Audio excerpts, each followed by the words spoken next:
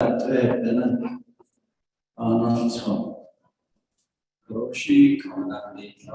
go ahead and get this, call this work session to order. It is currently 9:04 a.m. We are here at 20 Arrows Navajo Casino Resort, where I have present with me this morning Honorable Keelan McGay Jr. as well as Honorable Stewart Jr. And we have a roll call. I believe Honorable Daniels is on the call. He did say he's on the call in, just follow up, so he may be on the call. Welcome, everybody. Those of you that are on the call with us, we have plenty of empty chairs here.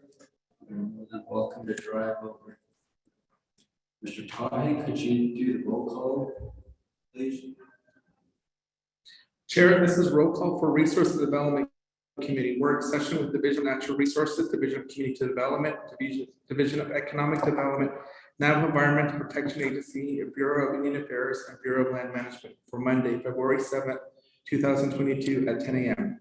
Roll call. Honorable Ricky Nez. Delegate Rick Nez is present. Rick Nez is present. Honorable Thomas Walker Jr. Honorable Thomas Walker Jr. Honorable Key Allen Begay Jr. Key Allen Begay Jr. is present. Honorable Herman M. Daniels. Good morning, present. I'm on the line. Herman M. Daniels present. Honorable Mark A. Freeland. Honorable Mark A. Freeland. Honorable Wilson C. Stewart Jr. Present. Wilson C. Stewart Jr. is present. Chair, you have 4 members available, but you don't need a quorum for this work session. Back to you. Thank you very much, Mr. Tahi. So there's a big of set. Honorable Stewart, could you offer the prayer, please? Person point, Asher, the ocean, staff from Fungi, and then those online this morning through Zoom. So the morning, but also the days really want to come to you this morning. Thank you for this wonderful day you have created for us. Thank you for negotiating for the last week and weeks to come as well. And ask us for us all our community leaders and our chapters and council, staff, Good morning, Chairman. Delegate Freeland's on the call. All our employees, executive branch, legislative branch, judicial branch, justice, judges, prosecutors, and court clerks, and these workers and state practitioners as well, medicine and women, our preachers and pastors. Thank you for travels that will come down the state and safety, travels home and safety, and those that travel on a daily basis. In that way, it's travel and safety, travels like that. Colleagues and other individuals as well that we meet with, to make it a better place for our nation. Our communities that are intent, that's our agendas that are for us today. Natural resources, mission, community development, EPA, also economic development. Things that we are going to discuss today, stop shopping, this time, and help us to continue this effort to move forward in this manner, positive note. This is our agenda with that. Sort of take it out. Give us a voice representation as well. We want to know each and every day so we know how thoughts and their livestock, and they got their homes, they got fathers and children. Parents, single parents out there, it's time. So they addiction, to this time, space as well. Elders take care of each other day. It's over the path to the prayers as well. It's love this time. Our special prayer for the family, right? Bless them. The morning stage this time. Let's keep us up from this time. We would say these things for reasons in this time. Jesus Christ, amen.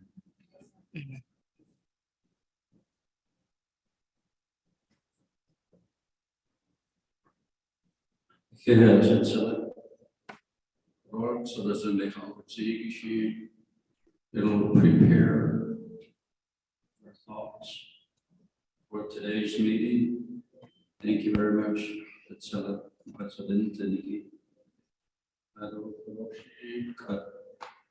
We'll have introductions. We'll start with honorable members of RDC. Honorable KL and engagement.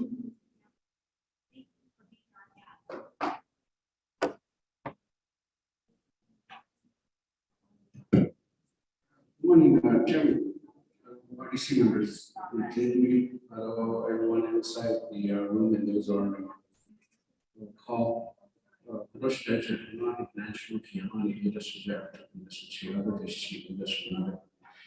five chapters that I represent.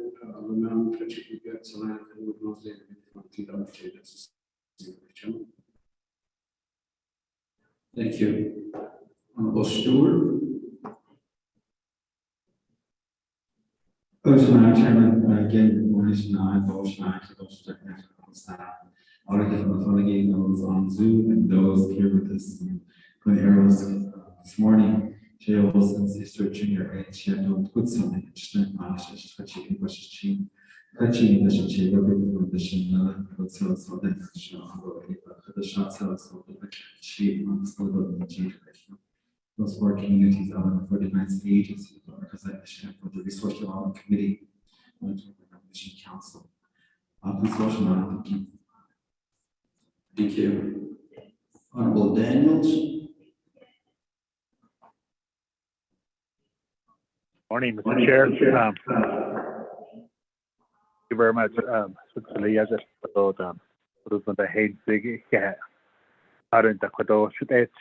Herman Daniels Jr. I don't know and gave it on me.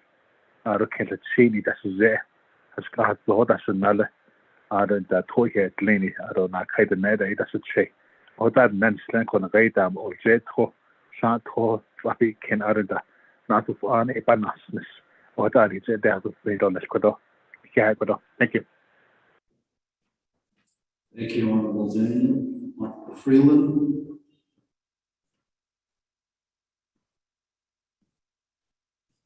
Chairman, good morning. Good morning, RDC members. Everyone on staff as well. Good morning. Shane Mark Freeland, the Shadow.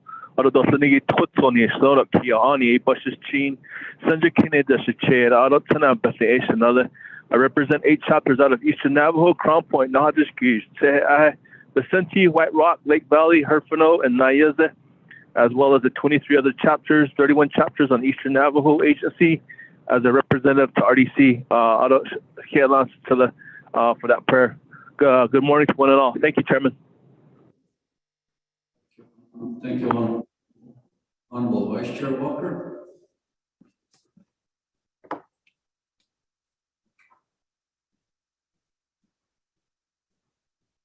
Okay. Shay Herbert, Rick Lives in Ship. Owen Shannon, Little, or Zay Twitchy, but she's changed and a business she don't count on it. She knows what I did in Ship. A stronger chapters on us, she gave Hogback, San Juan, and Nizada, Upper Fruitland, Burnham, and Newcomb. Welcome, everybody. We'll go to RDC staff, Mr. Tahi. everyone, share members already seen those online, those present. My name is Rodney Tahi. I'm here on Ascension Unit, and I'm originally from Steamboat, Arizona. Back to you, Chair. Thank you. Ms. Woody?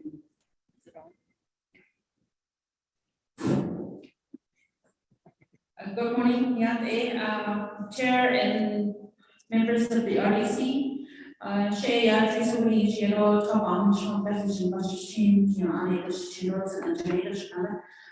I'm from Steamboat, Arizona. Welcome to our meeting. Thank you. Thank you. We also have our RDC mom with us here. So, Asian is in that.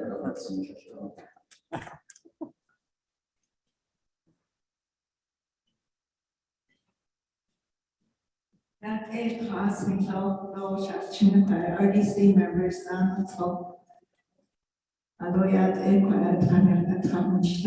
have to come to these meetings and listen in.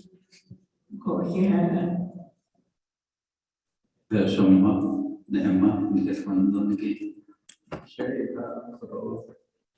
From the Office of the Vice President, Mr.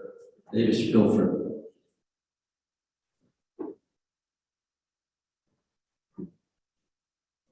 Yonde Chair and members of Resource Development Committee, staff, and everybody that's here and attended, those on the virtual line.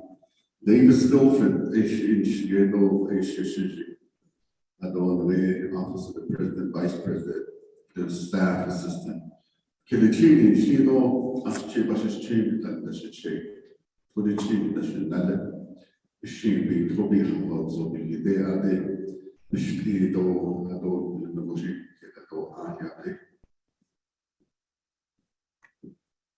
you. Mr. Bologna. Chair, honorable members of the Resource Development Committee, though legislative staff from OPVP and colleagues of the division. Good morning, Dr. Chair, you have microphone of this.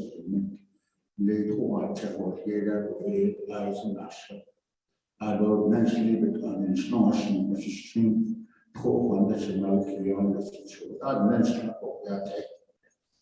Thank you. Next. Good morning, RDC Chair and committee members. My name is Leanna Begay. I'm the Natural Heritage Program Manager under the Navajo Department of Fish and Wildlife here joining today.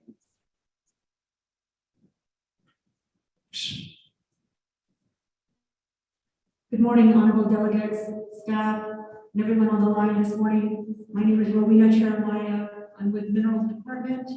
I'm San Jim, born from Laguna in Spanish, and originally from Ganado, Arizona. Well, my name is Steve Katz. I'm the Principal Petroleum Engineer in the Minerals Department.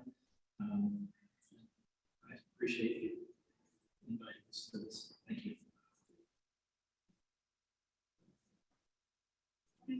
Good morning, everybody. Shay, Anderson, Abasa, and Shay. Son of the Commission, Especially Bashing, Second, Chanel, non Christian, BG, I see Nasha. I am the new department manager for the General Land Development Department, so thank you, and that's my introduction. Good morning, been Shay, Gina, from Common Asia. Located in Ashburn, going on with Bush's Chief, Pomona Bush's Chief, Dog, and the Chief National. I'm here on behalf of Air Taxes Department and Applications. Good morning, everyone. Thank you. We have on the call with us Ms. Cheryl Curley from BIA.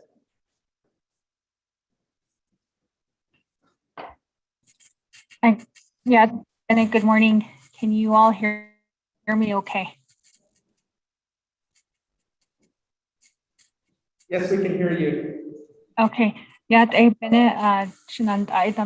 RDC, everyone present, Navajo Nation officials, Cheryl Curley, BIA, Navajo Region Tribal Liaison. Yeah. Thank you. Also from BIA, Ms. Angela Arvizo. Good morning, and Pina. Angela Arvizo, the Deputy Regional Director for Trust Services, BIA Navajo Region. Yeah. Thank you. Also, Dr. Kelvin Curley.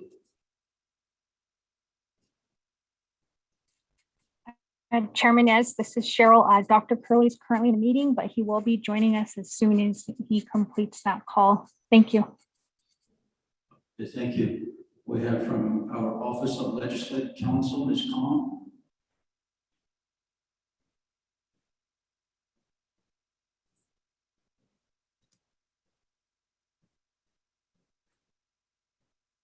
Ms. Khan.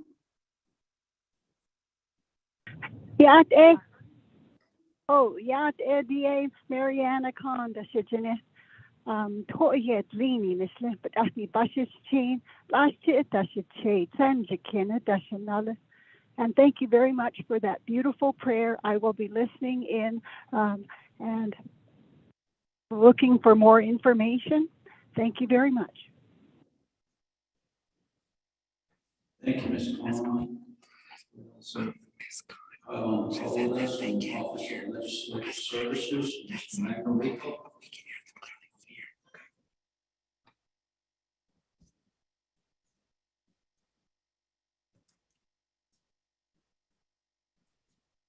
Good morning, Chairman Nez and members of the Resource and Development Committee. My name is Manuel Rico, and I'm the director here at Office of Legislative Services. Just wanted to say thank you all for addressing one of this important issue in regards to the one-stop shop. And I'll be listening in and assisting as needed. Thank you, Chairman. Thank you. Mr. Stephen Chischili. Hello, good morning, everybody. Stephen Chischili Jr., General Land Development Department, Environmental Specialist. Thank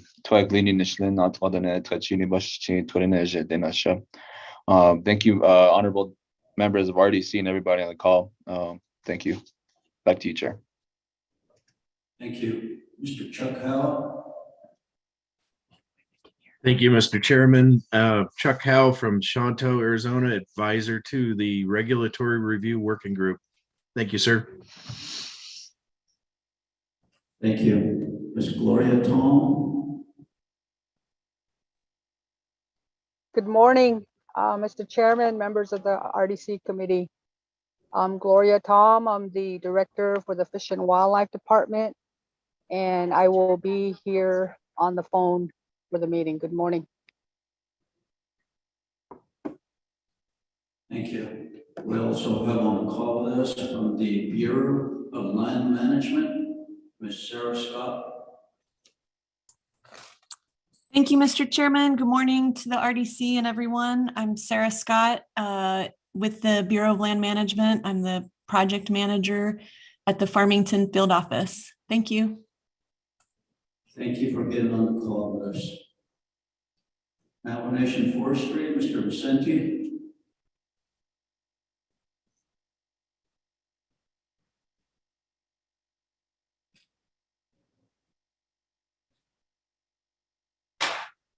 Mr. Vicente. Let's go down to Mr. J.T. Willie. Yes, Mr. Chair, this is JT from Economic Development. I do apologize for not being there in person, but I am listening on the line. I do have several interviews set up today, so therefore I was unable to make the trip out, but I do have a representative who will be there in person as well, Ms. Elaine Young from our Small Business Development Department. She's also been assigned to assist in some of the matters here for discussion today. So thank you very much, Mr. Chair and honorable members of RDC.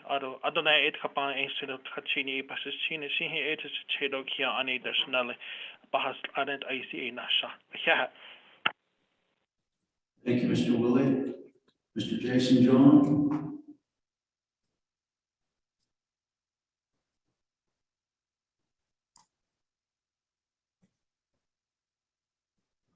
Ms. Veronica Blackhart, the Department of Justice. Good morning. Can you hear me? Yes. Yes. Okay. Oh, okay. Good morning, everyone. Veronica Blackhat with Navajo Nation Department of Justice. I'll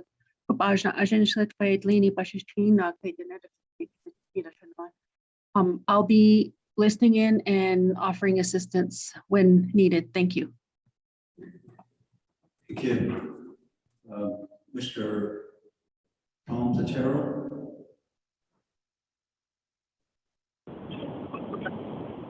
Mr. Chairman of the committee, this is Tom Platero with the Navajo Nation Fiscal Recovery Fund Office.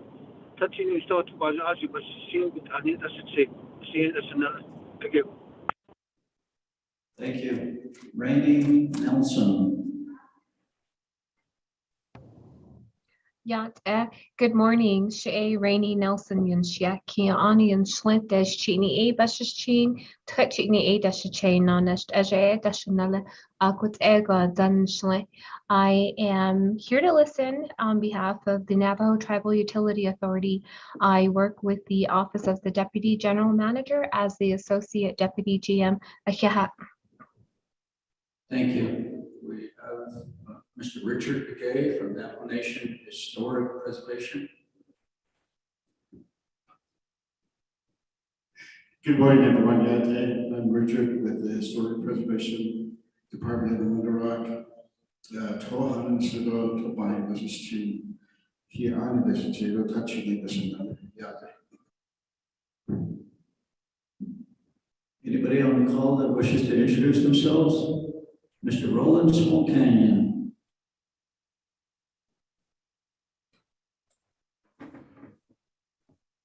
Good morning, Chairman. Should get Mr. Ness. Although I had all the RDC members, although the people listening in, although oh yeah, good morning, Hideshin. So she Roland Small Canyon on she had Sean Toda President. Although not that touchy in Shlon, a shame, but she's chain. Although there's only that's a shade or top my head, that's a little. I'll be listening in. Back to you, Mr. Chair. Thank you. Thank you, Mr. Small Canyon. Anybody else on the call that wishes to introduce themselves? Mr. Chair, good morning again. This is Alex Pacenti, Navajo Forestry. Having technical difficulties, but I am on the call. Thank you. Do we have the Division of Community Development on the call?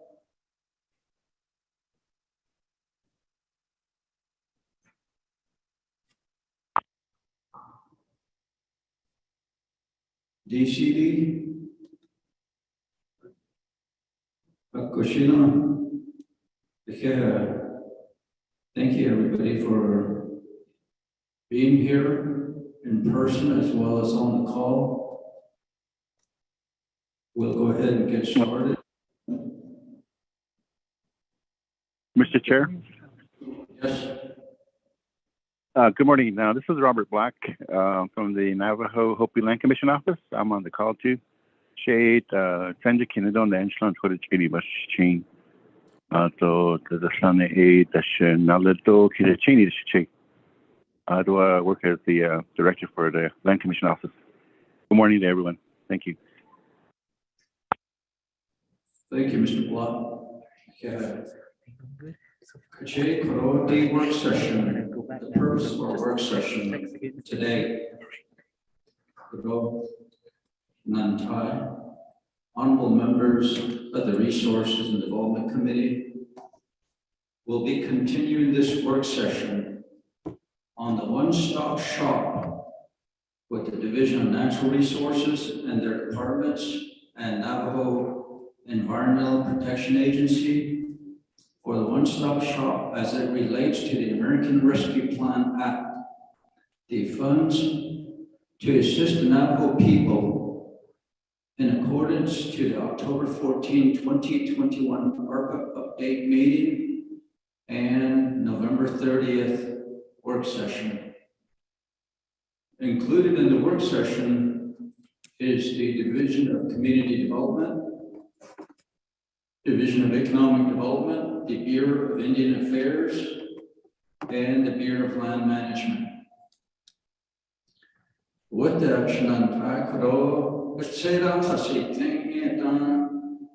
we had agreed that we would meet in person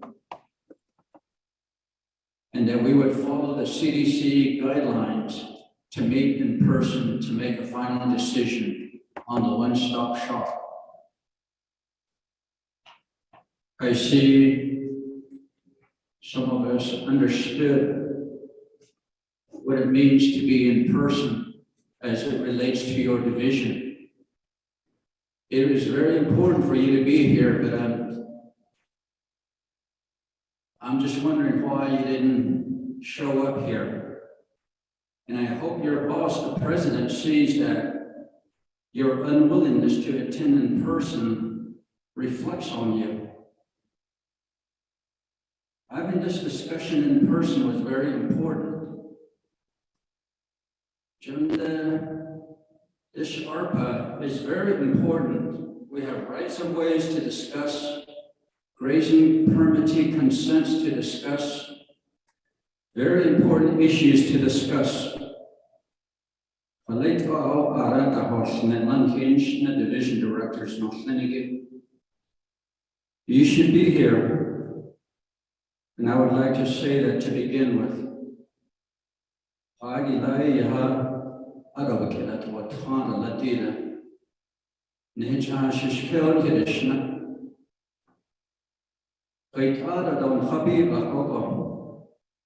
You should email them and make sure you include the president on there, the reason why you don't want to be here, why you refuse to be here. This money needs to be spent. We need this one-stop shop that we have been talking about. The president has been talking about. And we'll just do our best today with the folks that we have here in person.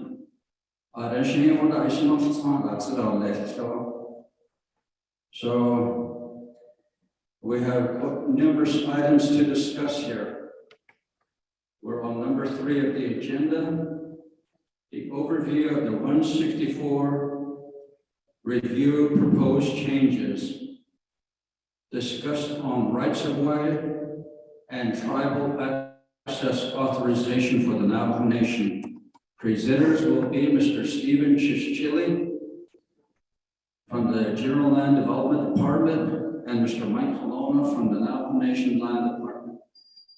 So I'll give the floor over to Mr. Colonna to provide you a presentation on the changes to the rights of ways going through the 164 process.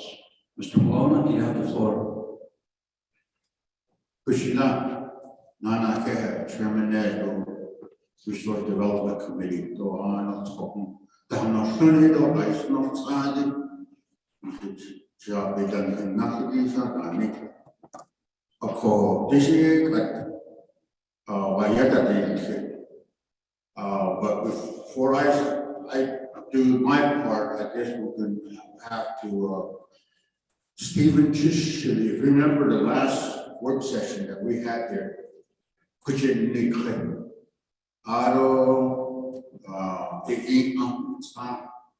so we want to pick up from where we left off and continue on. We were talking about rights of ways and we're talking about tribal access authorization, TAA, Mr. Chischili is not there. So Stephen, if you're prepared, you can continue on with your presentation on the one-stop shop, not the one-stop shop, on the right-of-way and the TAA. So I'll go ahead and fill in any of the blanks that you have or any questions. Thank you. Thank you, Mr. Helona. Again, my name is Stephen Chischili Jr. I'm the environmental specialist from the General Land Development Department. For the past quarter, I was the delegated department manager for the General Land Development Department. And since then, Ms. Etty Anderson Abasta has filled that role, and she is now the new department manager, and she can jump in at any time she feels she needs to for the presentation. But as Mr. Halona stated, we work in tandem with him a lot in terms of processing of rights of way and TAAs. So my presentation here today will be on the one-stop shop plan of operations, as well as the proposed changes to the right of way and TAA, moving through the 164 process. And if you could, whoever's in charge of the slideshow, go to the next slide, please. So right here is a little reminder of where the 164 review process looked in 2008. Very extensive, very drawn out, long-winded. The application process took a very long time. On average, it took about 2 years to get an approved right-of-way completed and shovels in the ground. Next slide, please. Here is the end in sight. This is the proposed one-stop shop complete proposed 164 review. As you can see, it starts at the General Land Development Department / one-stop shop, because the one-stop shop will be housed within the General Land Development Department. Once it is there, it'll be vetted for legal compliance. Then it'll be uploaded electronically into the electronic 164 process, where it'll be vetted within a 10-day review period. So this 10-day review period is also synonymous with what we're calling the shot clock, the amount of time in which each department is able to review the document, or the document moves forward in terms of, and with the contingent memo stating why. Now, a lot of this is encapsulated into the plan of operations that's moving forward with Navajo Nation DOJ. That's where it stands now, but it's compiling the entirety of the 164 into one tier, where numerous people from one department can vote on the project after they've all seen it at once. So minerals department can have 3-4 people listed as alternatives. Any one of those people can vote on the project, and then it moves forward. They all have the ability to view it, but once one person votes from that team, it then moves forward. It'll then be sent electronically to the Navajo Nation Department of Justice, where it'll be vetted electronically and it'll be voted on by them. And the last final part is the crux of what we are proposing in order to streamline and expedite the right-of-way TAA process in terms of non-Navajo entities. So what is being proposed is for the delegation of the right-of-way approval process to be delegated to the Navajo Land Department Director. And then after that, a copy will then be sent to the BIA for archiving. Now it's great to hear that BIA is on the call, so they can be involved in discussion in terms of how we can make this possible. And I also, there was also an addition of approximations in terms of periods of how long this will take. This process is proposed to take 30 to 40 business days total. So you're looking at potentially getting TAAs out and rights of ways out within a month. Next slide, please. So here we have the pre-development process, which is pretty standard across the board for any projects moving through, and that is it's just the basis of whatever is legally needed for a process or project to move through the Navajo Nation 164. That starts off with the letter of application, the supporting chapter resolution, the grazing permit T consent, legal survey or GPS coordinates, biological resources compliance form, the cultural resources compliance form. Now with utility corridors, it's usually requested that there's also a couple other things requested, like KMZs or KML files, which help draw the project out over Google Earth, that allows for the 164 reviewers to better visualize where the project will be going, over what topography, over what sensitive habitats that might be posed. Next slide, please. Here we have the environmental compliance determination slide. So under the general leasing regulations, subpart 8, An ECD is allowed to be issued for projects moving through the 164, and it's mandated for each project moving through the 164. It's an ECD is basically the Navajo Nation's version of a CADX or a FONSI, and ECDs are usually allowed to be in place of an environmental assessment. Next slide, please.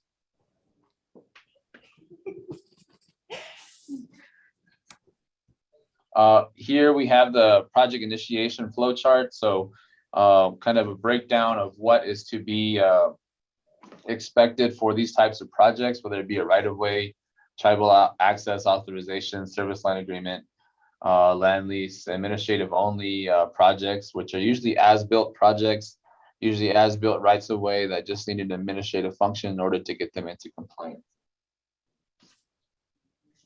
So first of all will be the providing of the scope, the schedule, and the priority of the project that's done by the applicants. Then it is sent into the one-stop shop. If it is a priority for the FRF projects listing, it'll then be given a special ARPA number or FRF number within the one-stop shop /GLAD. And then it'll be decided what type of action is needed. And then from there on, it'll be vetted from the General Land Development Department. Next slide, please. Here we have a visual of the different types of right-of-way, utility corridors, infrastructure. Usually on Navajo, we usually see only, for the most part, the first two. But major infrastructure building can extend onto the higher KV limits. Next slide, please.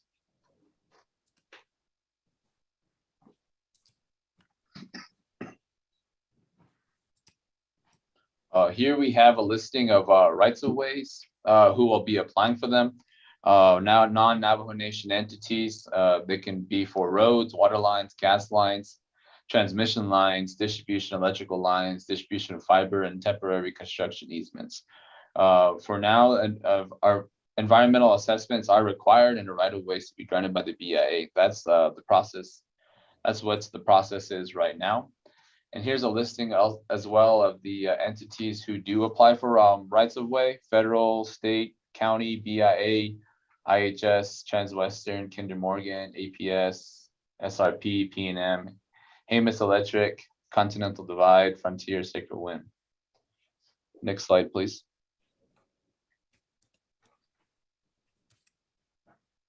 So here we have a listing of some of the right-of-way applicants, as stated before. Next slide, please.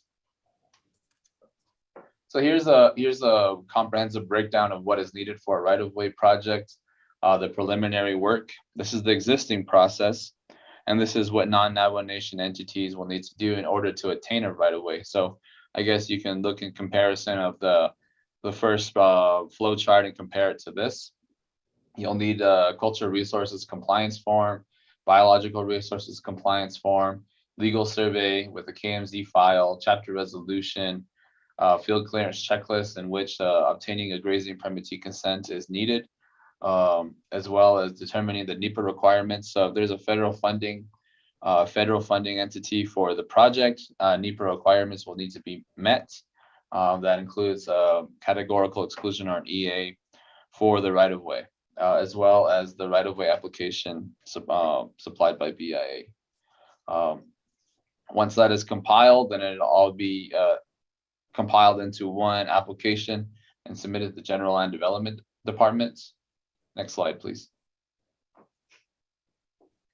Here you have the second part of the right-of-way process, which involves an assessment of consideration by the Navajo Nation Minerals Department, as well as environmental compliance determination issued by the General Land Development Department. At that point, it is then uploaded and reviewed by Tier 1 of the EOR 164 process. Once each one of those entities has reviewed the project and approved it, only then will it move on to Tier 2 to be reviewed and vetted once more. Once each and every one of those entities has reviewed and approved the project electronically, it is then printed and then physically routed for legal review at the Navajo Nation Department of Justice. It is reviewed there, then it is routed physically once more to the Office of the President and Vice President for an executive review once more. And then it is routed physically again once more to the Office of Legislative Counsel. If it is deemed sufficient there, it is then routed for legislation. And then after legislation is provided, if it is a lease or the principal document needed is then signed by the president. And then at that point, SCLOD gets a copy, and then it is routed to BIA. Some other outstanding permits that might be needed throughout this process might be tree removal permit might be needed from forestry, or a deeper consultation with Navajo Nation EPA might be needed, depending on where the project is located and the type of variables that are at hand, whether or not to be a 404, 401 permit is needed, or underground storage tanks need to be addressed of that sort. Next page, please.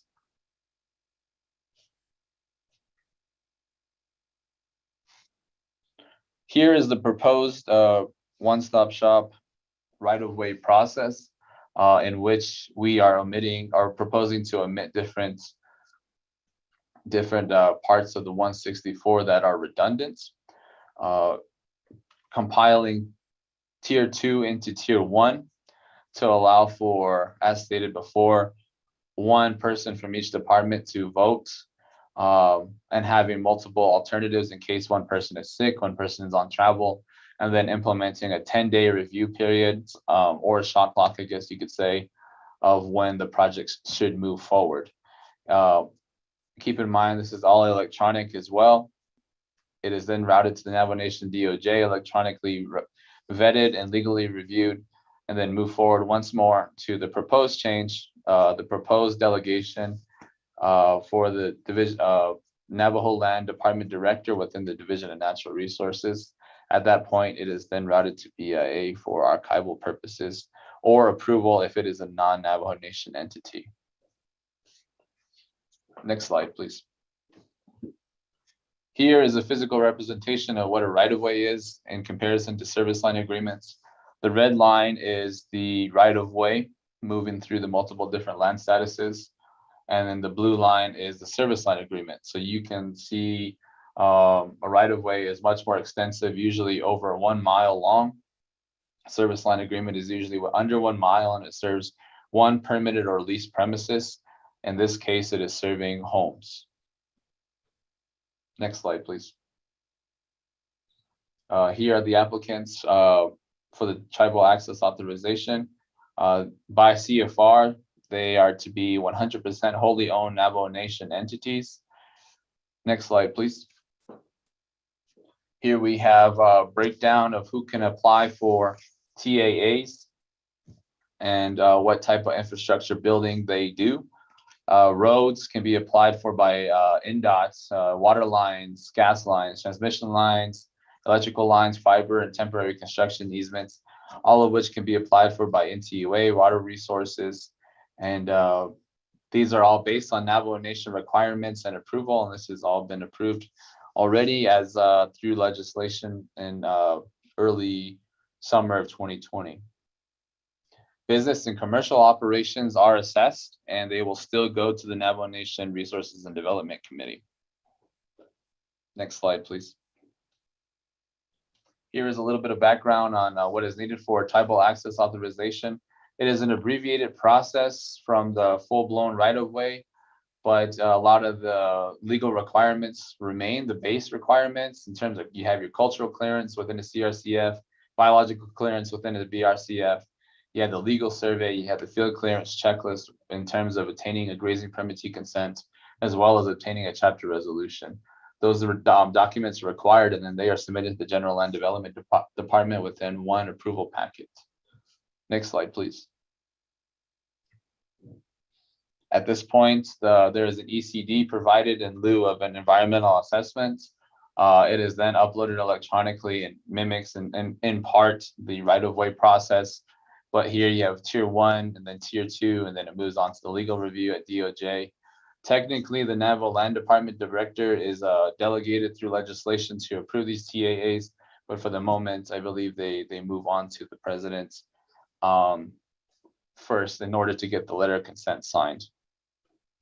Then it moves on to the OPVP to get for legal counsel, Once it is done there, we pick up the project from OPVP, scan it, and then we send a copy to BI for recordation.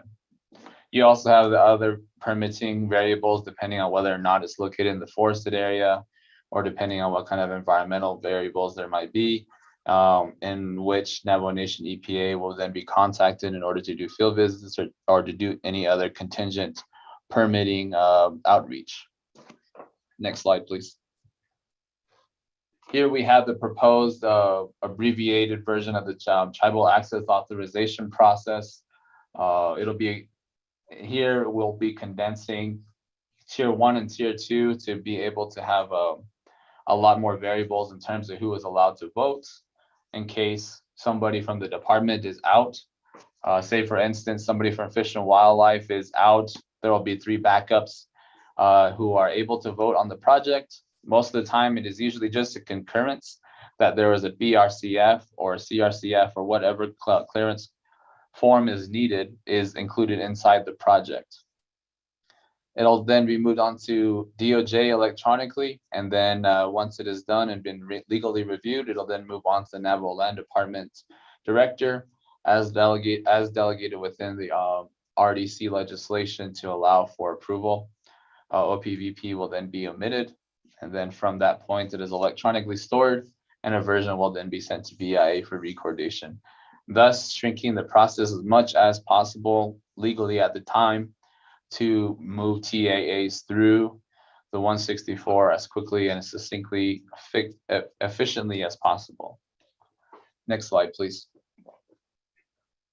Here we just have a little bit of breakdown of what most of the funds are being targeted at, and that is utility hookups to the private Navajo Nation citizen.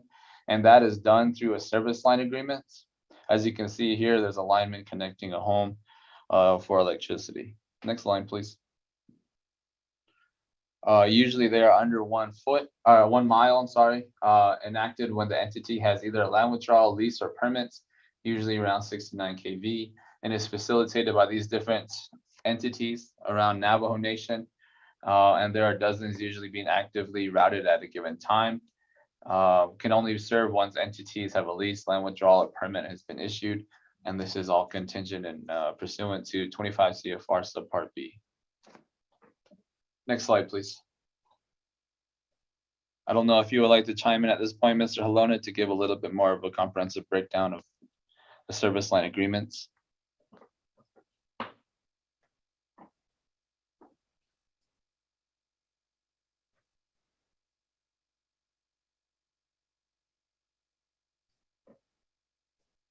The service line agreement, which has been revised as of 2016 CFR 25 CFR 169, talks about service lines that generally branch off from facilities of which a right of way must be obtained. A service line is a utility line coming from a main line, transmission line, or distribution line that is used only for supplying telephone, water, electric, gas, internet, or other utility service to the house, business, or other structure.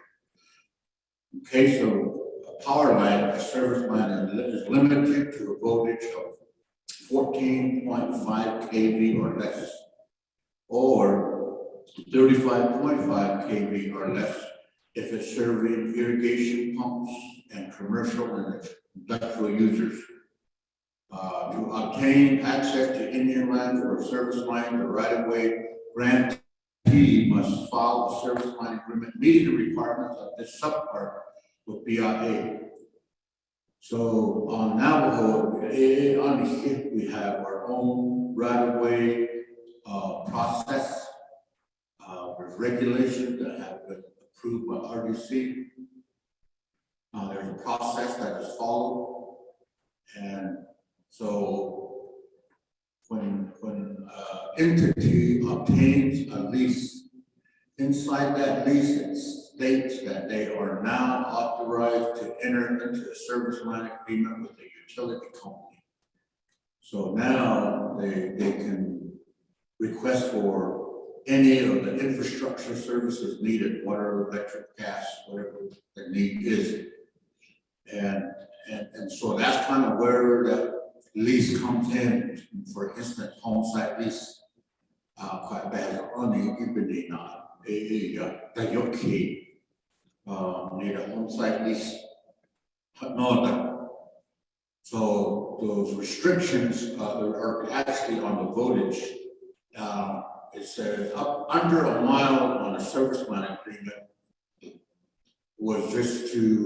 was really addressing the different land statuses in Eastern Agency, because every month the land status could change. So if you're gonna do a service line that's 2 or 3 miles long, it's probably better just get a TAA, because you're gonna have people in between the 3 miles start moving in, because now there's a utility line nearby, and you're gonna be dropping off of that line. You'd have to go back and then turn and get another TAA to service one. So AA with that, you can't do multiple homes with a service line agreement. You can do it with the TAA or a right-of-way if you're dealing with a non-entity. But the Navajo Nation would do the full-fledged right-of-way. So AA with that. Thank you. Back to you, Steve.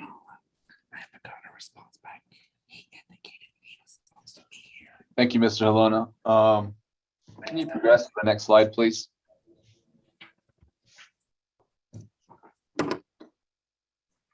Next slide.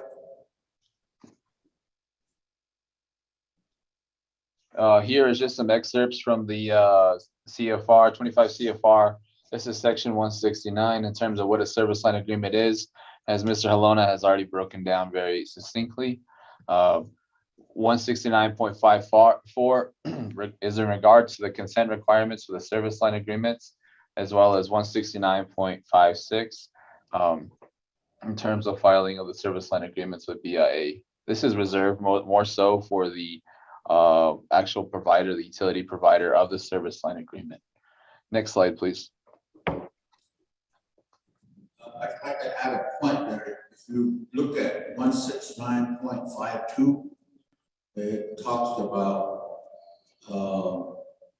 that service line agreements are agreements signed by utility provider, landowners, okay, which the landowners, if it is on trust land in the Navajo Nation, on allotments, we're talking about the allottees for the purpose of providing limited access to supply of owners or authorized occupants or users. So when we issue a permit or a lease, that's the authorization for them to occupy the land, use the land for a certain number of years for a certain purpose, what we call terms and conditions. So then they're, as I say, then they can serve them once they are authorized occupants or users, tract of land, of tribal or individually owned Indian land for utilities by use of such owners or occupants or users on the premises. So I think sometimes we're just wondering why we have to request that.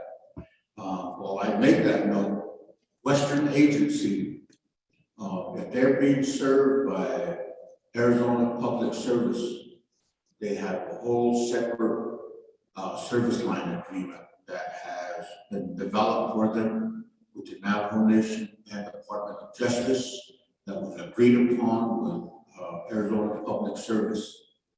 And they have different forms that are used. Fish and Wildlife, Historic Preservation, and EPA have to all sign off on that form. And then it comes back to the land department, who's been authorized to then approve that service line agreement for their use. So, and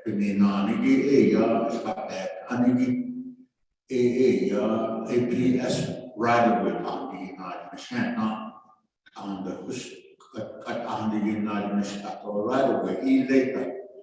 So in the absence of a full-fledged approved right-of-way was when they developed that form back in the late 1990s for Western Agency that are served by Arizona Public Service. Thank you.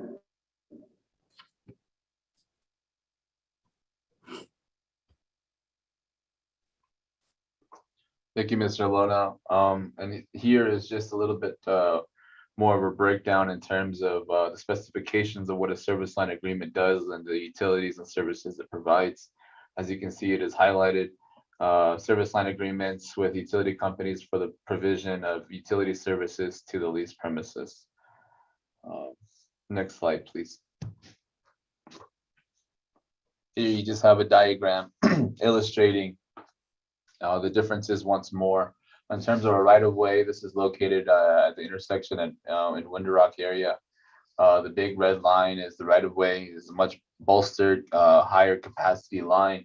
And the blue lines are service line agreements, as well as the green lines, serving either homes or businesses.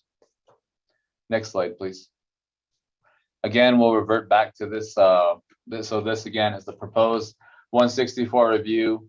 The changes that are legally available to us right now, the reformation in terms of the 164, you have a total refinement in terms of the amount of time it takes and the amount of people who need to see the document at once, and to have them be available to approve documents at any time and have alternates in case of sickness or extended leave or vacation or what have you. And all those people within that tier, minerals, Navajo EPA, Fish and Wildlife, HPD, Water Resources, DNR, Navajo Land Department, all have the ability to cast those votes from any internet accessing device, phone, tablet, laptop, you choose. It is also incorporating a full entire electronic version of the 164 that doesn't allow for people to print documents or allow for documents to be physically taken here or there.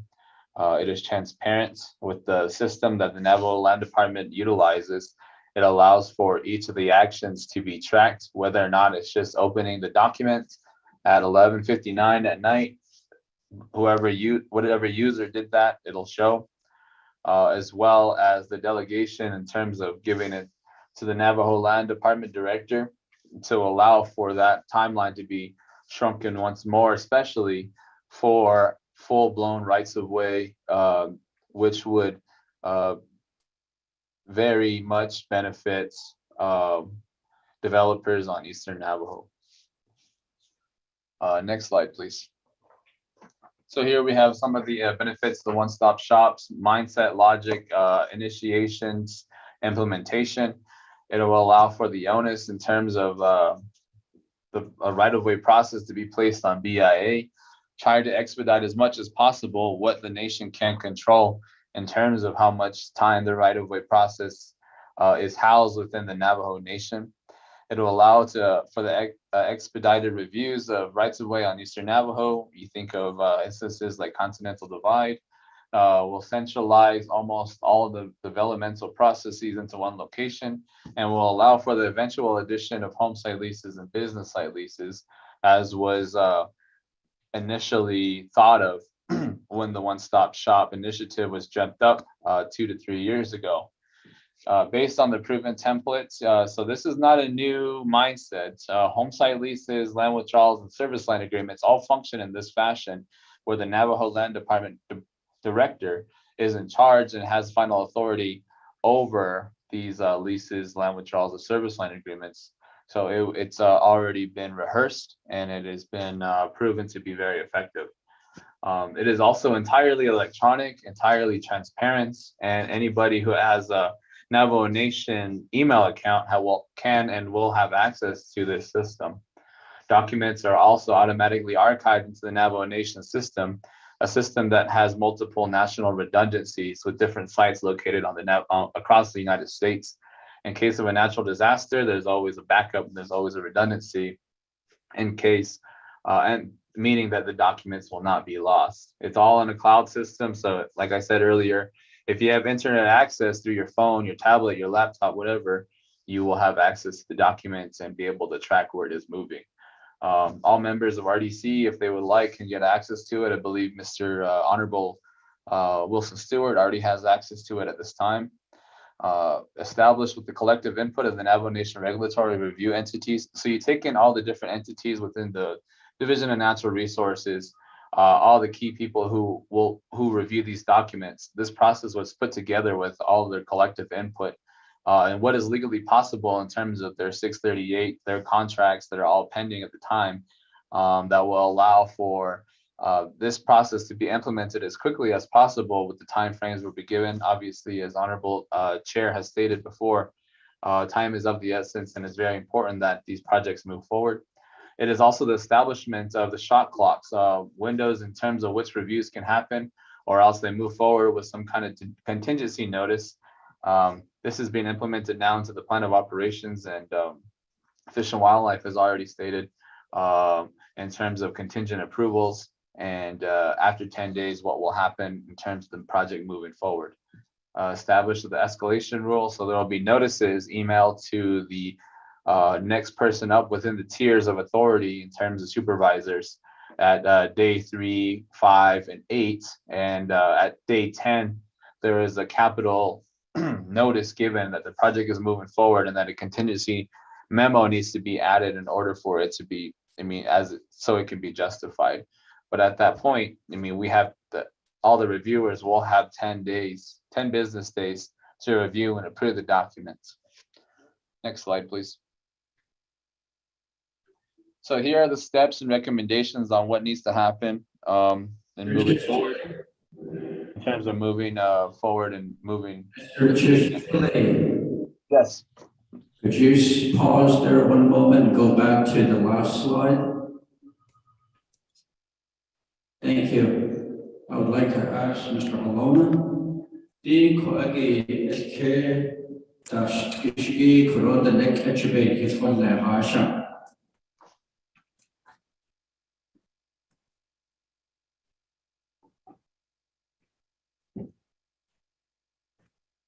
Chair, members of the Resource Committee. I guess, first of all, the one-stop shop has been in the planning stages now since probably 2016. Previous RDC, we had numerous workshops. This was something that we had already been working on, and we implemented some of it during the CARES funded projects last year. And so we know it will work up to that point. That's what you start seeing is more collaboration with the different departments, the different stakeholders coming together.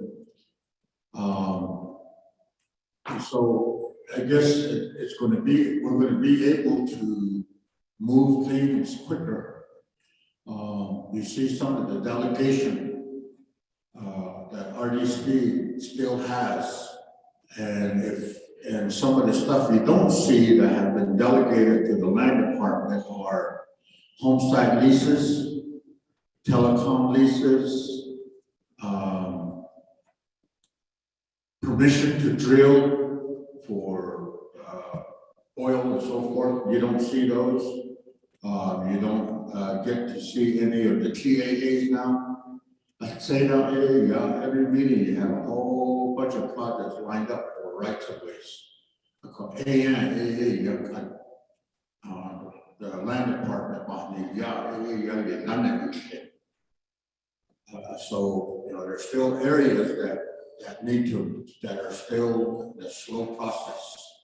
So that's why we were saying that if we can get the delegation from RDC and also to have legislation that clarifies that the land department is authorized to consent and approve all of these leases and permits and rights of ways, that will speed up the process. Bullet number 2 was something that we were working on with the speaker. Will expedite right-of-ways Eastern Navajo. Because right now, they still have to do the full-fledged 164 and then go to RDC to get the right-of-way. Previously, the GUA had the process to where Davis came to the land department, and that right of way was approved, and then went to BIA for approval. So we know that worked very well, but we didn't do anything for outside companies, which they still go through the full-fledged. However, we do recommend if it's a commercial hookup, if it's a commercial distribution line for commercial use, not serving families, government, schools, for profit, making projects. Let's take an example. For a solar project, putting power up on a line, they build a right of way to connect to another line off the reservation. That's all 100% commercial. So what we're saying is if Minerals assesses that project and says, these are not the 25 years to if they agree to that amount, then we can just approve it. We want to go to RDC, we want to negotiate with them, we want to reduce the rate, or we want a waiver. They should come to RDC, and RDC will still have the authority to issue, approve waivers, or an adjusted compensation for commercial projects. Okay,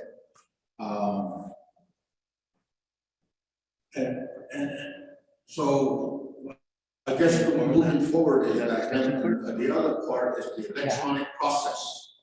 We'll be able to track every project that's moving forward now. It'll be open. People can look at project, they can see where their project is. And so early on, we talked about an escalating rule. A quote. There's no deadlines in place. We don't have anything that says this will be done in this time frame. At that.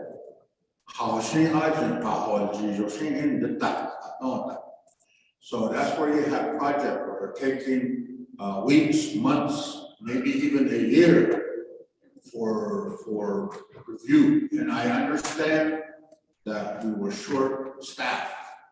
That is supposed to have been addressed with ARPA monies coming down for regulatory.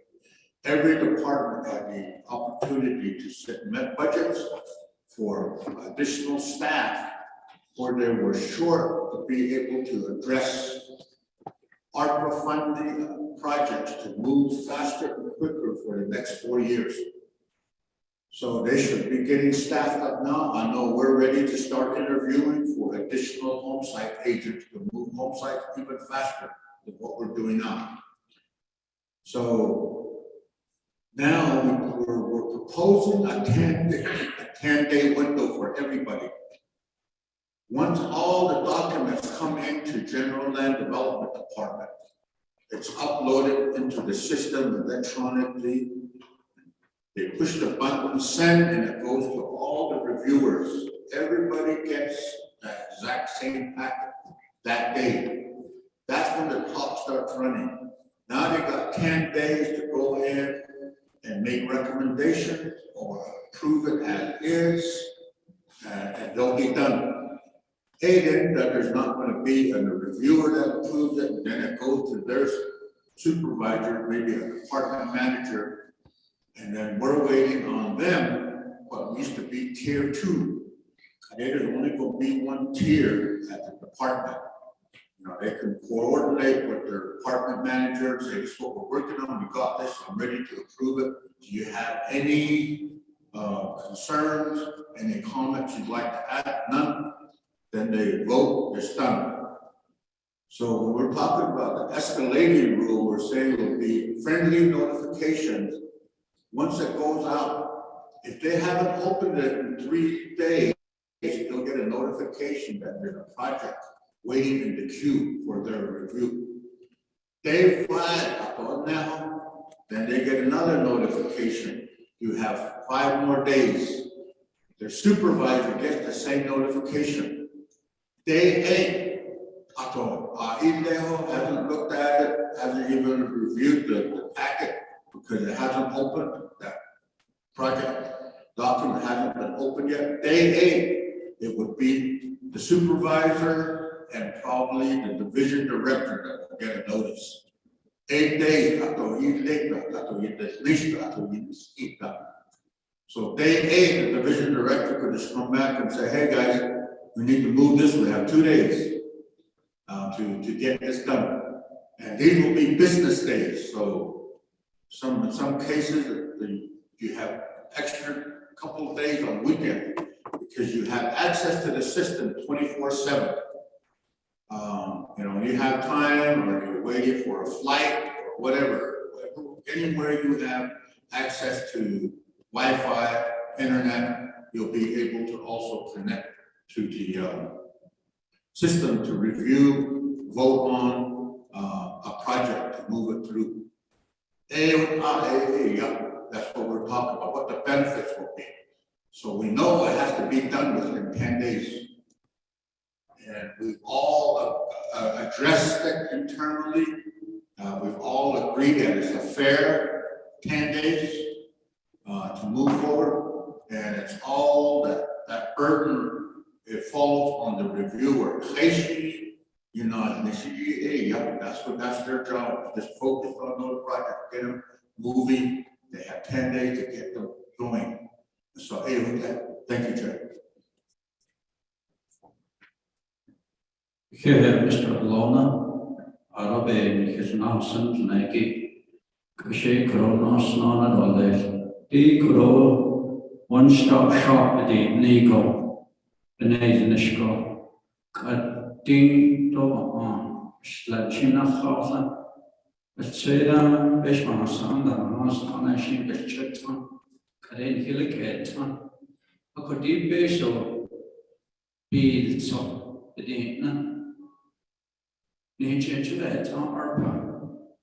ADG Nave the network Yahador, Setots and Kishwahador, Tihat Nenigi. I'd skin go off on Tito Les. Streamline. Decon the Nebanast of Washington, Ndasanashi. Departments in Hada Anishigi. Nihit Hahoshin.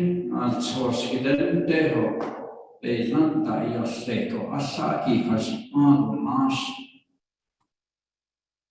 Arobekele studied here, but it Ahidan Lenigishi, Sadan Lenigi, de Mission, Dido, qui Sada Shishage, Doyat Eta, the donation though. Outended the Nenrate, a tort and it's an fishbed, then a gig is a bahat at skinsko, down Nathan. Joy Quaggy, a hug, Kinanish, and Yanahata. A coincidence. Nina Nishvin, clinician and not consult. Should they grow chairs from RDC? Sahajan meetings, the Hona, Shadow Shovalia, and the Sea. Nature, the I have an honest of in and leader, should don't miss Itan. Evening, Hatation on the Shmasal Lago, not only to Lake, division director to Lake Oshin, Ahot Enson. Now, the Shvishnet, Lingo Bay, where Hosan, Asahajan Equias Tico. Niba Chehda Data Sadana, Sampe o Gansi Itadana, O Yegon Sikis Kes, Yego Kron, Orlin Hasabaki, Be o Nishikita, Ben Narajo, a case fast at a case of on such a case. Even in a deep in a hard canton, a dog or a ice not song, in an oceanic. What egg of a hingy cupboard, so that on you such no benches, nig on the hatchet. The hatchet, by a chest here, what are you at? Ever that eight, a don't need. Lady nach a lady base of beats, so then the left, which was speed or less. Donan what about one tit or lazy is it an eat. For once, will go ahead and continue with this presentation, Mr. Chili. Thank you, Chair. Next slide, please. Before we move forward, Honorable Freeland would like to speak. Thank you, Chairman. Good morning. Sorry for my tardiness. It was quite a drive from Eastern AC this morning. So, hey, I just want to say good morning to all of you and the staff, everyone that came out from the program. Thank you for this very important discussion out of our side. And Mr. Black, good morning. Good morning, Mr. Filfred, to the staff. Good morning. Thank you for that, Mike. Number two, and I don't want to say I'm not a critic, but I'm an outspoken advocate for Eastern Agency on this committee. And my thoughts are, how are we going to deal with Eastern Agency on this because of multiple land statuses? I know we can deal with that part on travel trust or travel fee, but then we run into allotments. And then I know the BLM is also on the line.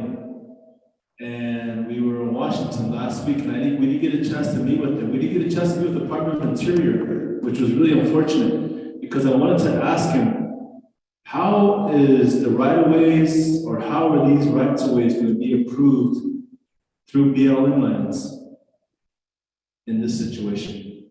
Do they have the authority? And I think you've heard me say this, ask this question, Mike. Do they have the authority, or does the Secretary of Interior have the authority, in this case a magic wand, to grant authority, such authorities administratively? Or does it have to be done through an act of Congress to allow rights-of-ways, or, everything confides going back to NEPA and the NEPA process now? Does the Secretary of Interior have that authority, or is it done locally? I know she gave some authority to BIA Navajo region, but does the Farmington Field Office have that authority to grant and approve rights-of-ways?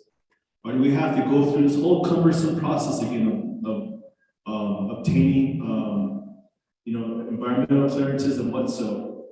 How is that going to work with the federal agencies? And I bring this question up, Chairman, because the complexity that we're going to be facing on Eastern is going to, and I say we're already years behind already. We're already years behind compared to trust side.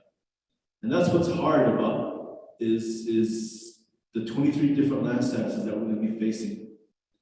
And I shouldn't say it's not fair, but it's not fair.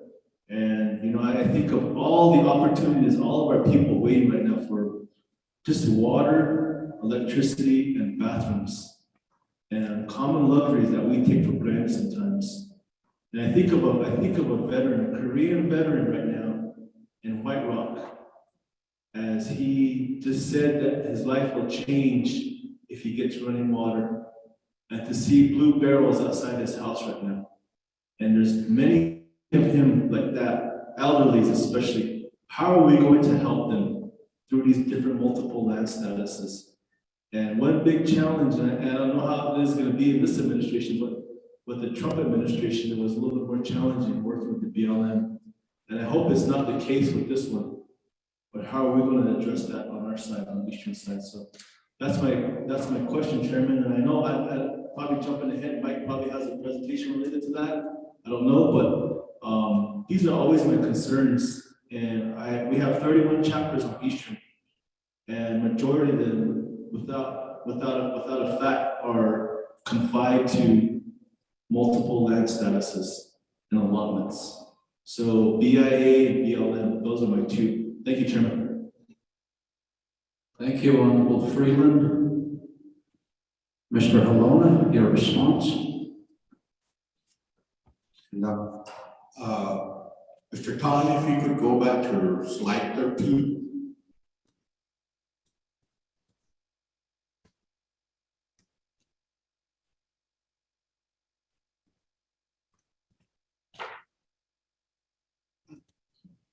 Thank you. What Delegate Freeland is referring to is exactly what we are showing on this slide right here. So if you're going to do that red line, which is actually an approved BIA road now, where it comes off 371, the maroon colored squares, you would need to consult with all the allottees at each allotment right there. You have to go and get consent from all those allottees right there in the maroon one. NEPA would apply in that maroon dot, those maroon squares. And then as you go up, when you get to the brown square, that's trust land. Then we can say, okay, who's doing the road or who's doing the power line? Let's say that power line will run right along that road. So the power line gets to the brown one, and if it's NECA, if it's CETA, Continental Divide, then they would still have to do a right of way across that brown one. When they get to that pink square, then they got to do NEPA again, because now that's what called 2198 lands, executive order lands that was taken from BLM to the government, and it's considered trust land, but still being held by BIA 2198 land. Then you come back into trust land. The blue one, all of a sudden you hit the state. You gotta go to the state and say, we want to cross your area. Give us an easement. No. That easement comes in. We want to come across there. What are your requirements? And then you get the brown, then you get to the yellow there, BLM. BLM says, here's our requirements to get the easement across ours. This process. So that project there took a large amount of time just because of the land, different land statuses, and applying different requirements at each location. So right now, the one-stop shop would only be able to oversee the brown squares if you're crossing them, and tell you what we need and how fast we could get it done. Washington was. And so at the district level, at the state level, and then you have central and DC. Somebody in between there, from the bottom to the top, someone's going to have to make a decision as to what can we do. Can we do temporary easements? BIA has brought that up. Can you do temporary easements? And so, and then what can we do? If there's already been disturbed, that's when you can ask for a CADX, FONSI. Navajo Nation, we have that same ability. Mr. Chichili has that authority to issue a CADX on Navajo called a compliance determination. So, and all the service providers have to deal with it. How do we fix that? So you want BIA and the BLM and then the state to all be a part of the discussion if that was going to be a power line going through. And then you get to see where the blue line comes down. The service line agreement on Navajo. But if it's a service line agreement that's on the maroon, then that's an allotment. We never see that. BIA said, we don't need service line agreements. Just the leasing can just sign an agreement with them. They just have to give us a copy of where that is. So we have different processes, different requirements, different individuals all working differently. In some cases, they're like, well, we need this. So you have to prepare different requirements for each jurisdiction. And the same thing, if that was a road, you have the same challenge with the road. Some would need NEPA, and on Navajo, if it's a Navajo entity, then we have the authority. We don't require NEPA, we just require art care and biological, two components of the overlays NEPA. Go ahead with that. Thank you. Thank you, Mr. Aloha, for explaining that. Honorable Freeland, do you have a follow-up? Chairman, I don't have a follow-up, but I just wanted everyone, and especially you as my colleagues, to get an understanding as to why I say we're years behind. And every one of those squares requires a NEPA submission. And I don't know how CDEC does it, I don't know how Amos does it, but you know, it would drive me crazy to submit all these requirements, but bottom line is it impacts how we're going to get ARPA out to our Navajo people in this area, in these areas out there. And I mean, I could use some suggestions, I could use some help. I don't know what we're going to do. And it's hard to fathom that this process, this road that Mike just explained, takes years and upon years to get done. And I remember one situation we ran into with the Little Water. There was a utility line that ran from the south to the northwest. And there was one utility pole that came across the BLM parcel. One utility pole they needed to put on there. At the bottom, let's say the corner of those yellow squares. It took almost 3 years to get an approval just for that utility pole. Thank goodness that line is up now, but just to put one utility pole, it took 3 years. So it gives you an idea of what we're up against in Eastern Agency in Shantai. So any suggestions? I don't know what we need to do.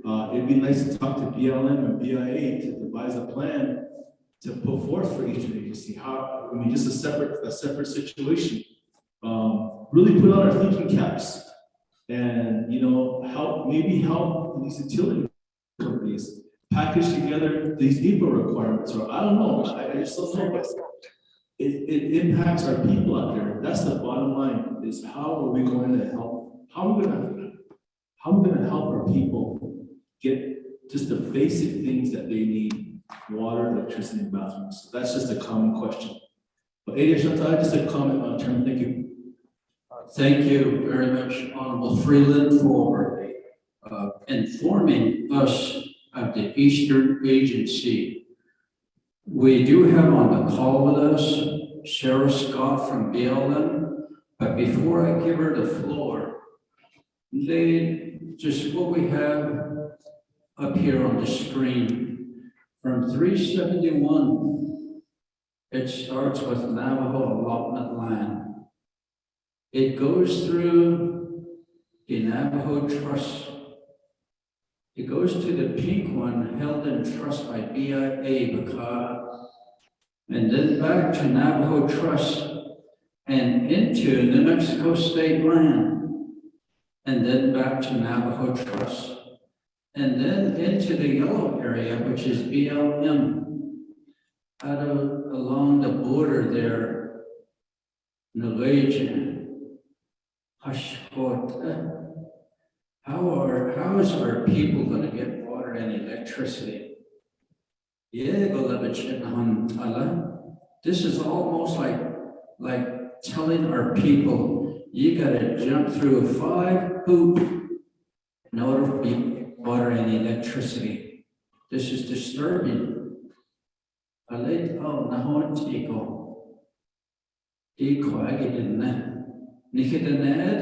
These are our people that are in dire need of water and electricity.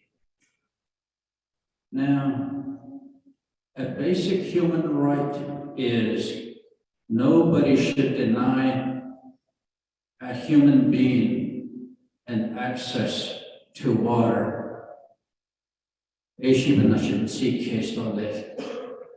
Now, I'm going to give some time over to Ms. Sarah Scott. You have the floor. Thank you, sir. I appreciate it. And I do just want to add a few thoughts to this conversation because I think that's a great question to be looking at as far as how to combine the different processes that are required by all the different entities.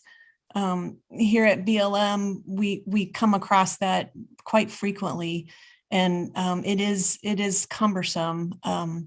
So according to the current regulations for us, as far as right-of-way processing, it's still a pretty involved process. And you know, there are a few types of shortcuts, you know, it had been mentioned, categorical exclusions and those kinds of things, but there's still requirements that we have to meet. But in saying that, I think that there is opportunity for us to work together and figure out where our processes might overlap, and so we can combine some of the requirements, and that would definitely help cut down the time that it takes for us to process documents, particularly NEPA. I think that's, when you look at our whole process, that's probably one of the most time consuming. So, you know, in saying that, I'd be happy to help schedule a meeting with the appropriate people to take a look at the processes of BLM and the other agencies that may be involved, and try to figure out how to streamline that. But I'm not sure who I would need to reach out to schedule that. So if somebody could let me know that or get in touch with me later, that would be great. I could walk through the BLM right-of-way process. I don't have a slide or anything available if that's something that folks are interested in, or I can try to put it into a document and email it later if folks would be interested in that. So those are my thoughts right off the top of my head, but I'd be happy to answer any other direct questions. Thank you. Thank you, Ms. Scott. Honorable Freeland. Chairman, thank you. And I'm sorry, I kind of took us off track, and I apologize for that, but I wanted to bring this up because of that bullet point that Mike had on that slide related to the process of what the utility companies have to go through. In this case, it'll be either Navajo Nation as well will be going through that process. And I would like to schedule a meeting with Ms. Scott. And I would like for, if you can, my colleagues can attend that meeting as well. I think we need to talk to the BLM and BIA, and we also need to get the state too, the state land department, Commissioner Lopez, what was her name, Stephanie Garcia. We need to get her office involved because there are multiple land statuses in the state. But if we can schedule a separate meeting, Sarah, and if you can email the document to Mr. Rodney Tahi, and he can disseminate that, but we would like to have a follow-up call with you. But Area Chairman, thank you. Ms. Scott? Yeah, that sounds great. I will track down your email address, Mr. Freeland, and get in touch with you about scheduling a follow-up meeting. Is that the proper way to do that? Yes, please, Chairman, if I can answer that question. Thank you. Okay, I will do that, and then I will also send Mr. Tahi the right-of-way process. Thank you. Thank you. We also have on the call with us BIA from Eastern, Mr. Lester Sosi. Mr. Sosi, explain the Eastern Agency land challenges and also provide your recommendations. Mr. Sosi?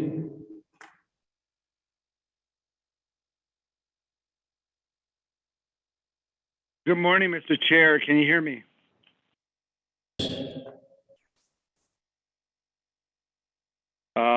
hopefully I'm going to be loud enough. It sounds like you guys are in a conference room or something like that. But I assume you do hear me. I didn't hear you back.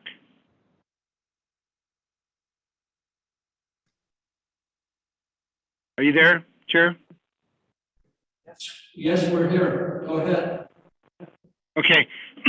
So you were asking about the land challenges that we have in Eastern. Gosh, do we have like a couple of days we can talk about that? All kidding aside, we do manage and work with different entities on 23 different land statuses in the Eastern Navajo Agency. So if you look at that, you kind of have to look at the key stakeholders that oversee those different land statuses.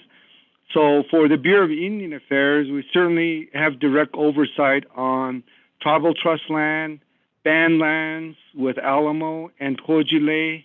We also have allotted lands, and the Navajo Nation is also an allottee within that oversight.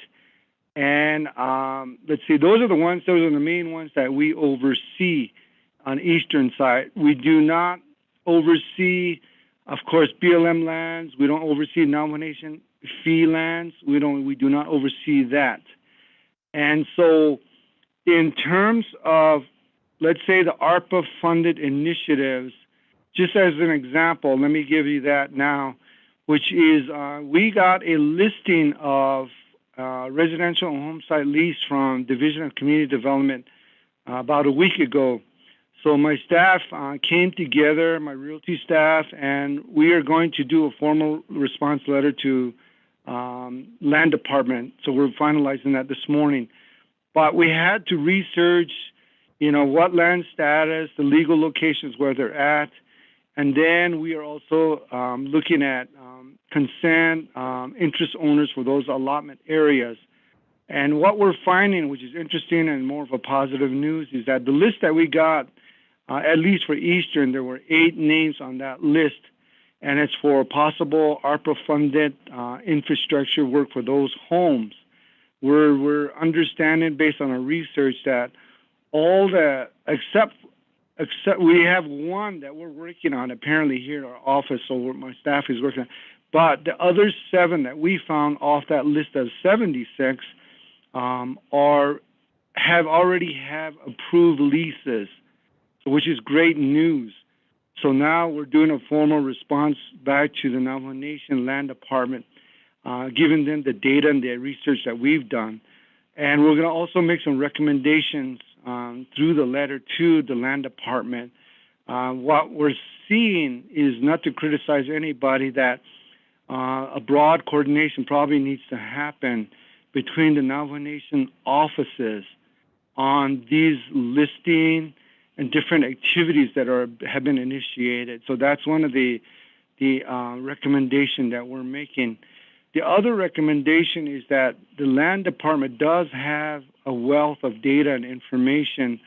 We also realize that the Land Department has moved around from different locations, so possibly the Land Department needs to review their databases and really look at that. And then if they need additional information, certainly reach out to us. So what I'm talking more about is the tribal trust land status information.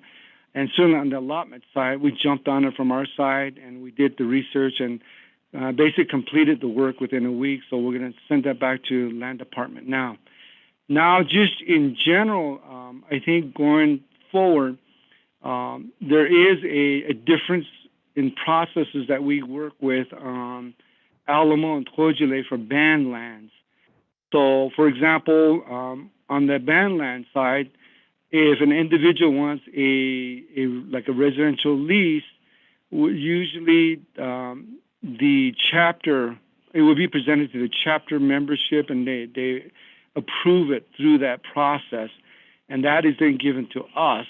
So then we work with the individual chapter, Alamo or Tojile, to process that lease for that one individual. So that's related to band lands. Of course, any trust land around Alamo and Alamo still would be processed through the Navajo Nation Land Department. And then allotment lands, of course, will be processed through us. hopefully that kind of sheds some light on the different land status that we work on here at Eastern Navajo Agency. So just some recommendations is really looking at the coordination internally on the tribal side, and then coordination with us. I think one example was great was that working with Dr. Yellowman, she sent over this list to us ahead of time, so we were able to research and provide information. So the sooner we can get those types of lists or proposals to us, at least at Eastern side, we can help with land status concerns or issues and do the data within our TAM system, verify the information, those are interest owners for a lot of lands and things like that.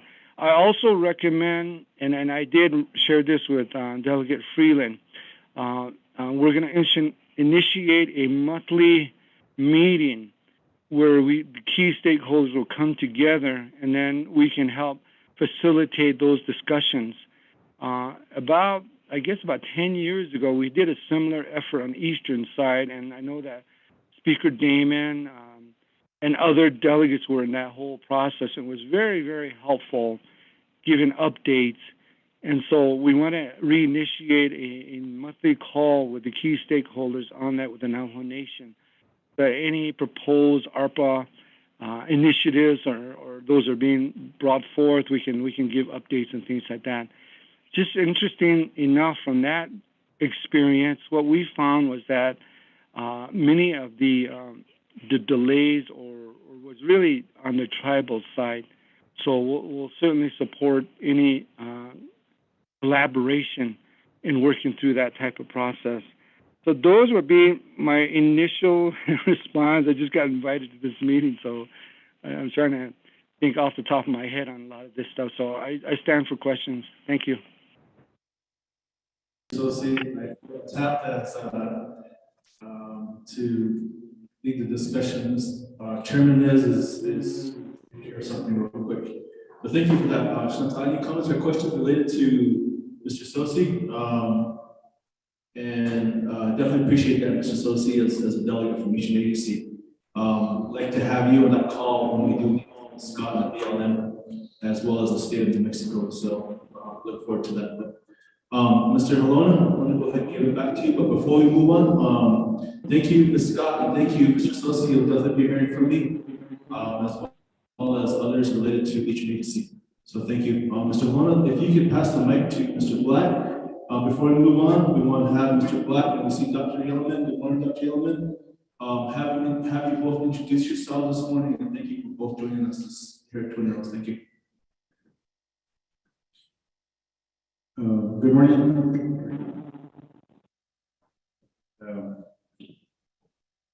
It's really Mr. Gay, and then also Tinta Stewart.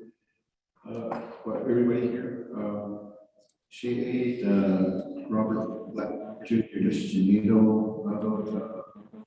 I serve as the executive director for the Navajo Land Commission Office. And I don't mention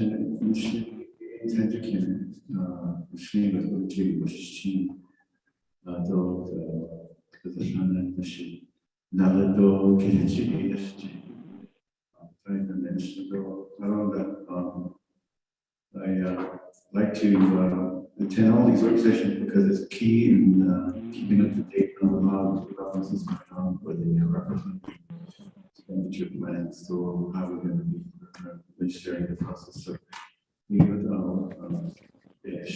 for the Research Development Committee for providing this session so that we can stay on top of a lot of the whatever needs to be done. And in this case, a one-stop shop. So the OHA, thank you, Mr. Chair. Thank you, Mr. Black. Dr. Yeoman, do you have a mic? Okay, go ahead.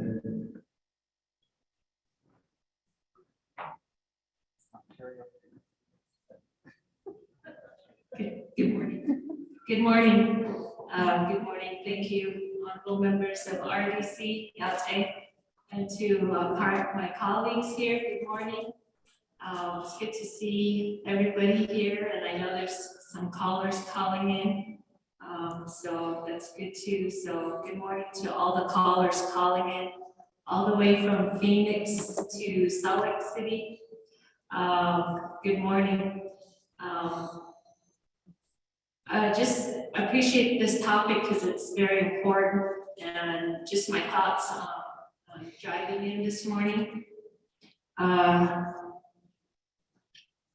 Our margin of error is very small. We have to get this right because our time with ARC was very limited. We had some opportunities to adjust this last year with the CARES Act funds. So now we need to kind of move a little bit faster. And I understand that there's some areas that are administrative, and it's up to us as to how disciplined we are on those administrative matters. I also challenge some of our divisions, Division of Community Development as well,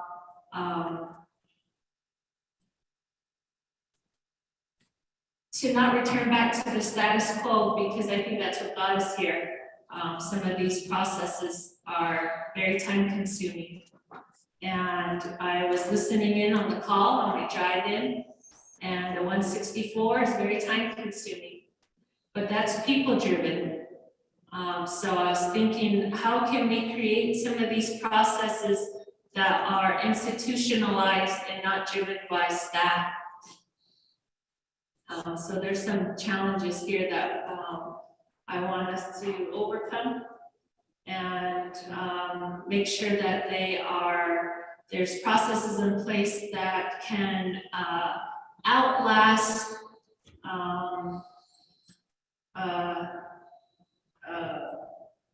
certain types of culture in our departments. We should be really putting in place and utilizing technology and resources that help move these documents further. Anyway, that's probably more than my introduction, but just listening in, and I do have a lot of questions as well, and areas, because we have to put this in place now. We have to put it in motion because we're getting ready to move on 257, and we don't have a lot of time to test it out. It needs to work. So thank you. Thank you, Dr. Yellen, as well as Mr. Black. Definitely appreciate that. Anyone else join us recently? Introduce themselves. Go ahead.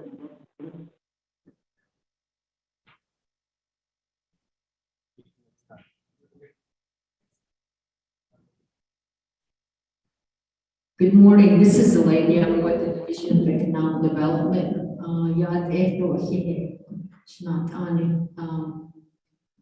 Mr. Freeman and all of the other RDC members,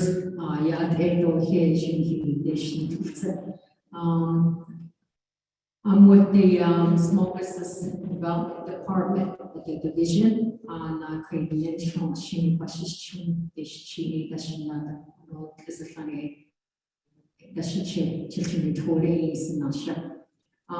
this is a good discussion in regards to the one-stop shop. I know we've been addressing this.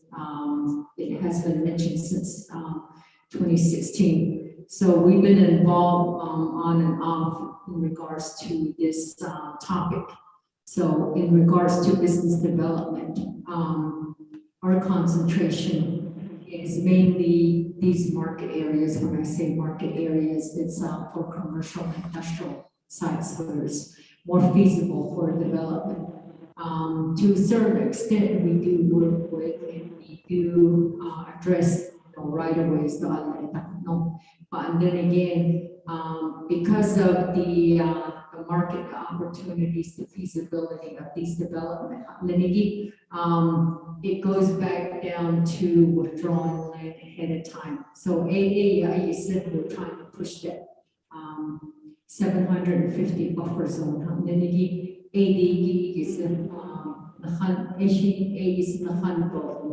And these are those specific areas of when we start talking about development. But as far as the one-stop shop, the leasing aspect, again, we need to revisit on in the area of,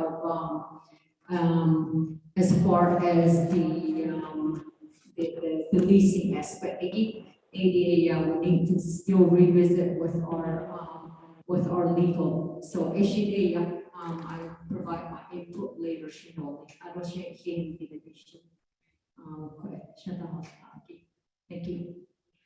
Thank you, Ms. Young. Definitely appreciate that introduction as well. Just don't mention buffer zone. Just kidding. Who else hasn't introduced themselves? I'm sorry, I don't have my glasses on. Miss Shirley. Oh, okay, Miss Shirley.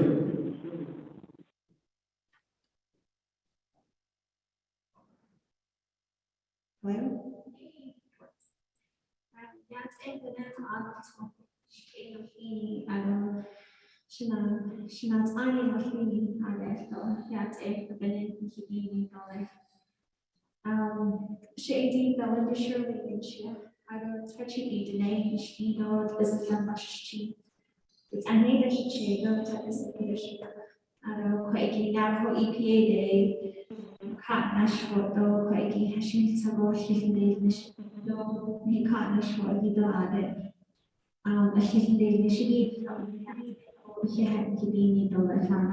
Hashim Ako dik at bonded in later at the question this what's our bonded ingo.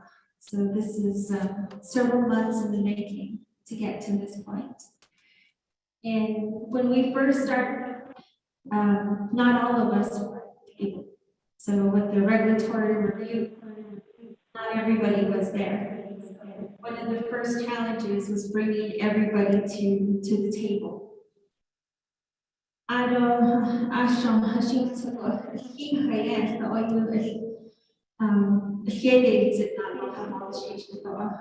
think it's because nobody's really kind of had a chance to really work together and see each other and have weekly calls. So that was a challenge right there. And little by little, we kind of got a little bit more comfortable, and then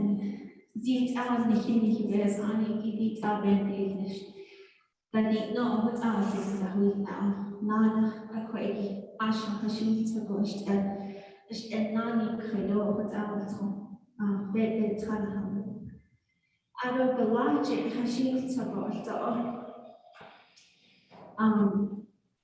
we had to build that partnership within our regulatory review group.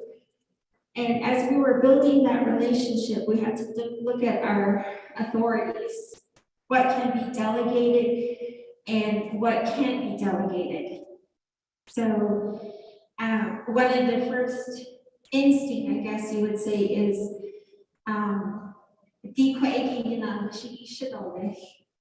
this delegation, give me that delegation so I can do that one too.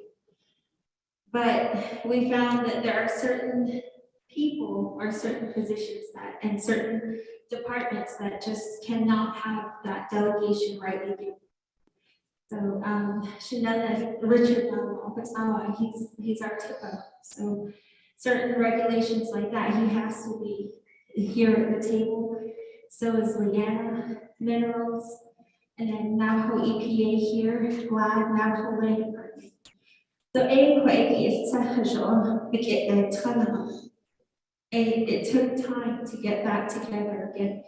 It took time to research with Navajo DOJ what regulations we were using and where we can give those delegations and where there was duplications. And then one of the areas that duplication, for instance, what we're looking at with the Navajo EPA, for instance, is that there is that duplication. So these are some of my reviewers. This is Mr. Warren Brown, he's with Voice Regulatory. Ms. Eugenia Quintana with Air Department. And they already do the reviews for their regulations. And then it has to come through me again to give that final approval. So what we're proposing is to eliminate some of those duplication, and that includes me. That includes me removing myself so that this process can be faster. It could go through the review in the 10-day time period that we're all looking at. And then one of the other things that proved to be a challenge, and we're still wrestling with that challenge, is the land status. Every land status here on the Navajo Nation, what we have proposed here would help us with trust line, but the different land status is going to be a challenge in itself. And I'm glad that my colleague is here, Robert Black, because he's very much a part of, for instance, Navajo partition lands. That has its own land status. It has its own regulations with levies at Anjanana. So very happy that Mr. Black is here, Director Black. And then right now we are, and even us coming to the table from the start has allowed us to be more efficient. And the reason why I say that is before processes within the 164 review were, it took time. But right now, we're able to go through our reviews within 5-6 months. So that's different from having to have years for these projects to be waiting. And then the other thing that I wanted to mention is we did take a look at some of the projects that are being proposed in this upcoming legislation. And we wanted to ensure that the processes that we were looking at, that we were looking to expedite, would be beneficial to these projects being proposed. And then one of the areas, for example, would be the home site leases. So looking at that, we definitely need to concentrate on home site leases. And again, even within the home site lease process, Navajo EPA really has stepped back from having to say shift the public fish off. And the home site lease process can go through, and then we get projects referred to us from the Navajo Land Department, Stephen, the audit, and I think this is something that Navajo EPA needs consultation on. So those are some of the things that we're doing, and again, just happy to be a part of this discussion, and forgive me too for being a little tardy this morning, so thank you. And I do look forward to Ms. Veronica Blackhat's discussion to come next. She's been very important in all of the discussions that we've been having. Again, just want to say thank you to the regulatory review group and the 164 reviewers here, to my staff too. Thank you for being here with me. And Shinatani, to be solar. Kushima, Kia, Shirley, Wala, Shane, Fashion, Nagos, Kitchen, and then we'll go ahead and go back to Mr. Chili.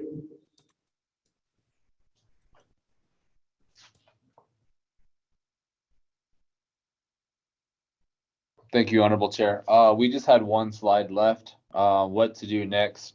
So it was a great timing with all the input from everybody, but here are the main things that need to be tackled in order to accomplish, I guess, the basis of the one-stop shop initiative, and in order to move forward with the formal approvals and getting, essentially shovels in the ground.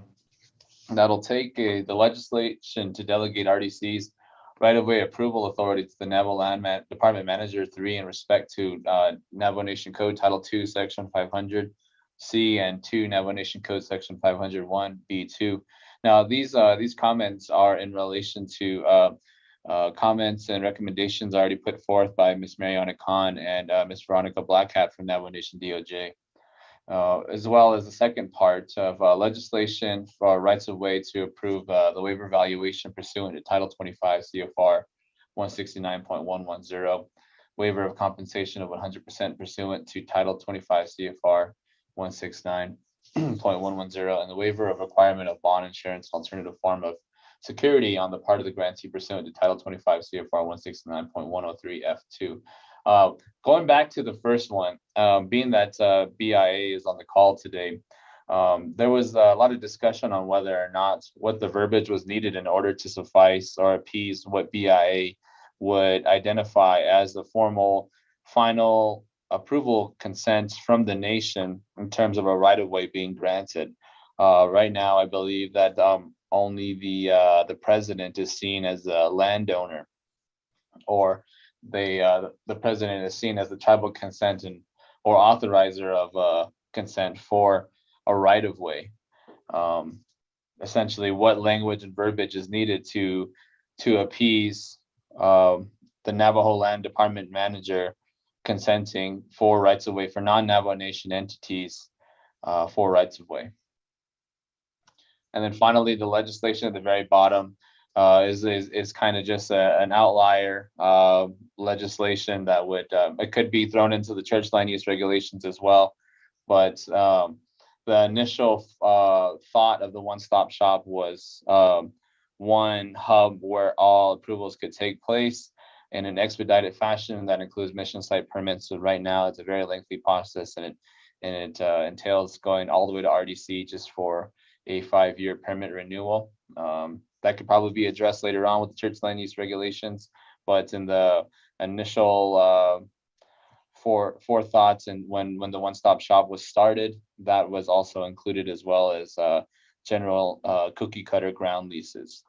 But the first two are obviously of the utmost importance. And at that point, that concludes the presentation. If Mr. Halona would like to chime in add any more comments, I welcome it and open to questions. Thank you.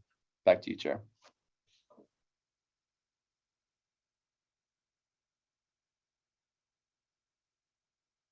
Honorable members of RDC, do you have any comments or questions on the whole presentation?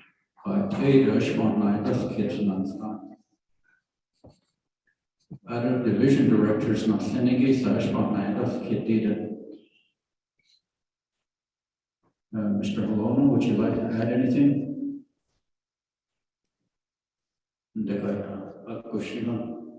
Joe, what we're doing is on the agenda, it says presentation / discussions.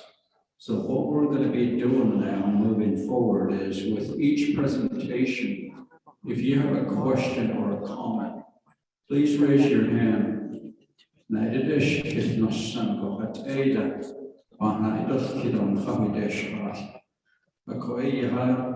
We don't miss anything. We make sure that we're well informed of this one-stop shop. So Honorable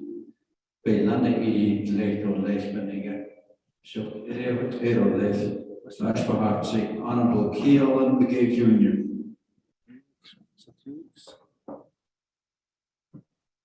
Chairman, I don't RDC member. I don't go present the Doshaki.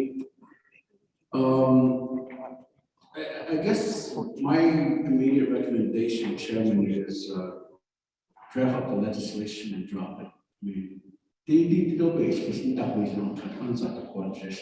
and I notice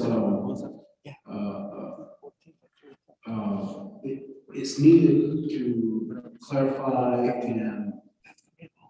and making sure that the legislation doesn't get held up on certain reasons that we didn't discuss. But at the same time, for some of us, the service directly to the Navajo people, the key is what we're really interested in getting this done for now. Progress for the bigger projects like drilling the Ninigi, that could come later. But you know this, Mr. Halona, I appreciate you always come on to some of the last minute requests to attend or participate in some of the local chapter meetings. And you hear from the people, you hear directly from the chapter official to say, like right now, some of my chapters are being told that they need to have an on-site lease in order to get water line or power line.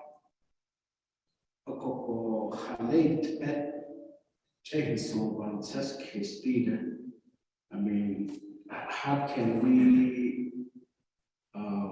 make it clear getting the service directly to the Navajo people is the foremost that we need to push at immediately. I don't know the overall comprehensive keep a change, yeah, don't change, no, it's a big lot of this. Joe, take a lot of legislation under the I guarantee that it will be, unless it's just going directly to RDC, the legislation. But if it's going to the full council group, you potentially probably hear more delays of a work session or refer it back. No, I'm not up to that.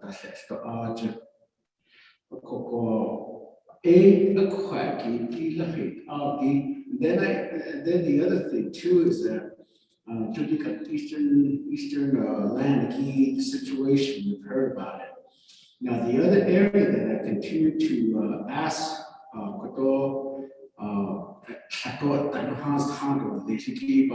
I believe some of them are online, but BIA is one area that we really need to continue to keep them alongside to say that these are the areas and this is how things need to be done.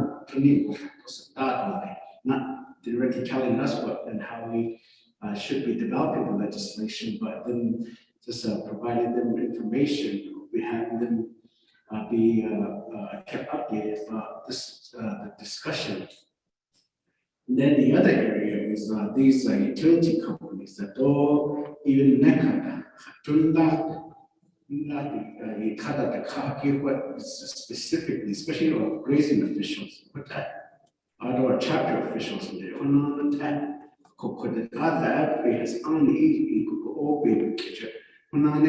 then they got to take some more time for them to make this, I guess, comprehend about the new policy that's given to them.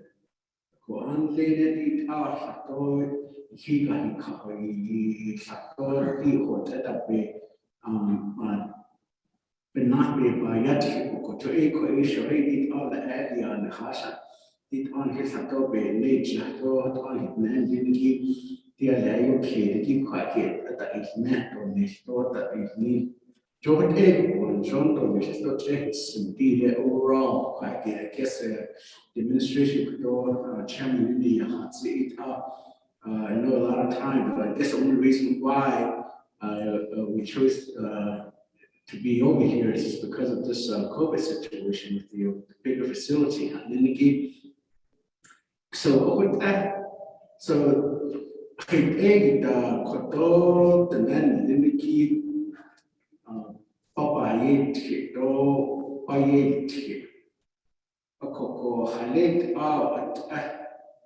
I mean, even like the service line agreement, I mean, I would probably make a motion to extend that out to at least 5 miles. I mean, that's the one thing that I like to see.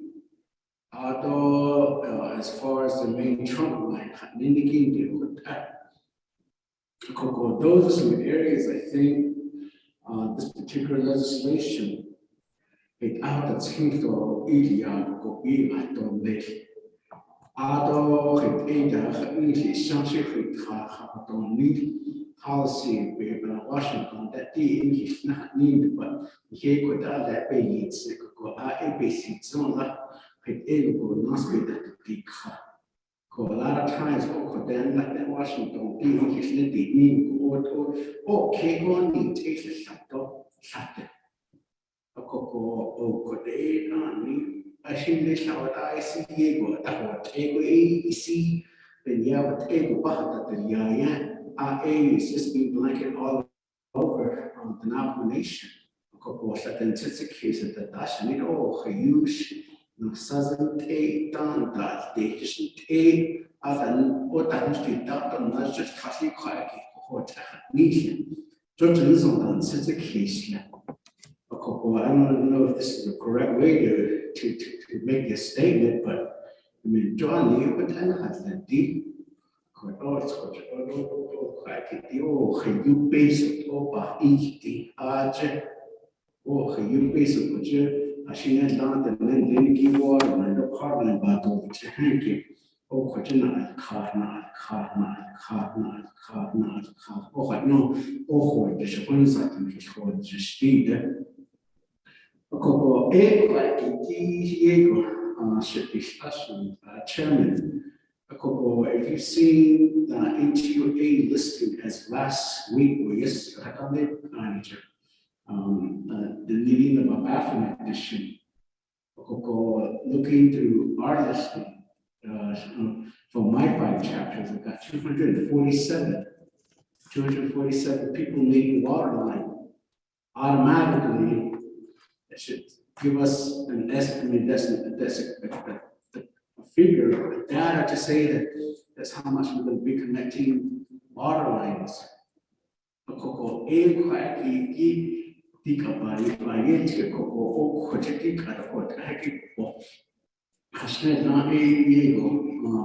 are being told that you can't do it, especially veterans, that they could have put that.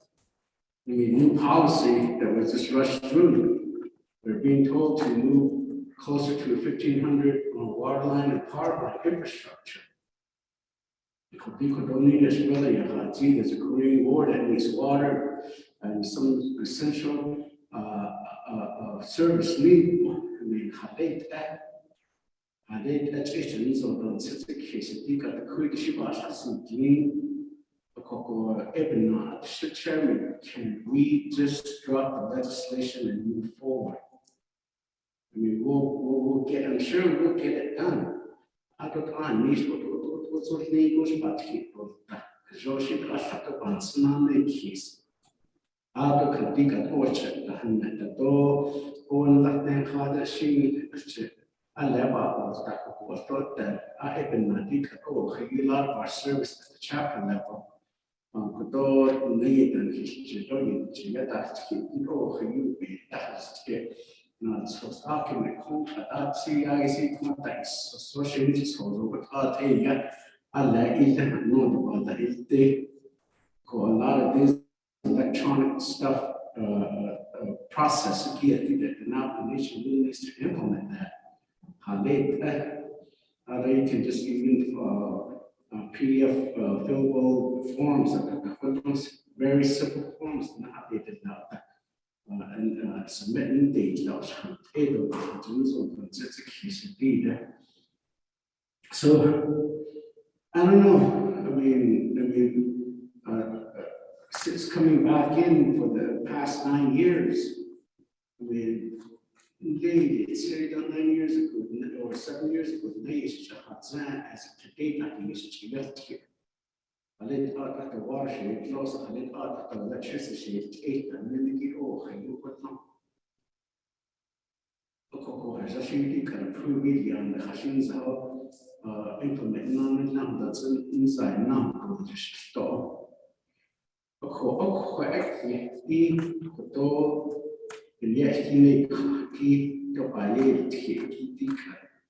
to get the service to the Navajo people. Could we get it done like yesterday? Chairman, the session, if it's just going to go before the council, I mean, at the REC, let's have a 4-day session now. Get it done by the end of the day. If not, council session, she's go without the being. 8-day session, Kodo Deacon, to present at Yaki and Nature. Aro Kapaja, Mr. Kodo, Mr. Lona, your shop again. On-site lease in the management.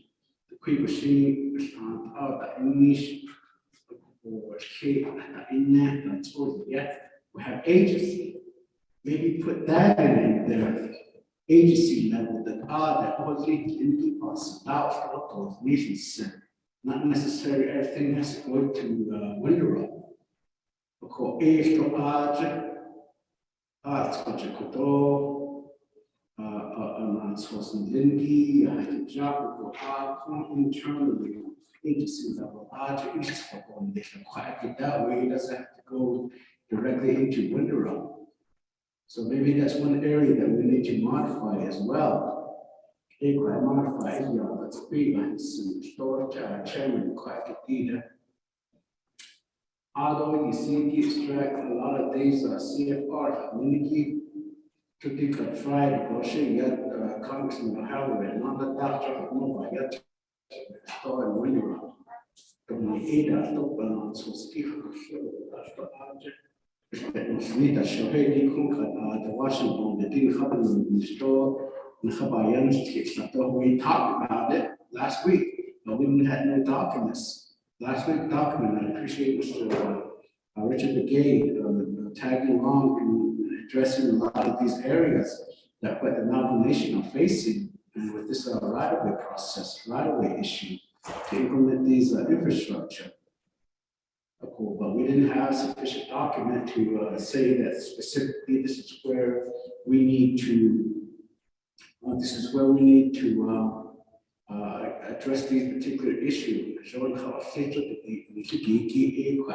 did send an email, and I believe I was given a proper response.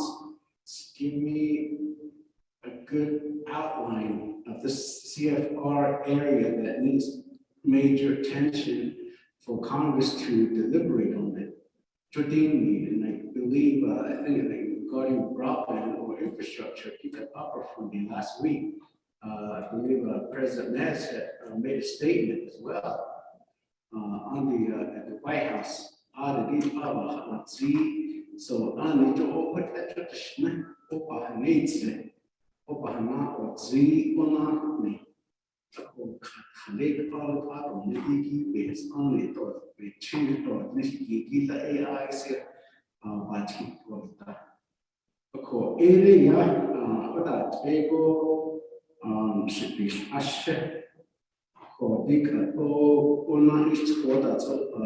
I don't know what she has about you. I don't know.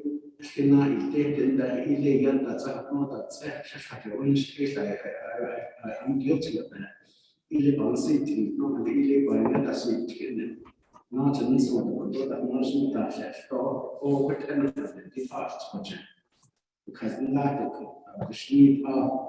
Because some people, some local chapters are willing to help immediately on some of these smaller dollar ways of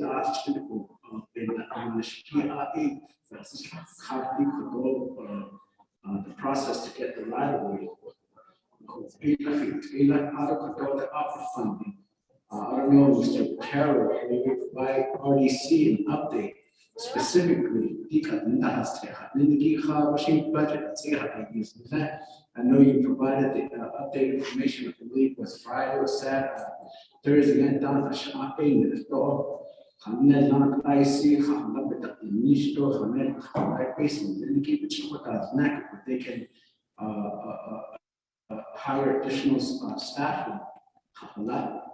Again,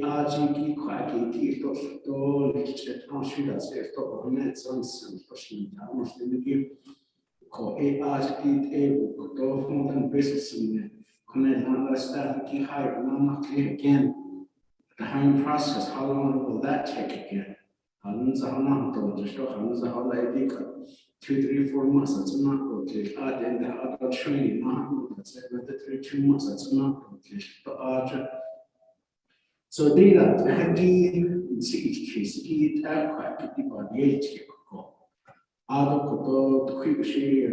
the stuff from the president's office.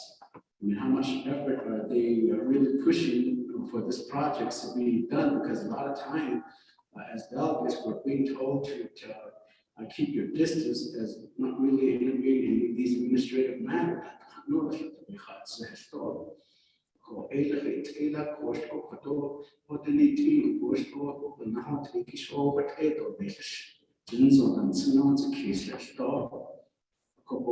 of these areas has to go, it will go directly down to the 110 chapters. in this program, like NTUA, NECA, the Department of Transportation, and so on. Yet none of them are here, especially the grazing officials. Because consent needle,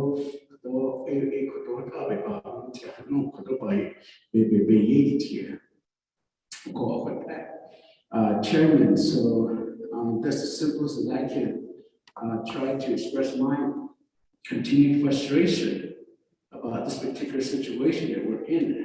Every, I mean, Hatashi Banyada, I think Abba Yiti, Kodo Sashi, Haishi by Yiti, Moto Nishri Green, Koko Halet, Alaiti, Atati, Adoi, Anukodo, Legislative Council.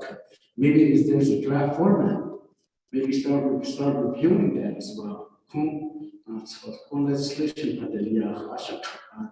compare what you guys are presenting. Case in education,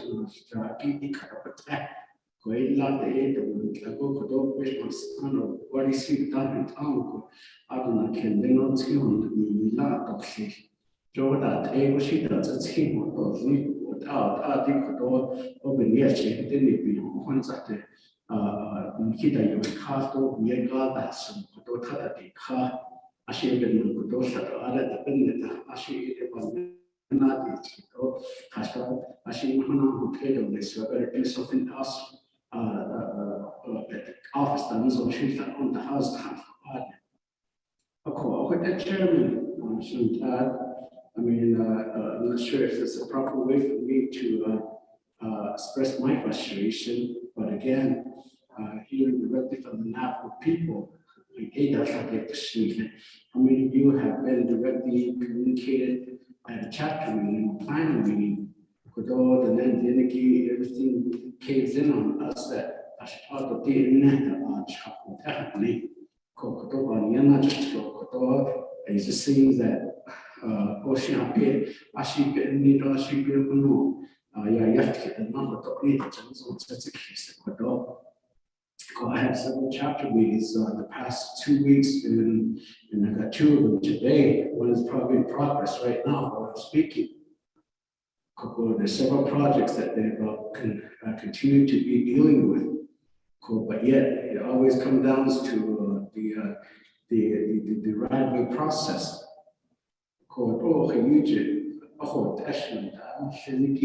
So how many more times are we going to talk about it? How many times are we going to come back together on it rather than not getting the legislation ready and post it? And then you will give us more information about certain areas that needs to be addressed.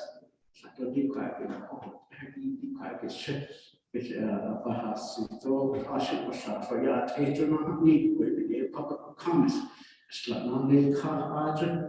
Ako aja tashi ana da so shoku dinon sin chi ro he ye in house comment da text dine ko ebe no shiko ko do da shun do the snow ko do be ni anonymous chairman, so I like for this legislation to be drafted up and then move forward with it.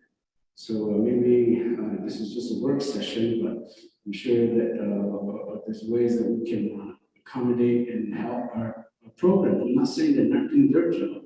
All I'm saying is that let's get this proposed legislation project. Okay, let's conclude and let's finish it. And probably make it easier for you guys. Let's talk about that.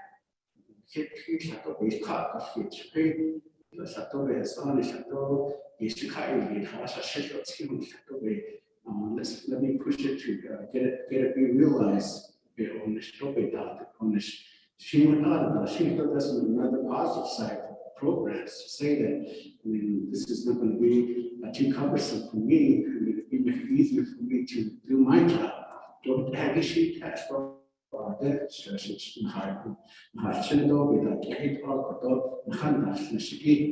I know that there's a whole lot that you guys go through on a daily basis. And that's what we go through as well in meeting and talking with the community members. And then we are just typical. Every single day, I spent about an hour and a half yesterday on a Sunday, getting a call from a constituent saying that the office should not want to. Why is the chapter asking me for voter registration? Why is it that I have to pay this much for I'm taking out the trash name? Why is it the services like this? We other has up based on what the Bahana no, the Tabashi up on the bazaar.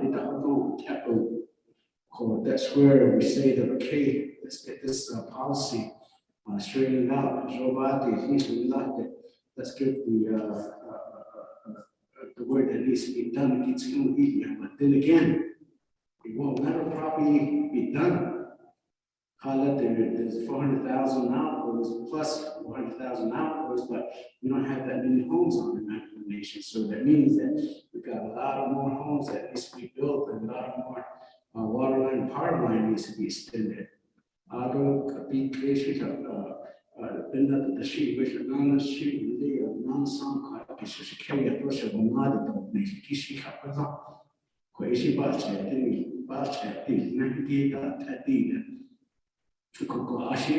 the political side, they anticipate that we have a strong Navajo population, but where are they on the Navajo Nation? Because the census 2020 indicates that we have less Navajo living on the reservation.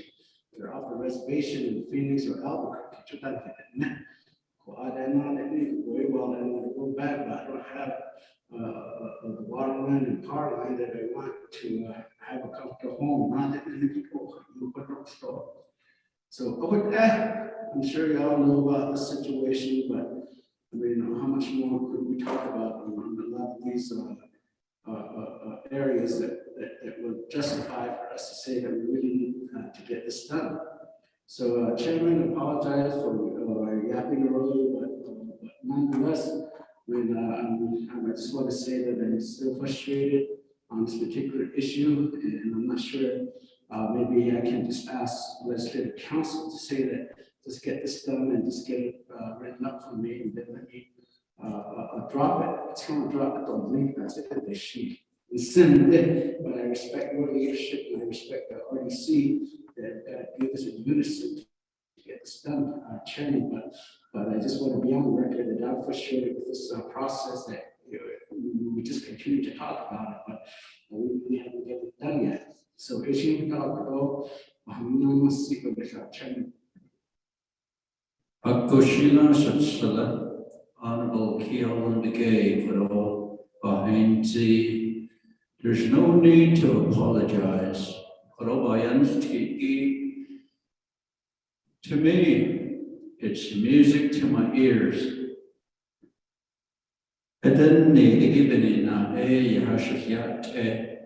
We need to expedite this one-stop shop in the behind Jesus. Can we just drop legislation and move forward? Oh, hi, Nashige, but this thing that we get the dollars, kiss only get here dollars cash. It was nice even yen at a home and a half time. So it's good. I don't know I saw the head division directors not Kennedy. Had and hit his argo of Ziggy and of Chitty, Quaggy, and Lords. Ero Dagoday, oh, Kosher was a yard. The dog natively, Behazan. Aro Hiroshi, Sicilia, Ziggy, Mr. Lona Shinata, Kro, Navidesh, Pasto, Nature Hadid, Zedo, what then he did. I don't hear that it, I don't Kro, Miss Khan, Bavidesh, the legislation in Gila Ayaha. Khayla Batana need seed or less, so I did it better than did. I had the Ninigi already seized a so bad or less. One stop shop. It don't take that say, not think of Beshbon, some under say a drug state or less. Ashim has Khan, Araban, some case on Hitcher Hadid, Yavadina, a check or Mr. Halona. Chairman Nez, for your leadership. Honorable delegates,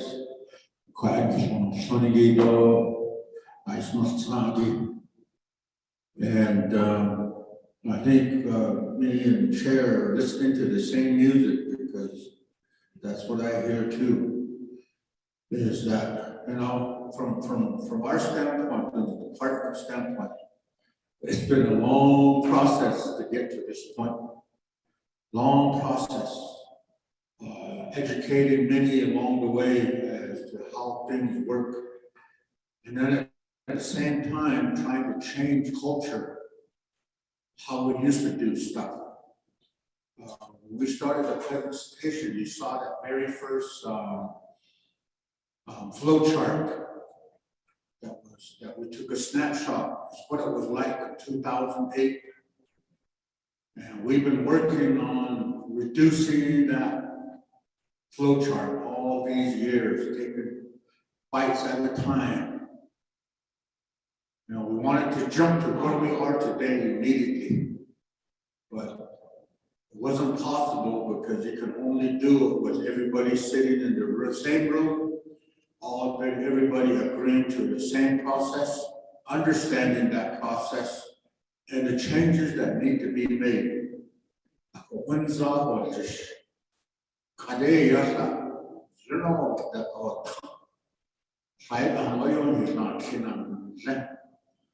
Change is one of the hardest things to do, even personally.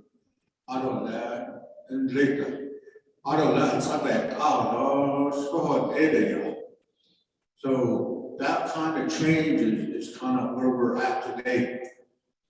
And the team, when I say the team, I'm talking about Tim and Mr. Howe, to Belinda, and those leaders and all of the departments and all of the different divisions that have put input in. We had the same type of discussions on our weekly calls, like this, it's like that, and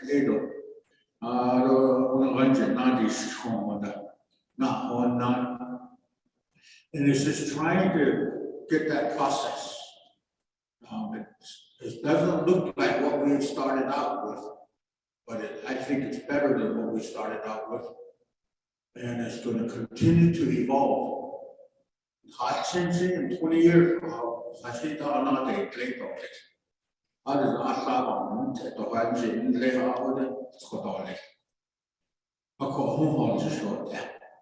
out of Washington and this they're looking at change. They're looking at changes. Those changes are gradually, slowly helping. Look at the general leasing regulation, how long it took. And we were able to get that on the ship. Out of that, on the ship, not on the ship has on the ship. I got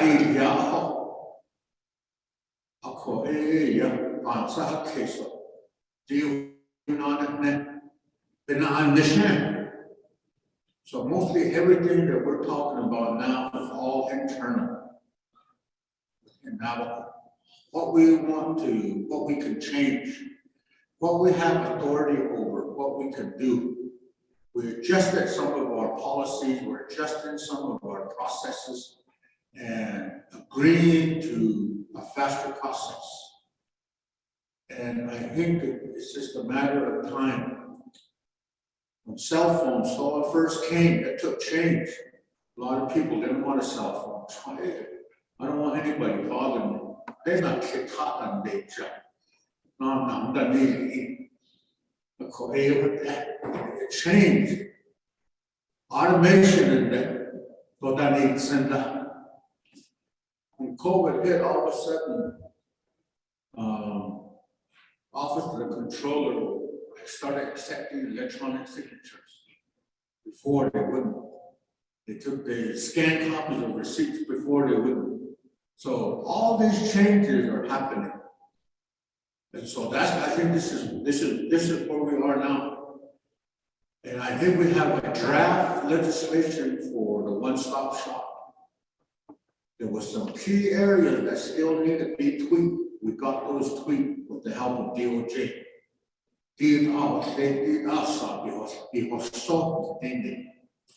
Of course, there will be two different legislations. First legislation would be the one-stop shop, authorizing that office, authorizing what they're going to do, give the authority to do it in that fashion, and being able to do the 10-day review, mandate the escalating rule. So that kind of change is what I'm talking about. All of a sudden, we have everything we do now have the clock ticking on us now. I say that whenever, I think a day. Not anymore. It's now we got 10 days, and sometime we're probably going to miss something, but we're going to improve and get better. All they know is the 10 day that's coming. They just have the 10 days. They know that. That's part of it. That's what they're expected to do. So they will probably easily work within those 10 days. The second legislation is what you see up here, is changing the authority. But I do want to say is that, they put the Navajo Land Department manager. That's what they put in. I wanted to leave that open and say, maybe it's the Division of Natural Resources. Hey, you got to the RDC committee. Yeah, we just wanted to be consistent with what we have now for all the other delegations that RDC had already given to the land department. Previous RDC and the current RDC have already done. That's the one will be consistent, will stay in, and the delegation will be able to be put in. Some of the waivers that need to happen in our right of ways, you can see them up there saying that we'll be able to waive validations, bonds, insurance, alternatives, like for IHS, NECA. Some of these companies aren't going nowhere. They're our own entities, they're IHS, they're BIA, they're not going anywhere. They're required to finish projects. So, some of those waivers that were required for bond insurance, security type stuff. Outside companies,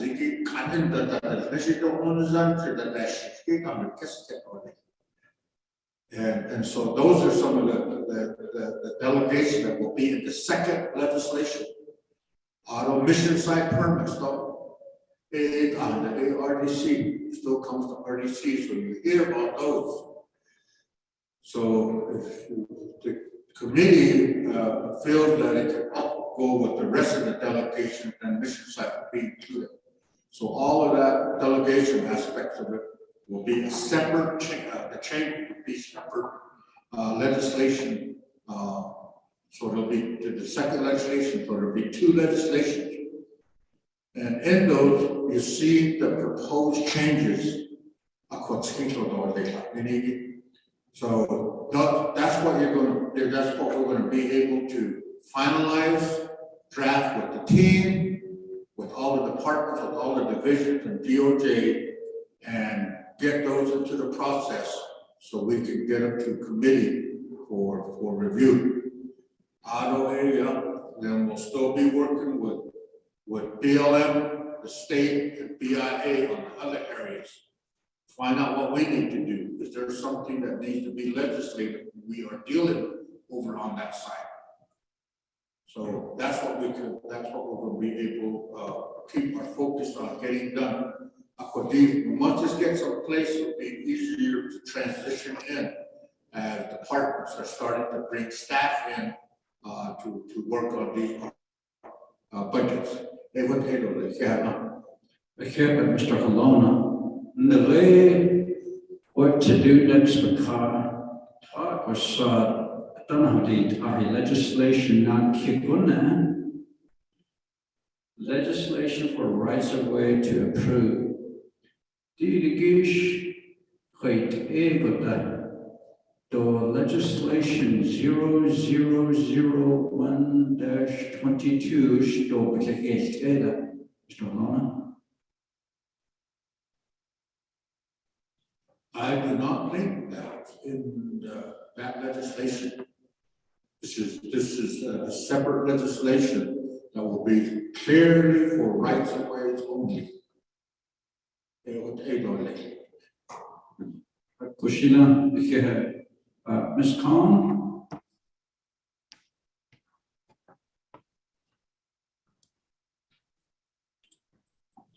Mr. Chair, this is Mariana Khan. Thank you, Ms. Khan, for staying on the call with us. Would you respond to the question of whether these legislations will be RDC's approval or the 24th Navajo Nation's approval? Mr. Chair and members of the Resources and Development Committee and those in attendance of this work session. At this point, it appears to be a listing, a changing to the regulations, rules and regulations for approval of right-of-ways that the Division of Natural Resources and their various departments are using to approve the process that's used to the current process. And the current process, to change the current process at this point that I see would just be with the approval of the Resources and Development Committee. I would need to see the final document to see whether or not any particular approvals would need to go all the way to the Navajo Nation Council. At this point, I don't see any particular waivers that would need to go to the whole Navajo Nation Council. But the Navajo Nation's Resources and Development Committee has authority over the operations of the Navajo Division of Natural Resources, the Land Department, and the General Land Development Department are within the Division of Natural Resources. At this point, just in short, Mr. Chairman and members of the Resources and Development Committee, I see this as a Resources Development Committee resolutions. But again, I need to see the actual resolution, the actual changes that are being proposed. Mr. Chair, back to you. Thank you, Ms. Khan. Let me give some time to BIA. Ms. Cheryl Curley.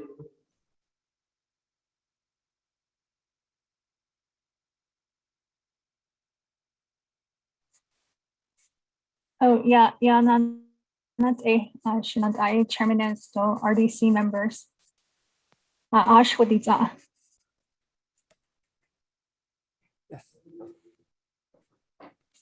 Hey, not be hade since Mr. Lester Sosi shared the initiative from Eastern Navajo Agency.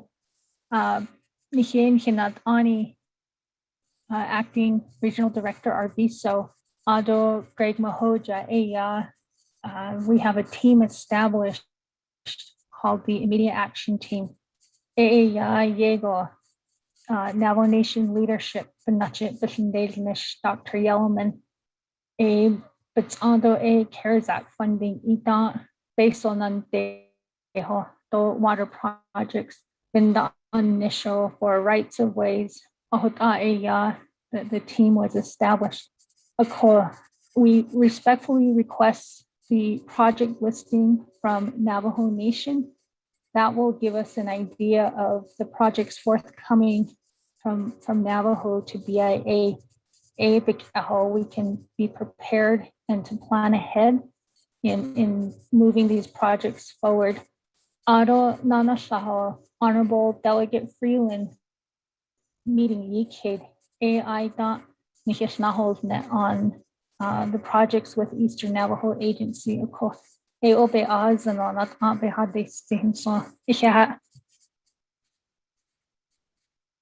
you, Ms. Curley. Councilman Stewart, or Dr.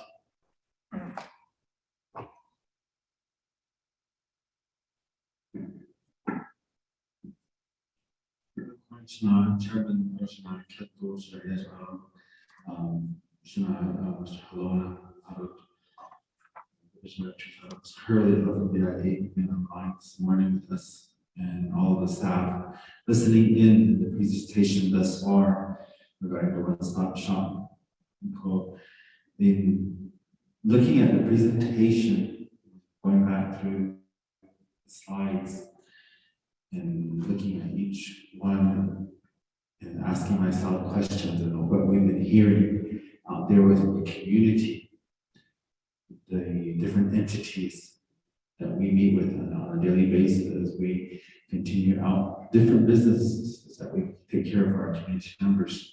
But there's some questions that I have about how much of these areas within this one-stop shop will work towards decreasing any mishaps. But what I ran into recently was an individual on a home site lease. One program said yes. Within that same department, that same division, another program said no. And it's stopping this individual from developing.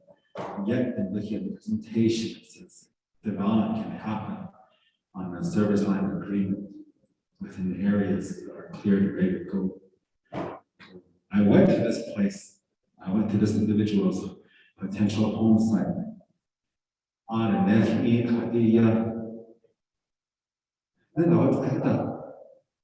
There's no, it said there was 2 endangered species, but yet there was nothing.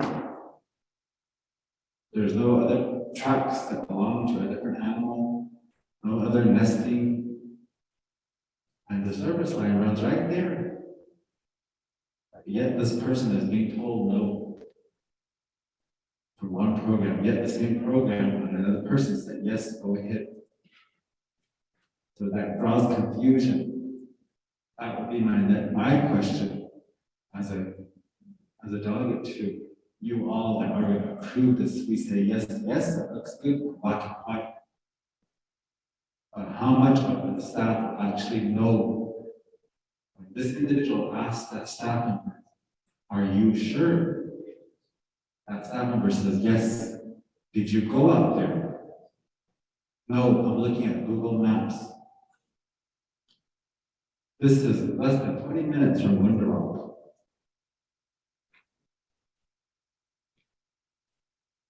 And yet, I'm in 45 and I went out 30 minutes to meet with this individual. Yes, it's my job as a delegate, as a member of the Resource Development Committee, but it's also the responsibility and the job of a person that works within these divisions and these departments, right?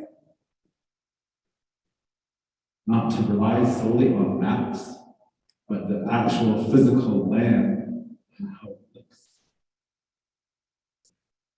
Those are areas that I'm asking us. How are those going to change within these maps? The other one is that we're talking about the areas that will be potential in doing legislations for right-of-way approval. And the same area that Shana, Chairman has asked about, Shana Kalona, for the legislation 2 again, was how would that impact our ranchers out there in those areas and our livestock owners out there, considering, you already answered that part of it.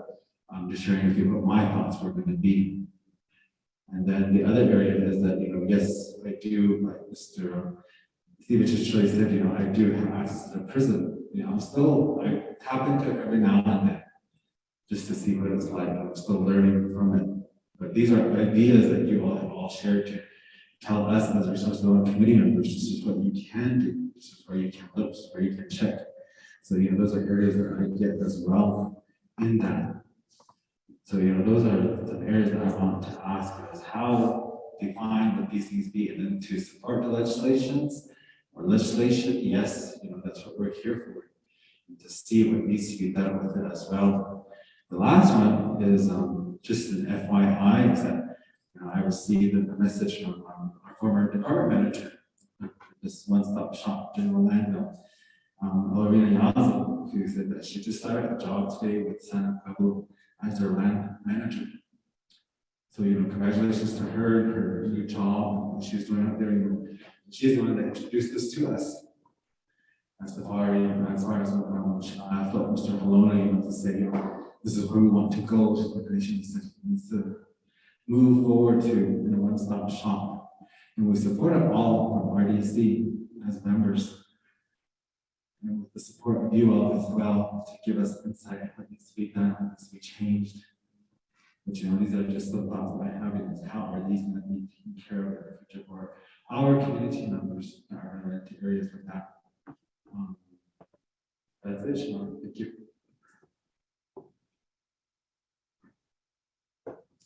Mr. Alona.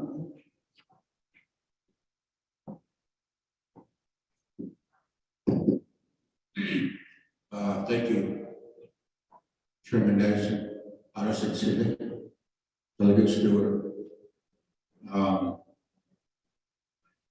Very good questions, and we have some comments that still need to be addressed, and that's the first part. That pre-development, I guess, is where the challenge is for home sites, because they don't submit for consultation until they've already applied for a home site lease, got the consents. After that is when our clearance is done and a biological is seeked from one of the departments, Fish and Wildlife. So the only part that I know that from the land department that would hold up a project moving forward,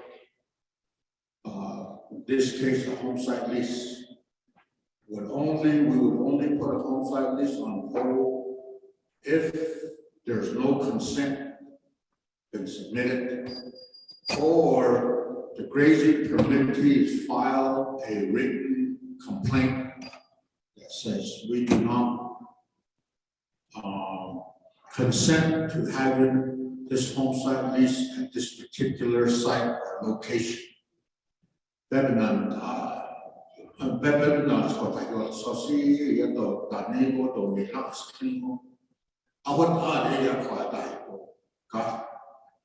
as far as the other departments, we can probably ask Fish and Wildlife, Historic Preservation, when they disapprove home site leases in this case, when they won't approve a home site lease, and what are some of the ways to address it or mediate the process. And that's kind of where families get into a situation, because they paid $300, $400 for an art clearance, and the next department says, no, you're in a zone 1 area, and we're not going to approve or provide you a biological compliance determination for that particular site. And if they had a legal survey done, it probably cost them anywhere from $300 to $600 to get that done.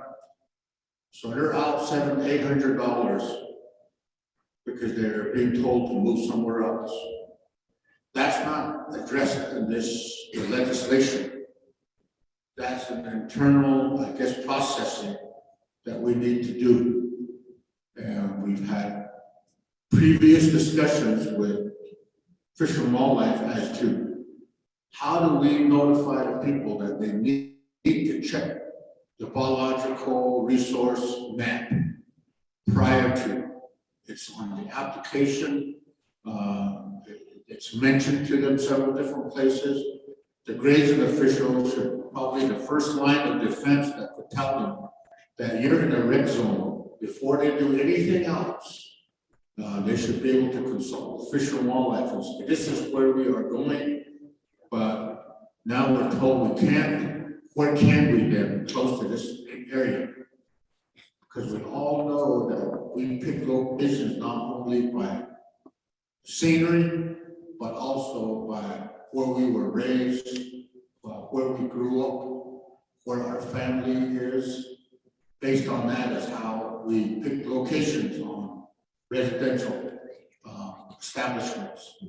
Of course, we probably could get other two departments to explain either how they can mediate it or what is the applicant's recourse issue.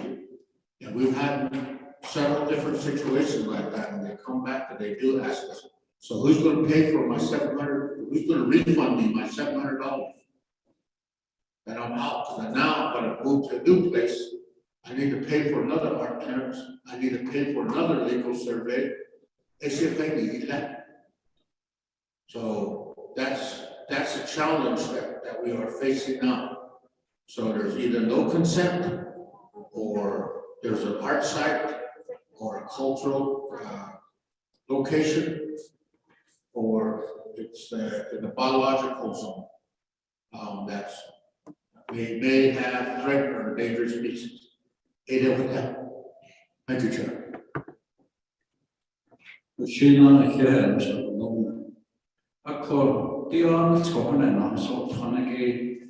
EPA, General Land Development Department, Minerals Department, out of Fish and Wildlife, Department of Agriculture, Historic Preservation, DCD, Land Department. Process again, the carbon aid. DCD get that on the head table list. Ako, Haigi Dasham, that might be that or later, Gishin has to the lead. Shishafas Arja Quahota, Behas Ani, Ecuador, the care on Hotita. Said as she that on it, so that I had often such a sponge, not so she gets for review their street, and no sunshine to Ida. Ako. Rohoton is not like those it's night and kids that are on night as kid on the stool.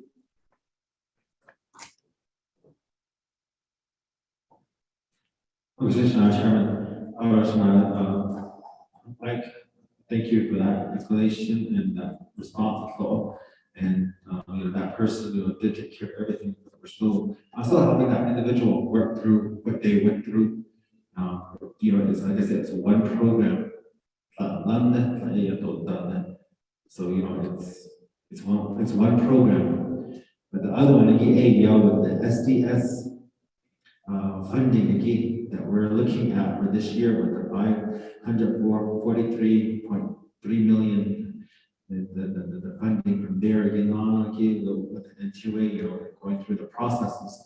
As well with NTUA, what clearances that they require, what they're doing as well, and then going through the Navajo Nation right-of-ways and Navajo Nation's approval process. And then what I just looking at this presentation, I just as an outside entity from here, this listing that we were given back in December regarding these projects, there's several $1,000s worth of projects in here within these areas. Like Shana said, key, to get this through, this would really help a majority of these projects, as well as the legislation 257, the housing and the community improvements, as well with the economic growth and development areas as well. That's what our intent was and is to improve all of our community members' homes and living conditions, and also the communities out there to provide economic stability out there for them. So, these areas, I think that, for these clearances from IHS that are holding up some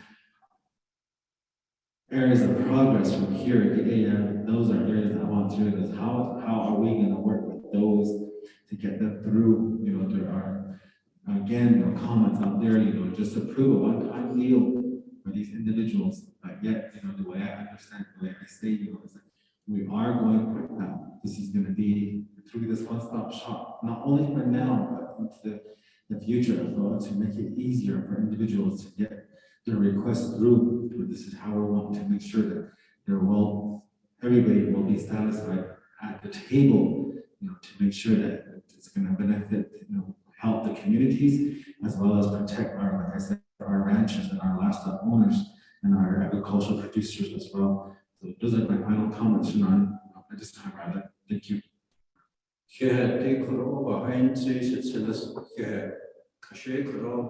Honorable Freeland, you have the floor. Thank you, Chairman. I realized it was already noon. My stomach was over here growling, so I guess that's his message to me.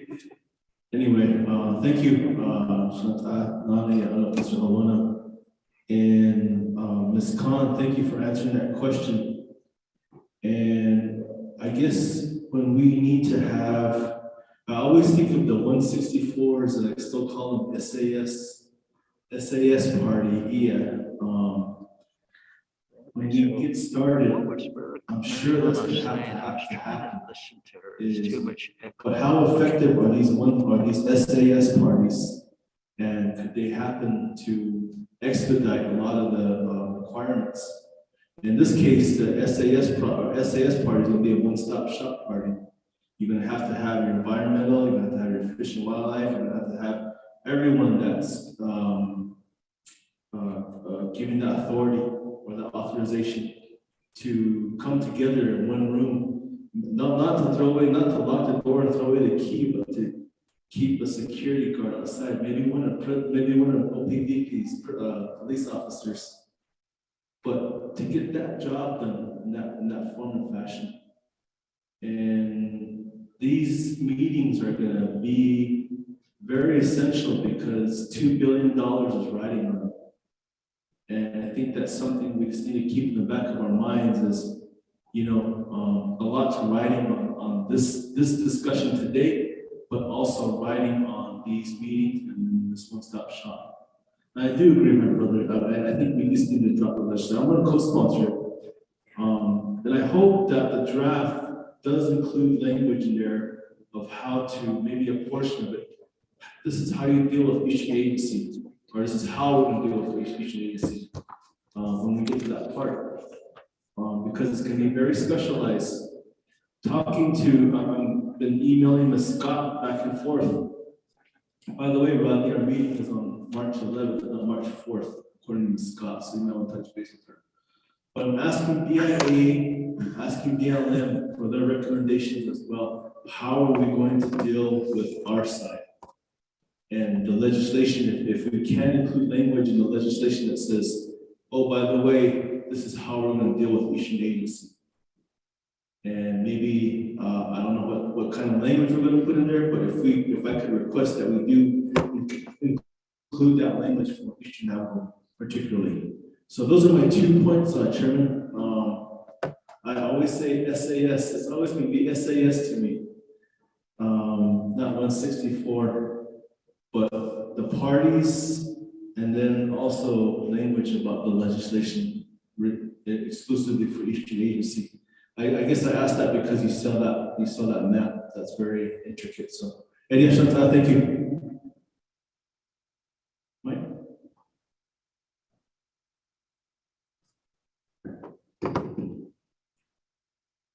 Okay, now the chairman is Delegate Stewart, Delegate Fela.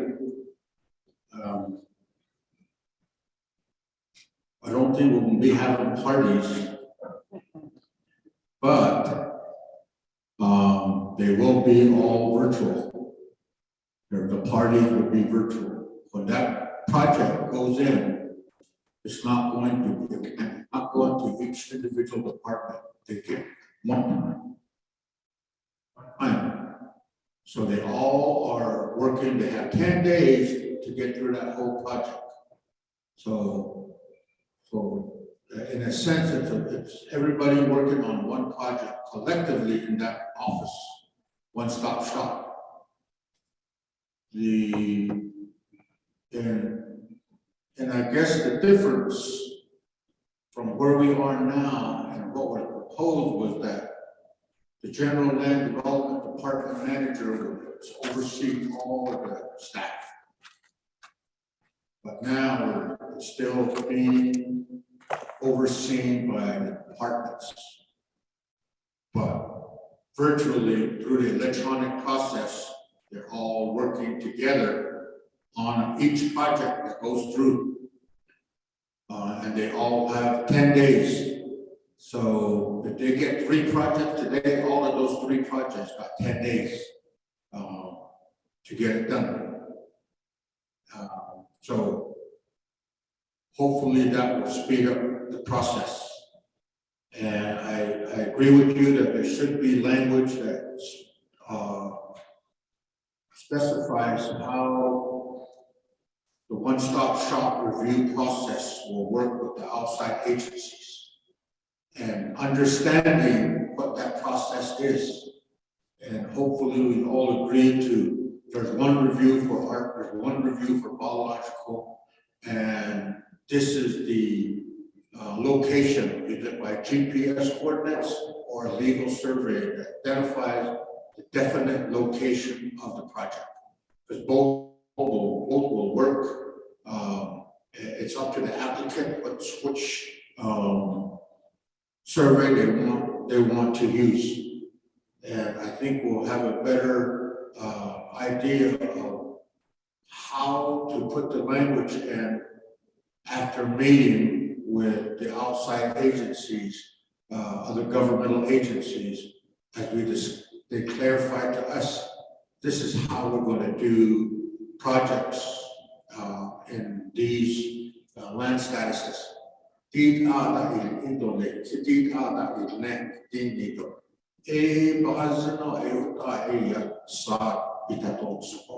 Legislation, so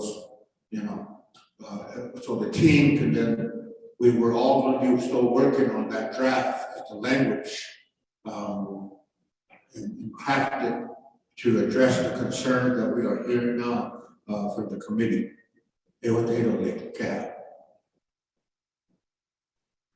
Thank you, Mr. Colonna. Dr. Yellowman? Yeah, David Schindler. And then, go ahead. Good afternoon again. This is Leanne from the Navajo Fish and Wildlife Department of the Natural Heritage Program. So I just wanted to take a step back and provide some additional information from Mr. Wilson Stewart's comment earlier about the home site lease process. And you brought up endangered species, so that that is automatically a fish and wildlife area.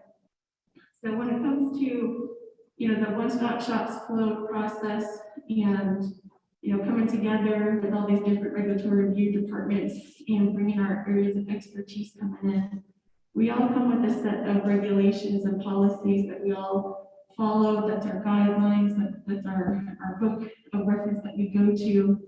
And that will be applied to all the projects that will be coming across the board. And eventually it sounds like it'll be a home site lease as well. But currently, for fish and wildlife, we do make reference to that biological resource land use clearance policies and procedures that was approved in 2008. And so along with that document, and since, the inception of the Natural Heritage Program, we've had technical expertise of having one biologist or one botanist and one zoologist who basically goes out across the Navajo Nation to do the annual monitoring for endangered, threatened, sensitive wildlife that we have identified in our Navajo Nation. And that takes a tremendous amount of time because it's only done in the springtime most of the time, on through the summer. And so that's where the biological resource information that comes to us. So rather than, keeping paper documents, like Mr. Mike Colonna was referencing earlier, we've progressed and changed where everything has become electronic. And so at that stage for the one-stop shop and for our department, that's where we house our data.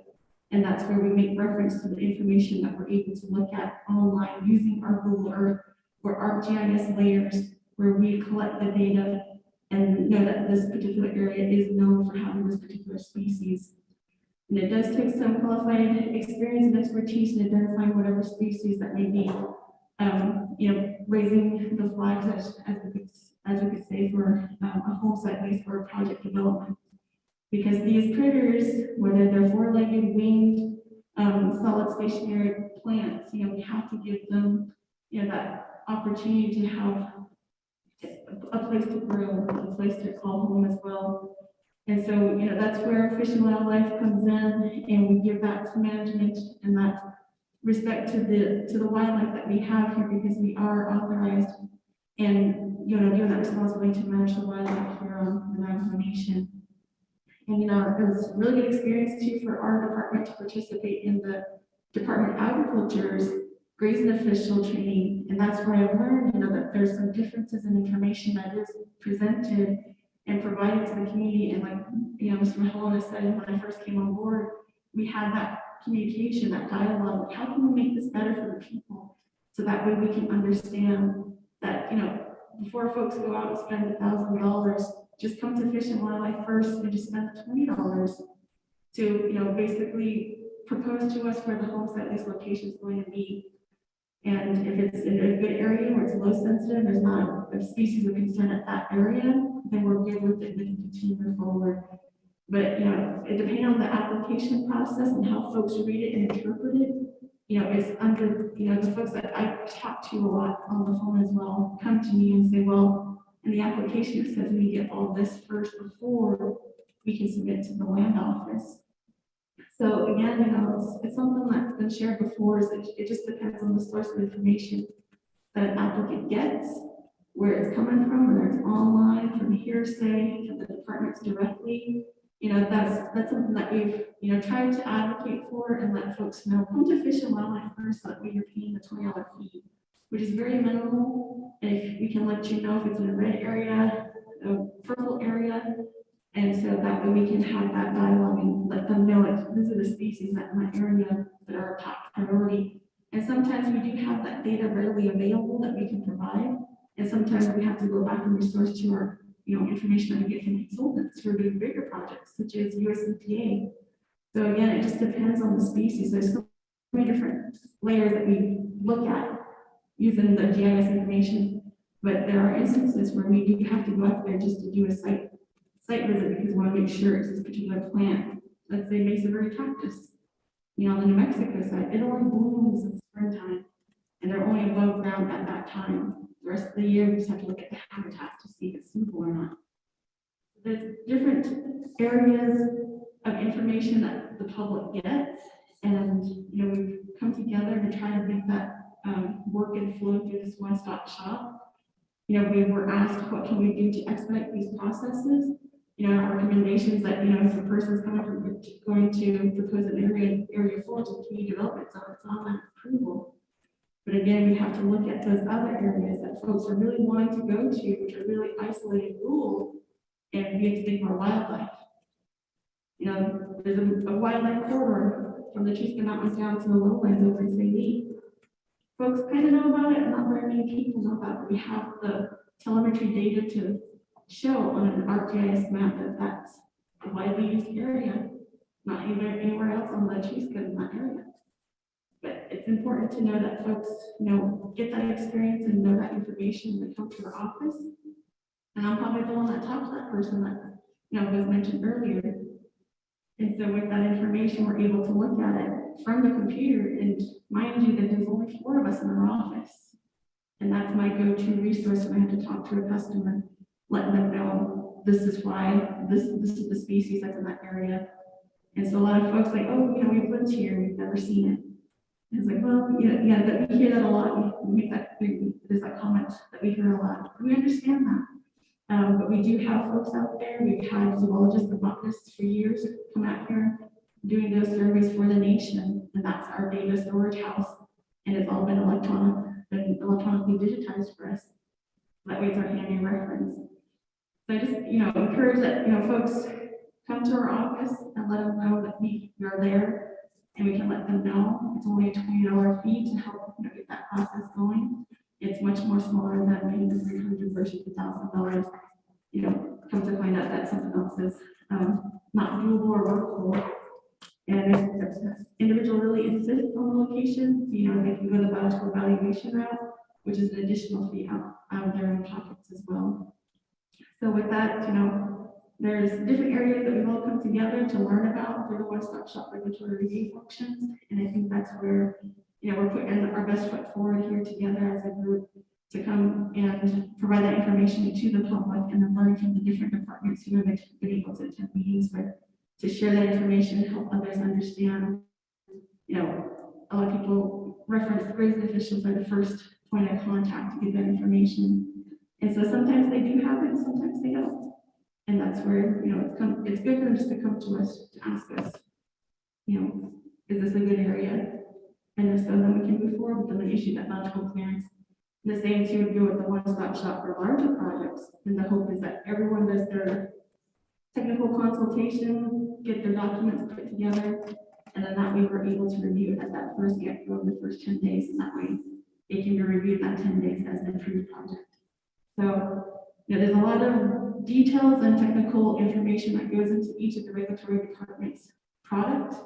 And we take great pride in that. And sometimes, it does get put on the back burner because I know folks want the electricity, they want the water connections. We're working as quickly as we can. And sometimes we do come to that little stop sign there because somewhere, the applicant wasn't informed about that technicality of, an RCP layer and then the endangered species or threatened species might be that location. I just wanted to provide that additional information in response to the comment earlier, and that we're working together to figure out those kinks. Thank you. Thank you, Mr. Gay. Dr. Yeoman.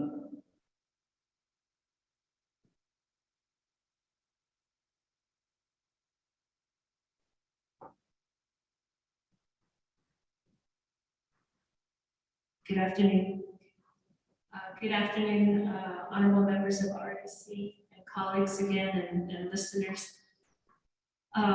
Chair, I just want to share a few points to the project review process, and if the person taking care of the screen could go to that page.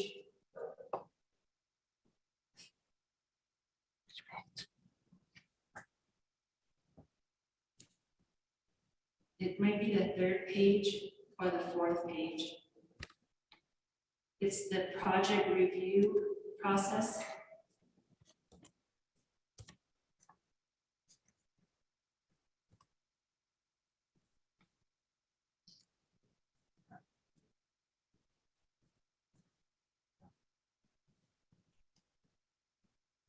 Oh, it's the one-stop shop complete proposed 164.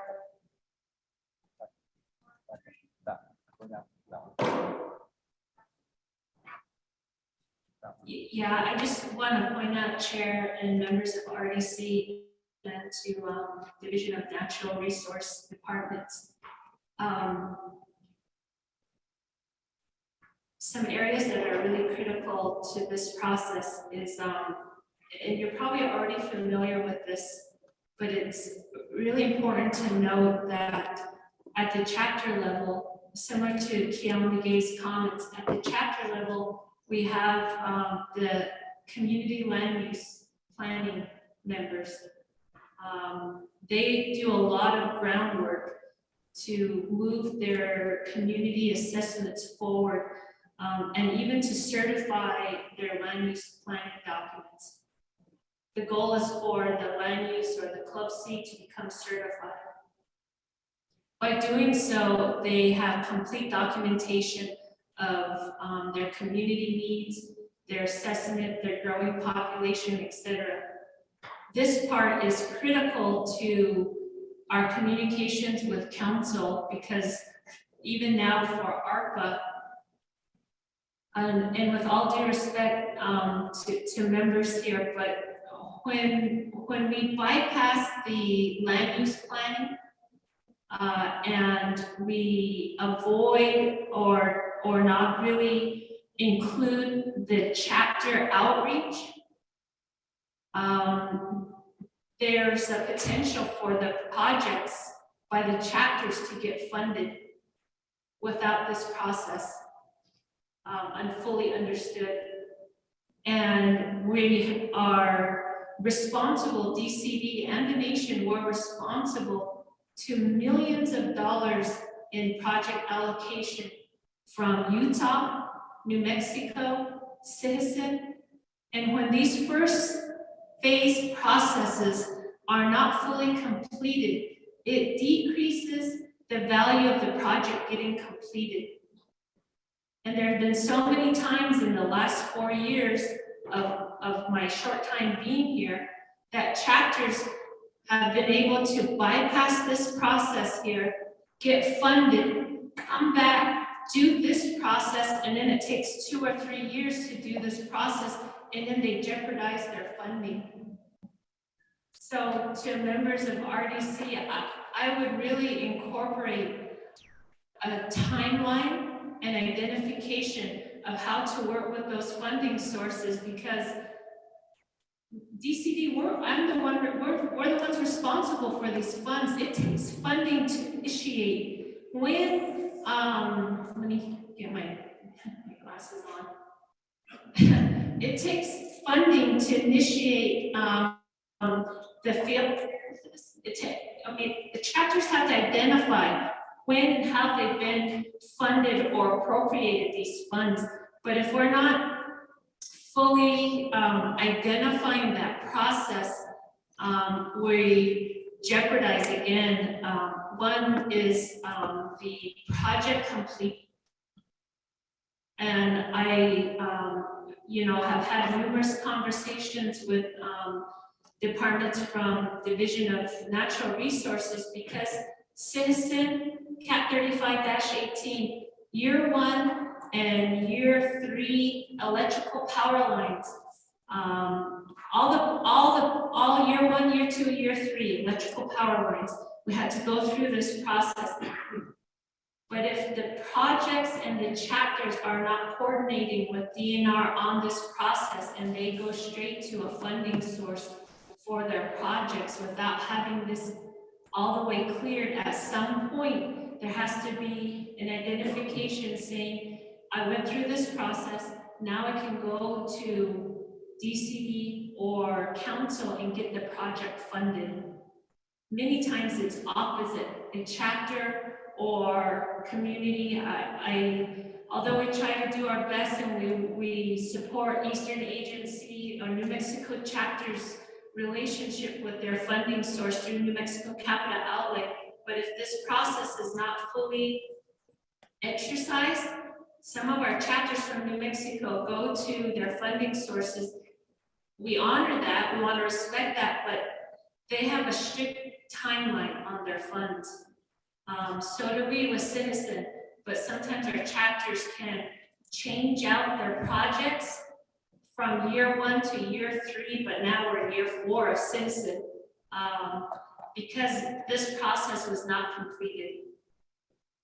So I just want to urge or encourage all of us to have a deeper discussion on when the timeline or where the critical line starts of the funding area, and when a chapter can say, we have our ticket, we can go to this portion has been completed, and now we can go to our appropriations to get this finished. That's what's happening right now with 257. The projects under 257 that have been vetted for NTUA, NTUA will take on some of these projects here for completion.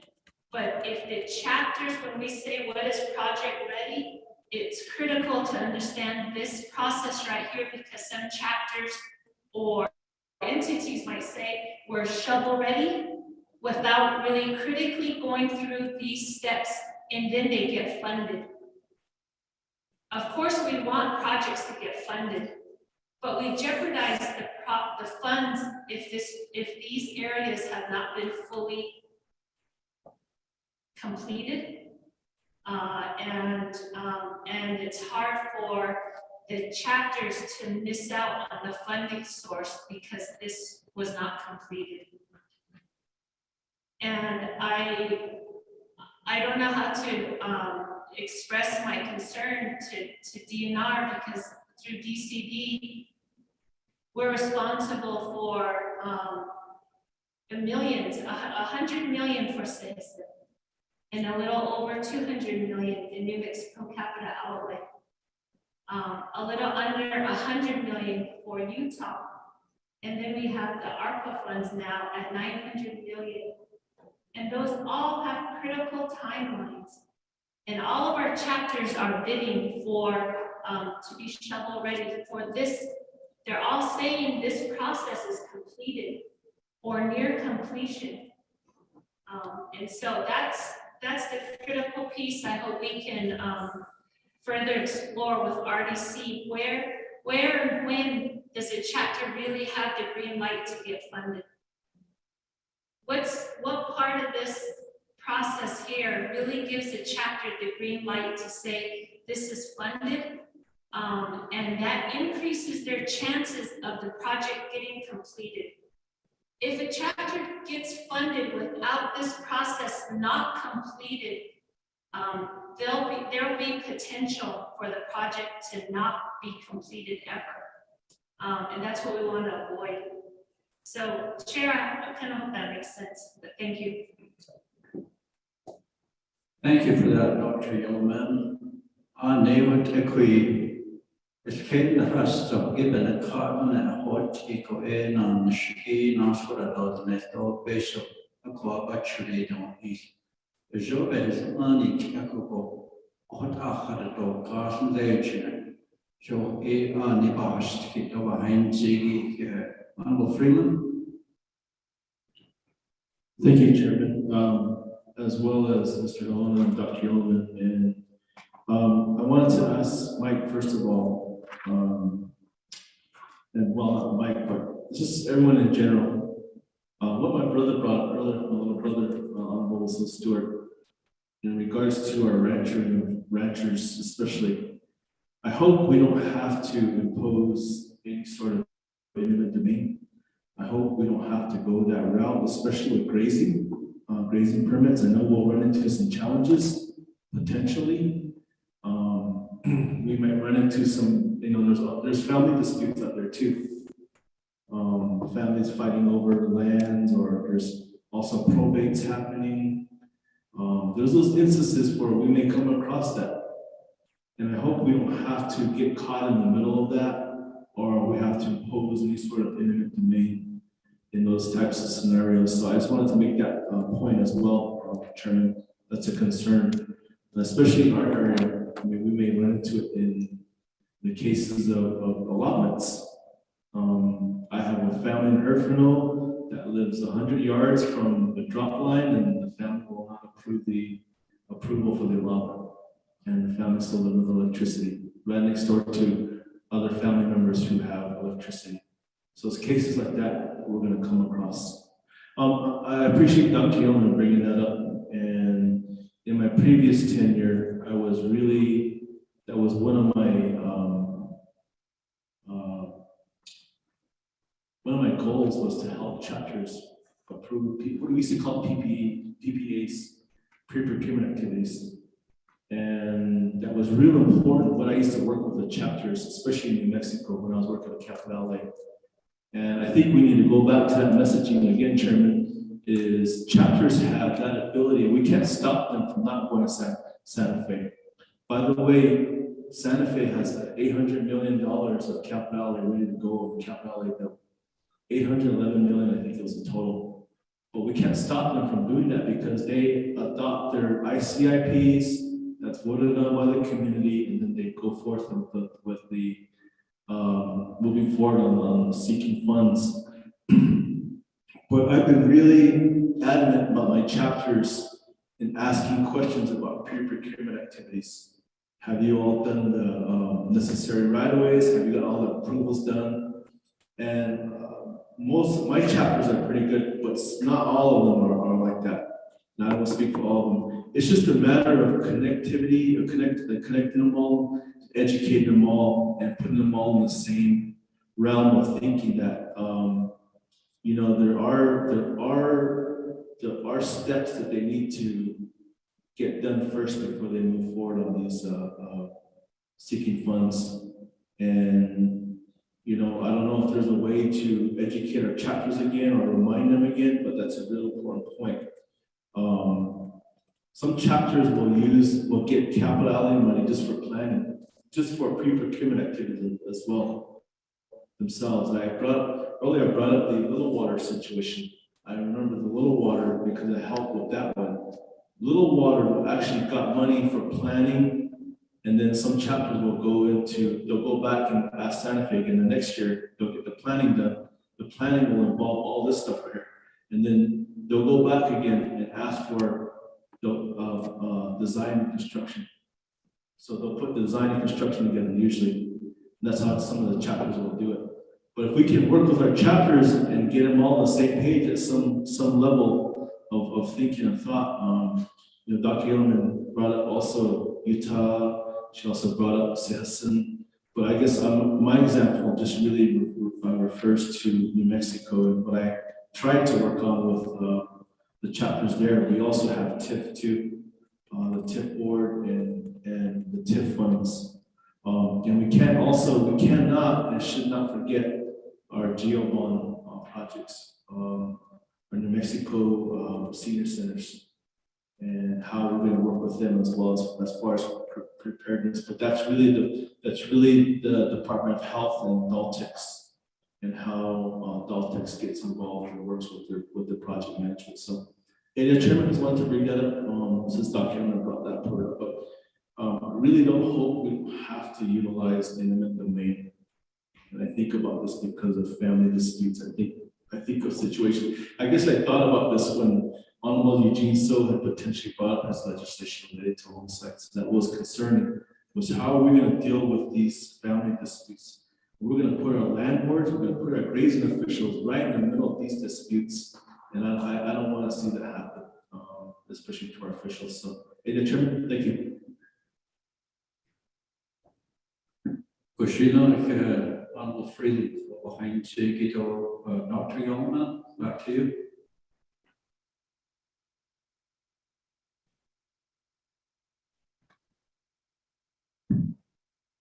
Thank you, Chair. Thank you, Delegate Freeland. I guess our recommendation would also include that, or our plan is that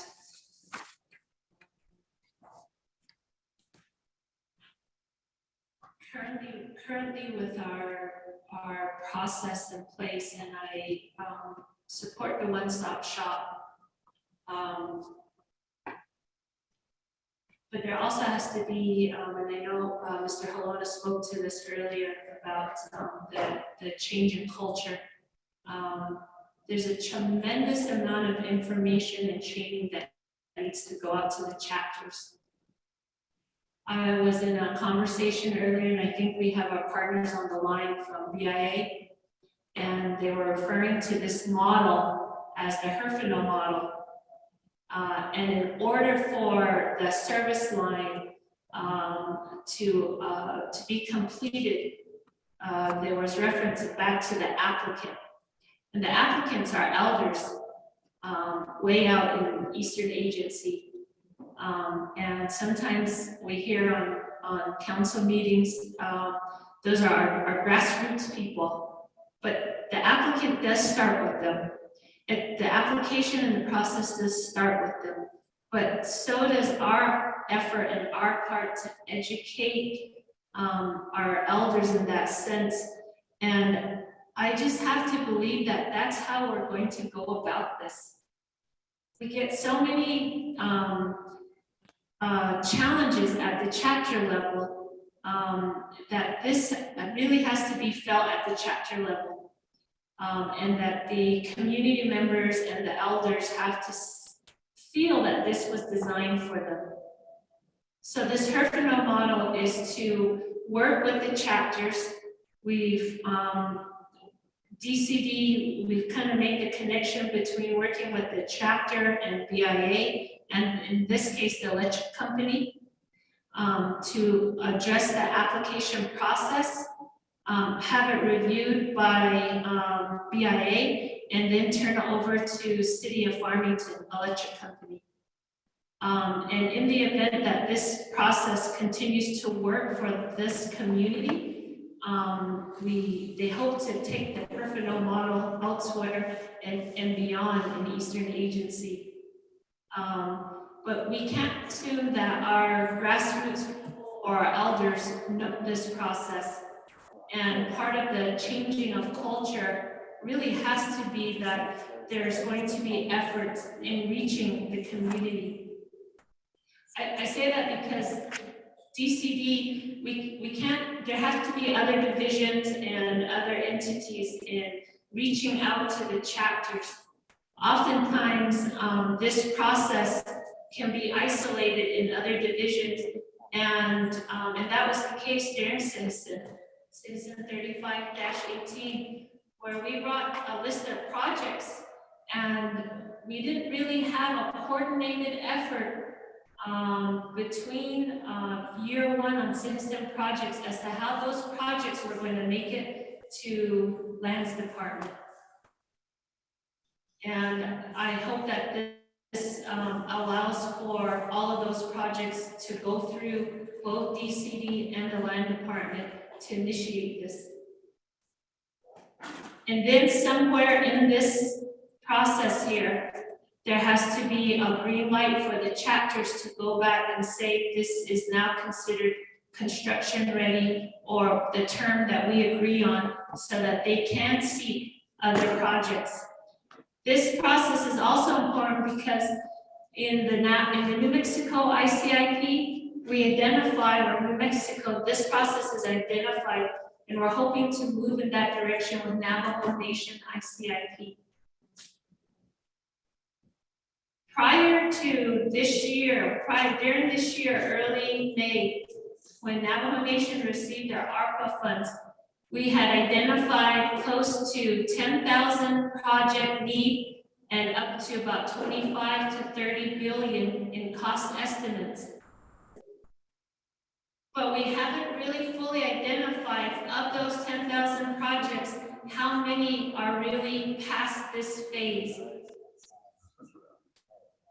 And that's the goal we need to accomplish. So right now, among leadership, we say we have a need of 10,000 projects out there, 30 billion in cost, but we haven't identified how many of those projects have really gone through this and how many of those projects are really ready for funding or ready to be constructed. That's the goal that I guess I'm trying to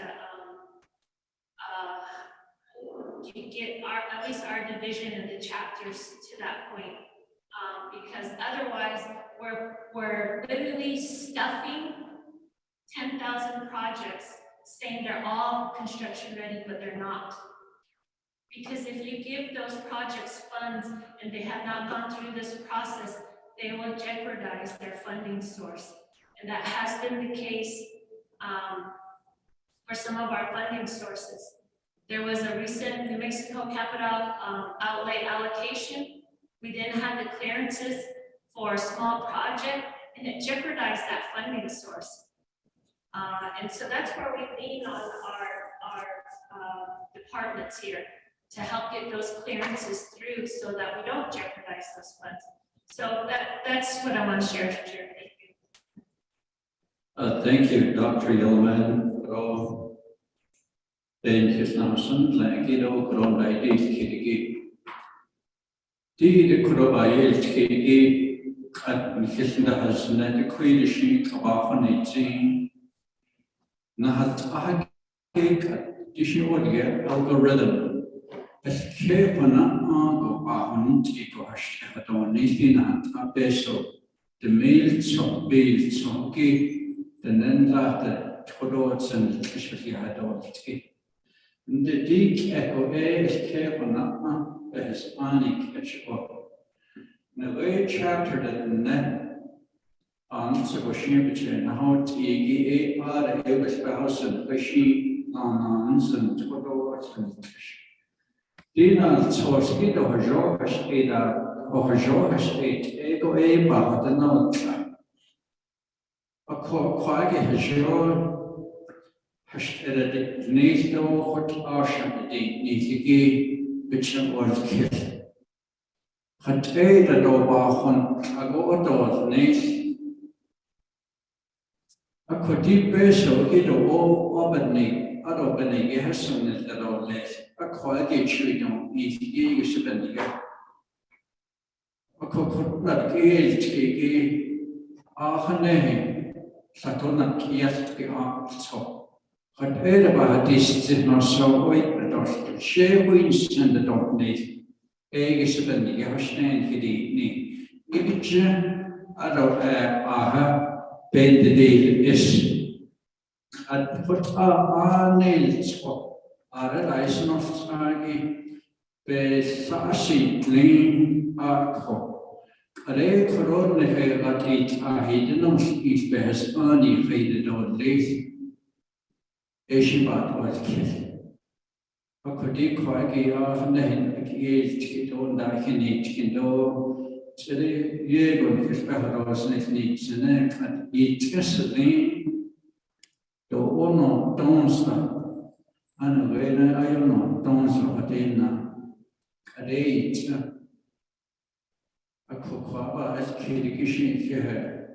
I'd like to give some time to Lester Sosi. After this, Koro Santa Hadates, I given in that he did Conti 30 minutes, 120 to Shindo Leta Conde. We'll give some time over to Mr. Lester Sosi.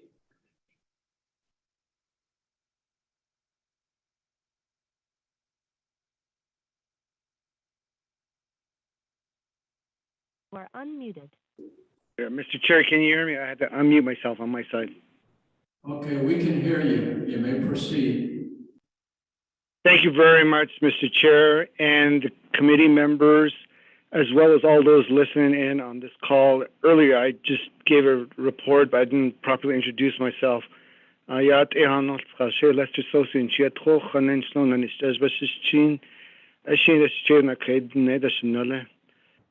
Washington at Anish Chin or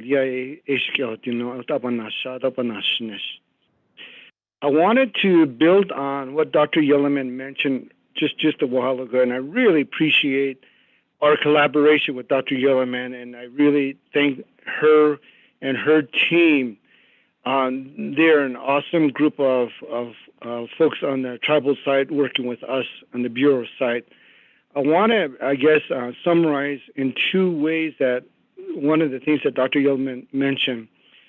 So, again, this is also related to what almost said Dr. Freeland, Delegate Freeland mentioned, which is how do we address the multiple jurisdiction within Eastern Navajo Agency for Rights of Ways?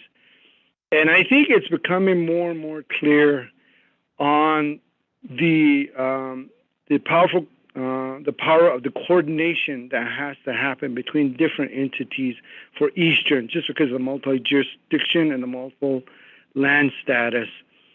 So in Eastern, we have two models that we use to work in addressing rights of way. One is the one that we kind of coined after we had our meeting with Herfinale chapter. So I'm calling it the Herfinale model. And what that is really a process a model to look at multiple stakeholders. The key point there is coordination with Division of Community Development and chapters in addressing rights of way that involve service drops and main trunk line extensions. And based on the meeting we had about 2 weeks ago at Herfinale, and Delegate Freeland was also available there to help us there. It's really looking at coordinating with kind of a centralized office, in this case DCD, and working with the chapters. So I think that's something that we're going to build on from the BIA, Eastern Navajo Agency. So we have some process strategies that we've identified, and we'll continue to use that for mixed land status. The other model that we use is the Manuelito model, which is really regarding allotted lands and getting consent and coordination for the different allotted lands within a project. There, the key coordination is with the applicant, chapter, and landowners. So there we have two models that's evolving within the last 5 years on process improvement, processing of applications. So I wanted just to summarize that for all the listeners on this call. The last one I want to mention is this.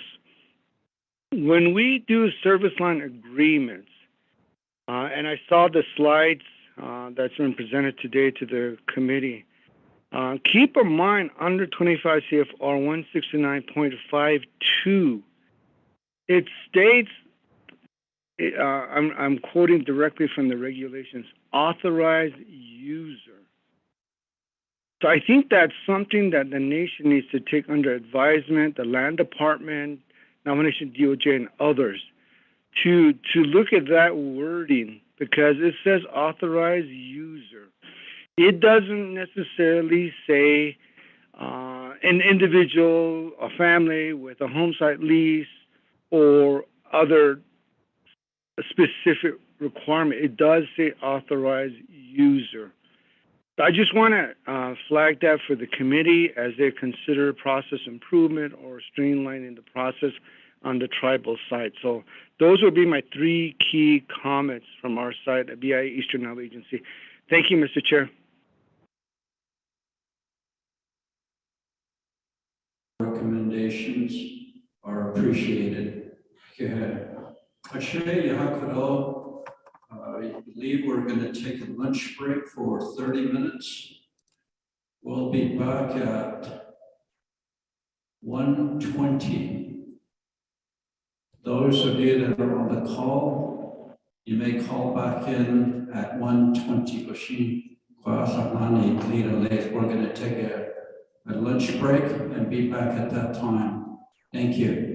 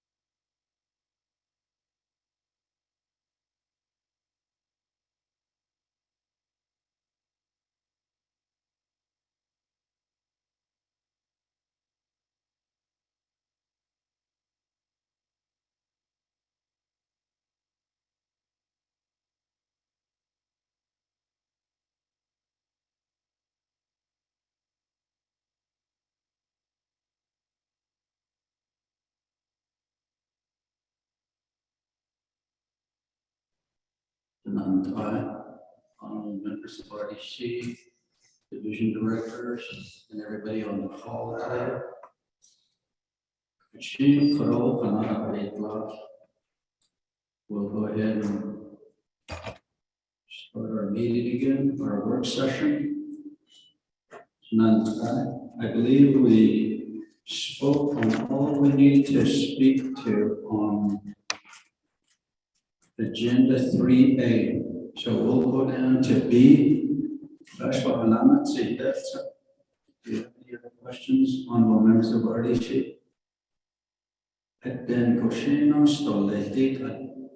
Sato Baya or Chiho. In grazing permit is consent. Kashidi Kuro. Dr. Shabola, are you on the call? Mr. Ray Castillo. She Mr. Ray Castillo.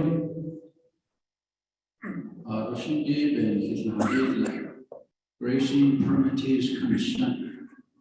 With the Navajo Nation Department of Agriculture, I told AT not to the Bebanon, and Leniki, Ashton, out of the Bebanon sauce, that your Sosiki, the grazing officials working with Navajo permittees, I told Yati Bahun Tiko, Satobanan, the Shido, Litishin, Robin, his Kodina, Mr. Castillo. Thank you, Chair.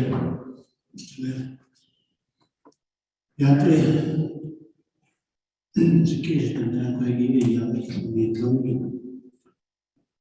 Equagi, on Kia, not Kiki, we are not target office on the Joe Tea, because money, he needs a book. Coco did consent to get you a dollar sheet, but not so ski, dynasty. A dollar, but no gas, the 1940s, 1941, or the Navy was the ton of the Kaya, Azungo, but not so because people down. Ko ta ya hashin so ke ya ki jo ya kwai ki ya che o no shi ta shi na so sti pa ha sti ko ka na ki customer use area registration even na che ya na ke ya hashin so di da ya pa ba ji I quite other land that was restore and machine at the level of those years for the kitchen land users now. Quite petite on the store, quite but also men. That made I was seizing them. I was now was the story that in Washington, though based on something that the CMY 3567 resolution, I should say we can't hold last week.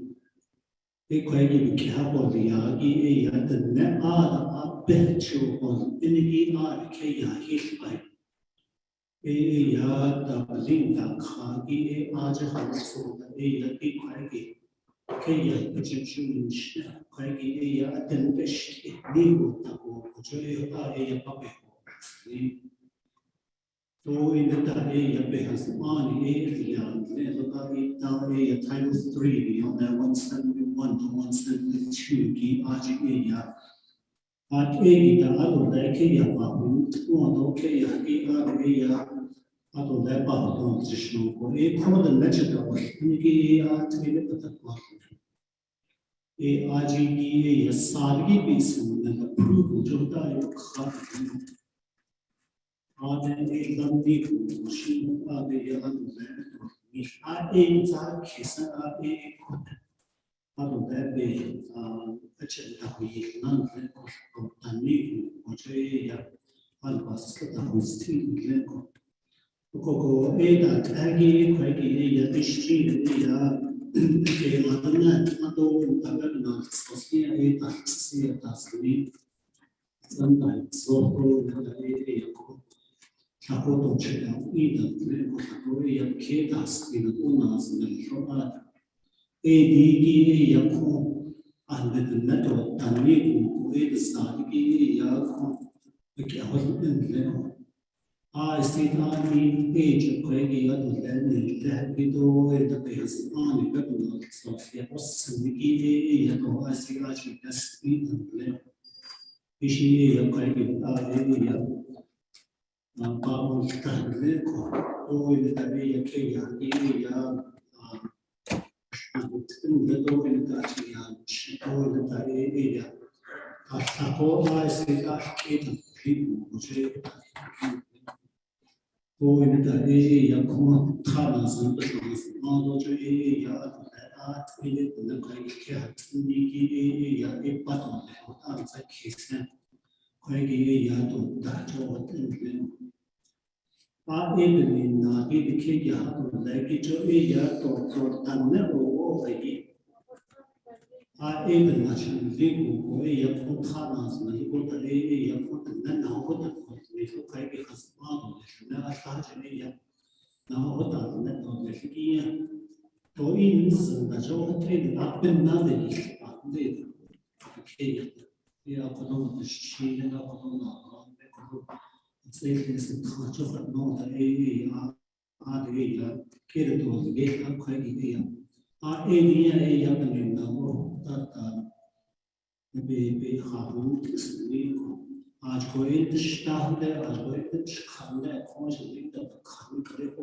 ऐसे दिन की हत्या हो सकता है को ऐसी या कोई की या बाकी अच्छी ने को ले था या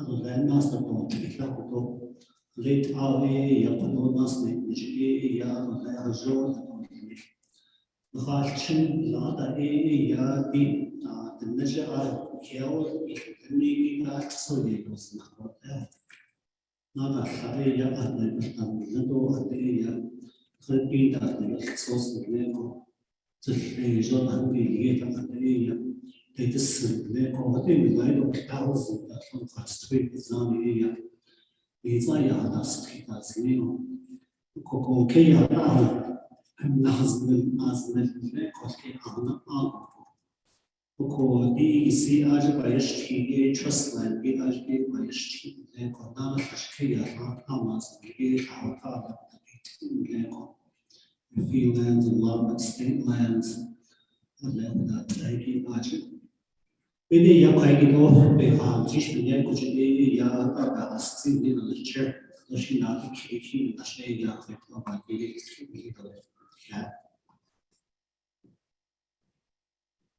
Mr. Castillo, son in the Chin Anagi, a call, Dishi Koro, like the dash, the note, Mr. Castillo, Koro Sahava Hensi, the nego, the net, the Bernal source like your society, the nego. Nego, the nego, or not the net. Toba or Nossa, it's in this between about or Tihan Creech on this age of the Nato on Nesta. What a was Mr. Castillo.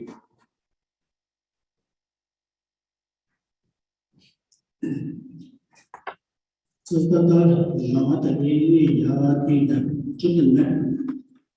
What arts and Christo Tuch was making way by now a yard outside this public house. A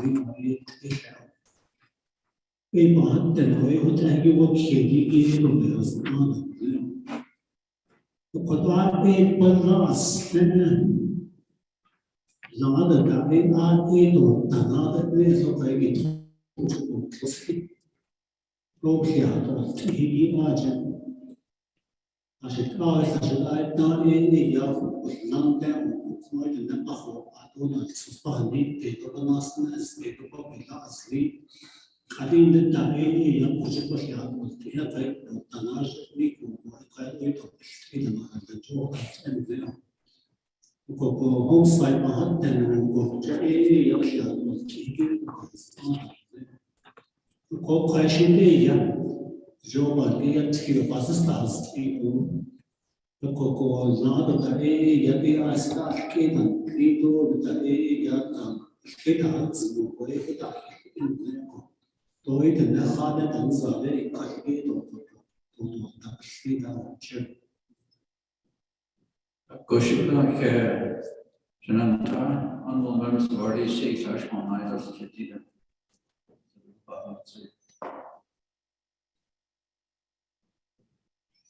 Then, Honorable Begay.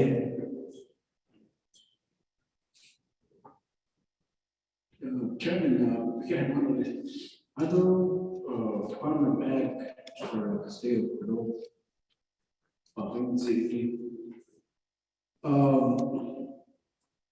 I guess the solution is what we're trying to get at.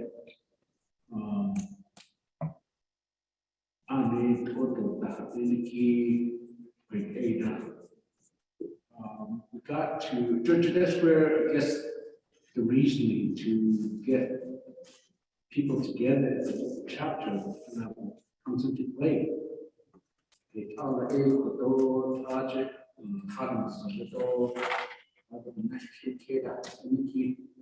and helping the local grazing official.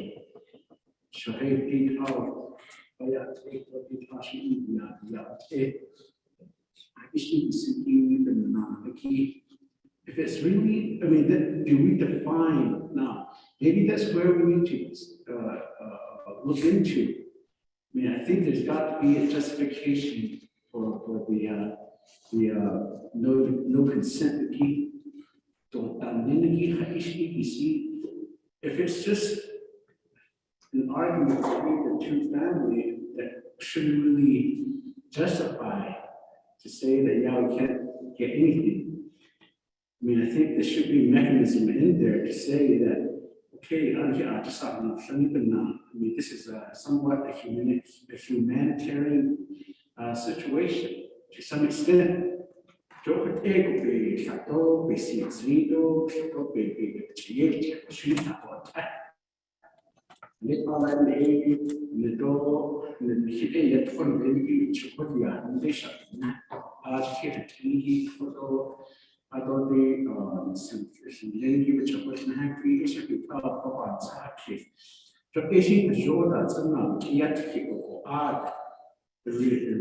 know what you could call it, the remediation process.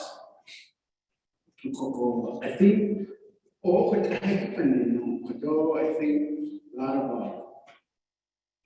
grazing permit holders. Oh yeah, this is a big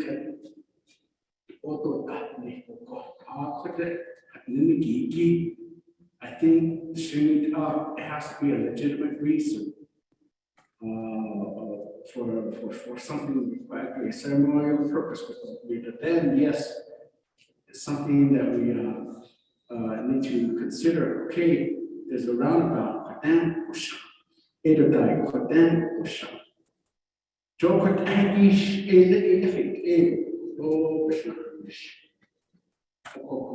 It's going to add additional to get the electricity over there. I mean, I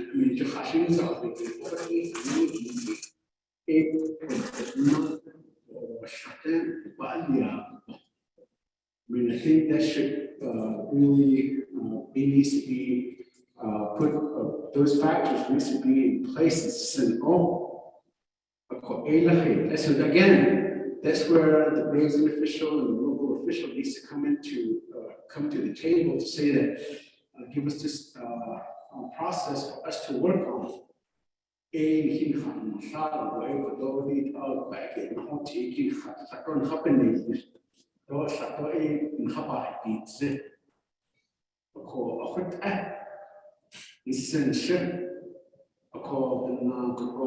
Really does the Does the federal government really have an understanding to say that if I get caught out the page to saw fully been known going later?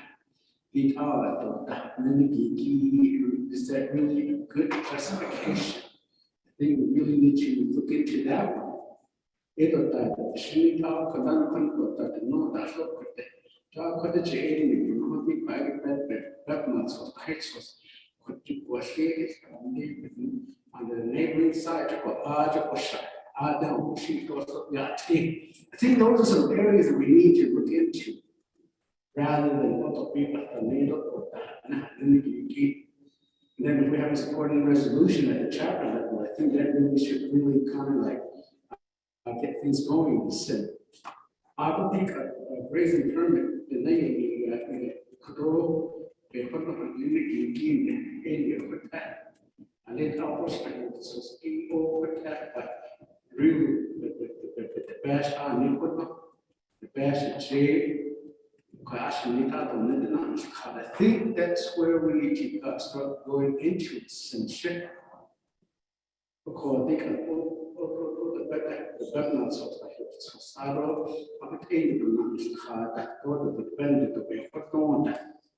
I think we got to get those area to be resolved on some shit. Because I mean, those are some areas I think we need to look into. Chairman, I think quite get I see photo that need actually we just because I live with 5 years, 10 years, actually didn't need that ever that's okay. 11 we are not that change piece of it. Well, that this is a situation because they have not carefully talked about it. That's not odd. So issue there, I think that's a recommendation that would be needs to be I guess a thorough input directly from the local officials when working with this raising permits. And I don't think. Okay, so the Rhode Island, Mr. Castillo.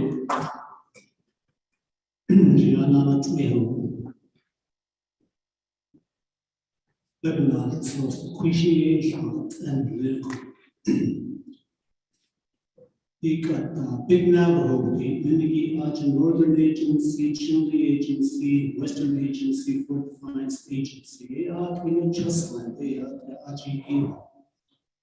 the Bednar, so say about 10,000 like she's what are we called that?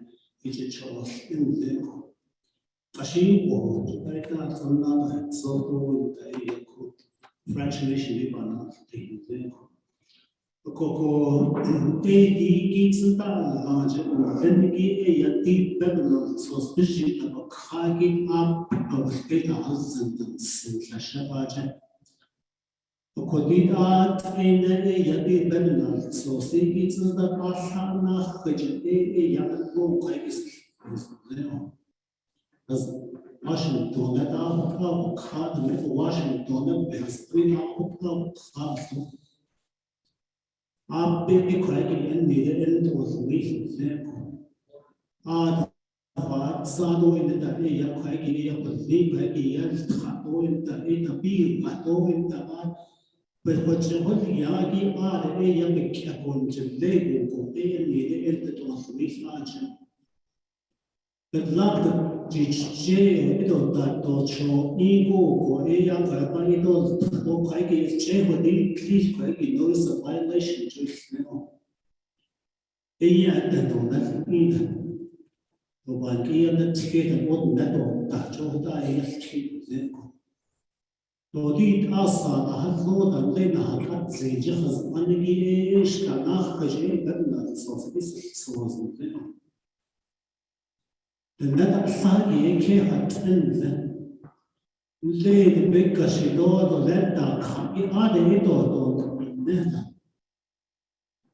Doi basis ba ilde na society of na do la do ta ni da so na khoje ko ki the eastern land or Asian eastern reservation GDA ke ya sa also in it na she na na and ko 사본 전에 하고 있었는데 그런 지금 하던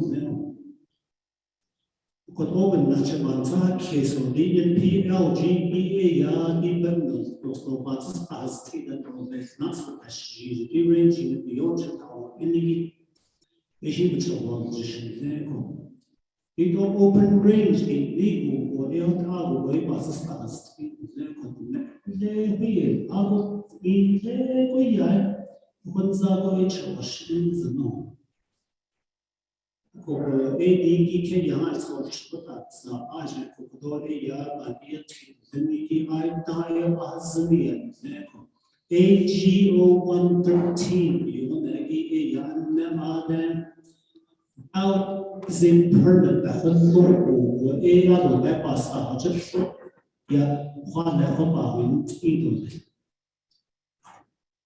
What is a valid grazing permit?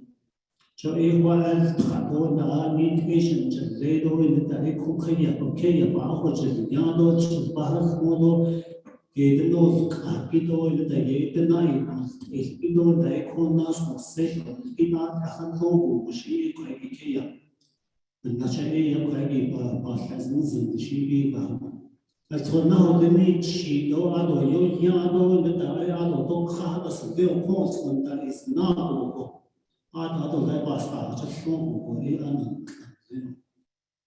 그거야 이스키 그 AGO 113 it says valid grazing permit 그래서 이게 야도 돼 이시야 스스로 야 이시나도 돼도 답이도 더 에야 봐봐 이도 나때 아도 돼도 하고 이야 아체고지 라고 인다 코나 하스 인다 아도 봐봐 이야 비가 So only the topic came never Mr. Gay do not keep I thought I should so well that came now so that the chair. Kushila Mr. Castillo. Honorable Daniels, Anesa, Echishna Anishit, Anesa. Dida, Kro, Ben Samson, Lado, Krobanian, Adikidla. Ako, Ntlate, Dr. Yeoman, Chapter was honored. Dean of Nashido Fatmas, Meldo of Lebanon, Arakayan, the AD and then if shared Tinigi community members. Bachada Tehegi, qui chapters agi, Arja Chakavos Inigi, which end the Hastigi. Ja, da Hunsen, da ja da Hassan. The Bernan Khan, Lenigishi, Titane, the Bernal source, de Jahagi, Yekher Holzen. Oko now come what Yegi, Shin Satot, and Anstida. The Bernan Khan, Lenigidi, qui. The Bernal source they chant or grass, no rage the whole Waniki, Twoto, it's in Danism. Ashford, the Argent, Tobato, Sisto, it's in Photo, Nathan, Nequi, not source, the Bernal source, not source, even in not a Kodo, Nji, Great ego that the other the Bebelan and Leniki Benanish is ego. The Naisnan Nashar Neo Kamadats ego a Yato. Nehede Goedo Behes Ani. Great other but Zilo, it is Nisa a Ajbananish e Navago. Do art as gets down cheek do on its for kissing the shirt on it on its and said ishi do yat a gate at his don't he chapes on a hug for all gate. Oko other after Because only that they could all avoid the place up and I keep on legislation again. Based ego show. Heshido the nation. Do they have a valid grazing permit? Banda Altkash, or as a Dahil sauce. Or as a Dahil sauce, or ye, double name. But ego the no aid and then the wage of the Bavana Toro, over here, the Longstone. None like Roya had Ziba to yellow man, there is rushing his cave on our daily and had a she to be Langopo. Could it be so young? He did not be on the shin, Jenna. A Koti Kwaiki has all Gilafite all days, Nathan, grazing permit tea consents.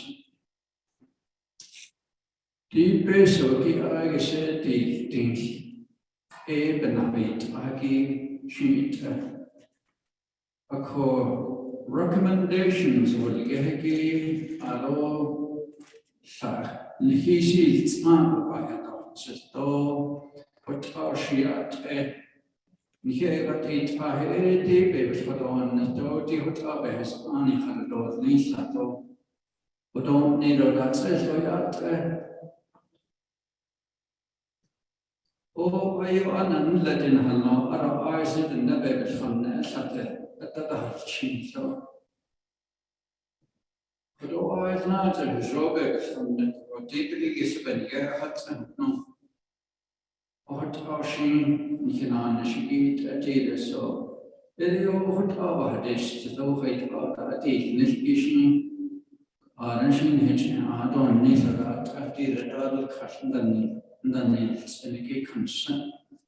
The grazing permitted, it's not so. Once whatever this station and price of that's it for over Sito or night or something that's it.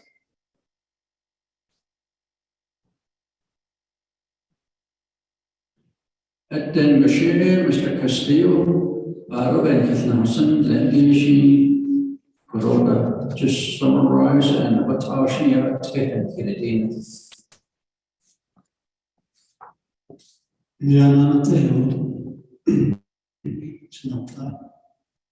또 financial 이기기를 표시하는 것은 되고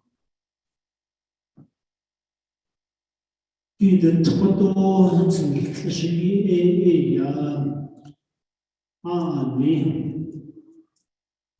가도시에 야도래 보가들 태도를 로하도시 다스티도래 그거가 나중 렌이기에 약시라다 das is 가지고 시라다 das is 나지고 저의 거기에 야 right way 노다에 야바하다 좀그 인나스에 야하데 타와도 대도비 티스리 오티 군에 야기츠 크샤데 에도 토다데 에도 이스토다 야도 하나도 나데 키에 코도 다도 제도 리로 지나나 트비도 에도 바스스카스티는 신카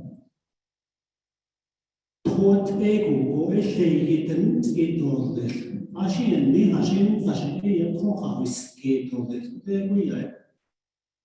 Ado sonrelde yado ile dair kebo zido khagi enhi kinadi tinde koy bu khagi olge. Aşın koy ya da tagi konake olge. Tuza konne ne hodo tışlar bu ne aşın zabo. Liga da kayda da yol kaldı bu da çeliği koydu. Sonra kebo zeydolar. Ado çelbo da project nada da kıldı bir varso. Sen kışko da baba da ado da başın zavu da sen bu don bahu antida. Aşı anne ya da sako ya ko da ado da be da do müşki ya do da şeyde o tasfikido da sınıfto sikido da eyasın kışto belki coach the Yashi, the Yabatawi, the Jote, Latapa, the Coco, Kona, Yatsin, the Has, the shape of Children, clean of which will be a quite of Tanash, middle. Toy the Ayas for Chamber, the adult, the AC, the Hashita, and then they become substance in the Hathon, the substance of Bata, and the Sabihita, some Lekos in that. Ashita does the sun, then they become another creepy people. Ah, the guitar, now she had to be that when I don't have the sheep. The killer and the idol that to me is great to die. About that kiss it out. 我那这我今天的太多是那一种，他一个他还有那个人啊，也多，他那可以我那一把这其实没晓。我个阿多心他的，那把那我发的那要不被谁给你这个我看那个，阿多那他啥也不当然，那个我托他的其实。 那那啥也要人那空大托的因的，或者吞的因的阿姐，阿是那个啥多的也他那里搞大的，那个托的人的那老师那那托的一心，都会和他的那看那个都会和他的呀，那最多的那是这个东西，你等这个那老师把人的我把那托一些给那个会他呀都。 都会很灵的，都很灵，会不像那种太过拖的把持不住的，哎呀，这种是灵的，那那个，现在哎呀，都在这里，不过AD 是公办的题，都可以哈先做个那的题，那个 AGO 113是那个 AR 的那从下面的我 A 呀。 啊，你写这个是在中代的这样听那个，多的是都看过的，啊，就是你也可多啊，都人很宝贵，你说地多，你说地差的地，你说的，你写也快给，啊，这样的多，这样多，这快给啊，都来给这么多，这快给啊，会这的，我是看到看。 就大伙你都在那搞大些都，那当你在讲非洲跟那个，这 mutual agreement that they have to do. AGO 113 mediation 有开那是那个，啊，你这那个提到的大那个啊，你那大也不是啊你，啊你那大就也可能那不是也，那能是卡的对呀，都在那个，那个快也推这个。 哦，那我都可以是看着不过，你把人贴那个到的，结婚的那是我没说看没有。阿多他们会的那个那一个新手会 case laws， Christians 的那 marital still going 的一个 killer versus gay 的那个阿多的，阿的那是的这个呀是跟我们的 customary use image 也引导为是安的。 Då är Department of Justice när ABE jag skydda anleden det då slatina ha da na khaya da då shte ishija da hunde kan nan thai do pas da chanya wel de je pas da o exchange da na do the Taliban versus Yazi AGE yati customary use nagi na koi khacha was nagi permanent I get to keep that so in the I see better actually need cash each was actually need for permanent so especially cash is a source but what aid yaki yaki to put that to make so much the Taliban versus Yazi o exchange that ye customary use in the talk of Masala Chamber. A coin Yamad, a Yahai by a team, vision was not a big man, Taki, Ashki, or Niki Masala Chamber by a team, vision over either. So a are the unhappy. They're not the judge, the jury, the executioner, prosecutor, whatever it is. It's supposed to be neutral on everything. I gave the picture of the Lagoshina to that by Kaya to take the job in a consent ki aji ya Mahata if ya or Queen she because Title 3, 171, 172, joint approval to local land use. I don't say another. Which another yard also help us to be not in the she about the she what is our chair? She bantam case she not let go of it, but sit over it, Yapoto, the Ayachado, the she Yamoka, that's the Koshima house.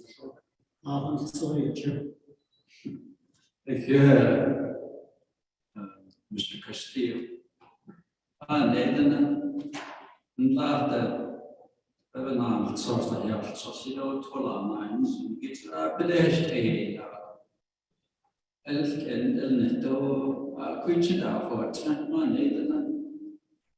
It's Odonan, Alanan, Ada. A Koan is a Hoshi, the Hotel, the horse, Chinese, and machine, sheep and Asha. What end she? I stated on nation. Olana isn't a call. Asked what it not Annie Jilingo, hot tree. Ibish was Angelingo, hotel, could no. Oh, she but therefore Titla. Nikeda, wait, all that is nation needs and I could authority happen that's Beojit that's all year, Behos Negi that's all year. Wait, oh, she was the council, she benches, the she's all out here. But are Satan. Koro Beshmas, and Shinit Nina, Arabada, was in our 300 relation to Gashananta. And the Hoda Shadow, just we. Kroll di kuchiko ya tunzam tune den sen tishne den kucho ya na sos da hit sos di tube hado le so sen tishbe hado le hige ne kro on je di le go na khante ta ne da se da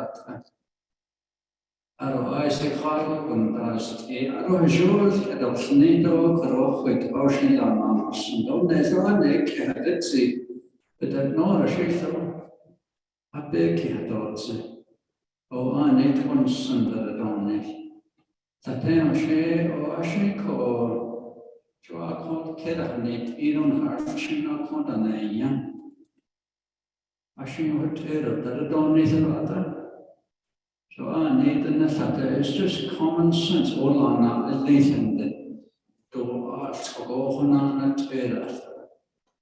like down eastern down structure on the snow and that's sufficient. As a question, they're going to chaos on town on tons of Dutch. Then a cargo nation at the hoist, the question would have been what train did she corona the cage to the cage to go here, Mr. Castillo, for taking the time to come out here, Miss June. So I'm thinking by Kahila, you will get his landish. His landish way on so she had a low base, that's 18 times that's in the gate. So here's none, that's what I would say. Now those kids, Mr. Chair, this is Daniel. Oh, that's it. I choose you the one just on the paper, then that's how Honorable Daniels, you have the floor. Mr. Chair, Oton Keynes, Koto Hunzao Echoes this. I don't know this morning, the Tokato lunch. Lunch with Aziato Katnan. I see what back here in Ecuador. I don't know, and Linigi Arentake. Nagasha Toto chapter leadership. I call yeah, Ecuador, he isn't that way in Ecuador on the one-stop shop. Later, I don't know, at Skifiko, a Landa Ildeto, Jota Ecuador, Navajo Tito Bahia Tito. Funny what I could this morning I could delegate freely could my brother would had three could chaos and no had I really feel for my brother without that delegate freely could okay has make that land status at Missouri within the on the New Mexico side. I go on that I got end the Chocoto by Halita is at all niche. Halita at all niche of at Kessico. Equato at all later. The way not all less. That's what I of Papa and Fah case with off. EIC, I could out Senat Amos, then give Papa Yasti Aronan Navajo Land Department. As the English to are in the Quato and the that's you that different departments. Because this that's is young. Jonathan then from the Baban first case what end I don't have been on the show. It takes time. I don't know could do such Chateau Nista. I don't have in the show. Takes weeks, months, even years what I tell them but in nature home. For the quick yes, take you them. Today, Hansa, that is late with the Cocodo and Ray Dam. He could have asked to on the Western Agency side, because in Ray Dam, some of the chapters in the Ray Dam, Fabi Kendona and the Ray Dam, Chateau, chapter boundaries, in the great service area, it goes into an NPL. So that the NPL residents and Liniki, I gave what I Minhan and a call out of there. Cheta your kid ho. For a quake away about one such case for yes, so Papa Bahajo Bain. So I asked make it and again. That's for the better and that's the best to see it that I don't know one that better and has the so AC could I Papa is hit or let it go. So the great how will this one-stop shop help NPL residents?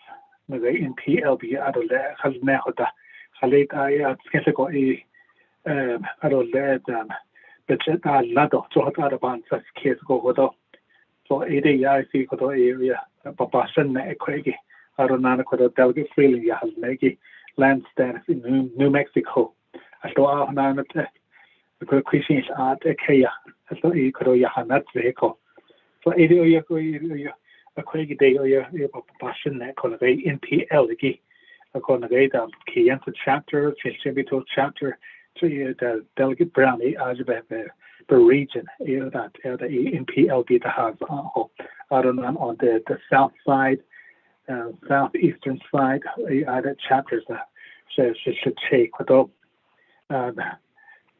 delegate key element became as the region to what so it is quite a little about this vehicle, but I don't agree that the by yes, he could don't know about yes, he could AIC about here and a whole.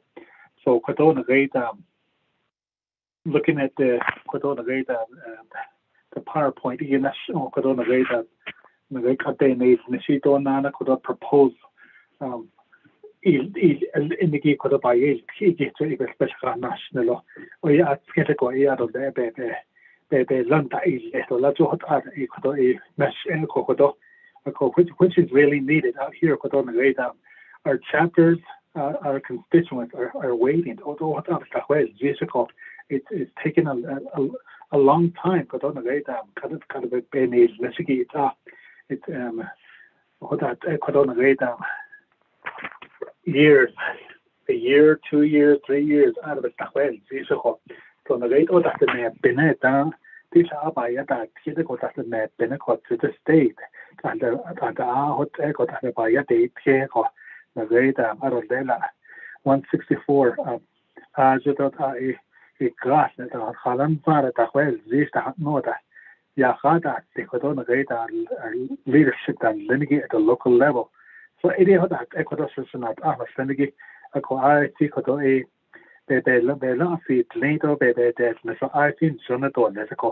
This will really our Navajo people. I think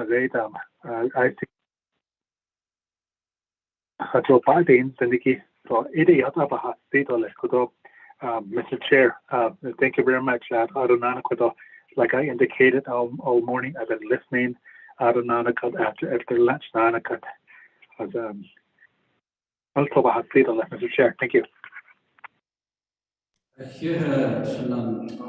Honorable Daniels, appreciate your service to your communities as well as the great Navajo Nation. Arakara, Navajo partition land behind the Dida, Aja, Nege, and Das, Dida. They're in dire need of infrastructure. Rishi Tapawal Tapashi, Yat Ewa, Ayel Tilobanite, Adi Bekeda, Don Nation. We need to be concerned about folks in that area as well as Eastern and the former Bennett Freeze. So, I don't know what I'd say, I don't division director, I don't know how 20 though, I don't know, I don't know, Dick Hunza Biki, Do, Rohan, Sabashina, Tagi, Tessane, Nikita Koya, yet of Chi, Nikita Koba. Are you okay with it? Yet of Chi, say yes. Nihilatsun and Haranina. You're good with it? I'll tell you. Okay. Thank you. Ayo Danda Street. Thank you. That's what I say. Data corroboration, permit concerns. Honorable Stewart. Chairman, staff, those directors and the supervisors, Mr. Castillo, media agency, Mr. Castillo, it's always good to hear your thoughts in the position you hold with Department of Agriculture and through your experiences working with the Department of Agriculture and raising officials. You always share your thoughts in the district meetings I attend. I appreciate that. Honorable students for coming out and being here with us as well to present and share your views with this one-stop shop. Listening from day one to now, each and every time. It's a case of it's like turning a wheel. Every time we meet, there's a different part to it that comes in again. So now it's a case of it's just lost. That's what I did again today. Through this process and the presentation again. I said, I was looking back on it, looking at the information that was given to us to this point again, that was shared with us as far as what you all see within your programs in your departments. And then as a grassroots level, we look at the permit holders, Club C, and then the chapters, the departments, the programs, the community, we have different withdrawals. We all know those various parts of withdrawals, whether they be for a home site, whether they be for a business, whether they be for an entity to move in. And then we also have, the policies by and through all that has been set forth, you know, chairman, you know, to say that, you know, it's on in certain areas, you know, it takes that common knowledge just to say, okay, yes, let's move forward, let's shake hands and move forward with that. What was stated earlier, you know, for development to happen in any community, you know, it's the projects that these leaders in the community have and the shovel readiness of it, and how we're still dealing with those 5 years into the process now, where they're at. You know, when you go back to the community, you know, you have the grassroots that say, Shalchana Ale, indeed, now, quite a one daily, she, Masana Che, Nala, Kat A, each Hadatse. Then we say, okay, how do they start the process? Giving the process.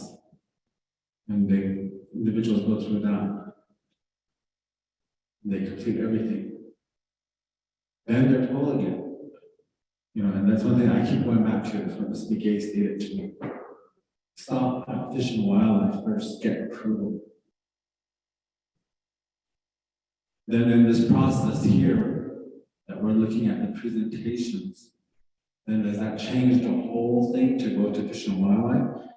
And then when we tell grandmas and grandpas, we're told no, we can't live there because of the species or these things that live there. If it's grandma and grandpa that have the grazing permits and they want us to move back, and yet from our own government, we're saying, no, you can't live there. Because those grandparents, those great grandparents, they know that issue will not quite again. That's what I'm thinking about. So through this whole presentation that we've been hearing all this time, is this going to revise that? Is this going to change that part of it? To say that we're going to go back to the Shalom first? Or any type of lease that we're going to get, or home site, or business, or an entity. That's what I go back to. I don't know, maybe I'm just looking at just one area, but that's what I think, Chairman. And those are thoughts I have in the quick circus stage to the grassroots people, you know, that have those permits. They take care of it. And we, you know, we the next generation did the same thing, you know, that's why I advocate for the ranchers and the livestock holders, you know, to say that, you know, this is what is the vegetation there, you know, how we've been pushing for the agriculture infrastructure funding, you know, to help and aid in these areas for our livestock owners, and you know, which I'm still being educated in as well with the funding area, and we're still being educated as well. Each and every day, you know, we learn something new, and each and every day we try to take something out from it to, you know, share with our community members. What we're going to do, how we're going to do it. So just, and working with the club steeds that I work with in the communities I represent, you know, this is one area that I want to go back to say, you know, this is what we're going to do to try to improve these areas. You know, because I want, just like you all, our communities to succeed in what they need to do. And where are we going to go from there? That's why I'm asking, is that going to change this part of the legislation? Or are we going to revise it in it? Because I know, you know, we stated, you know, we're going to look at, you know, the next part, you know, DOJ and our legislative council review as to the discussion of changes, and then also from President and Vice President. And then the legislation that we all stand behind, but are these going to be changes in there that we're going to do as well to make it suitable for everybody? Those are my question right now, Chair, and you know, also to hear thoughts, you know, from the the our manager should say, because I understood to just point out what are her thoughts. That person that comes in with new thoughts. Maybe we've been on this field for so long, maybe there's something that she sees as well to share with us in that area of Shinan. Those are just my thoughts, Shinan. Thank you.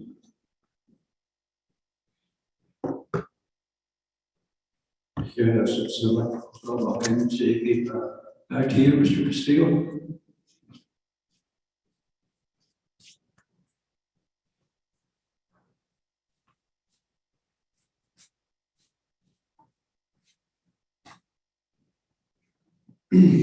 Yana Teo. The years and all the need of this trip that I've been with. The front in the game, other about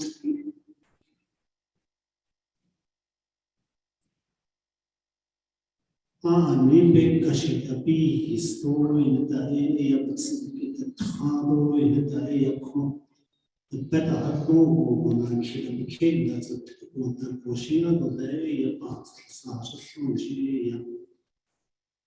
I just treated. Well, you're clear as the other something, other water that to check in our other, and not about that and not what catching this area. I be no one thing now. We can't understand. I should need the little bit in the kid that. But I see the kid that starts to know what just now. So there's a bit that it's not new. The church of Bali isn't there. I should also the area of the kid, the door here. They had to be a some case of business for passion.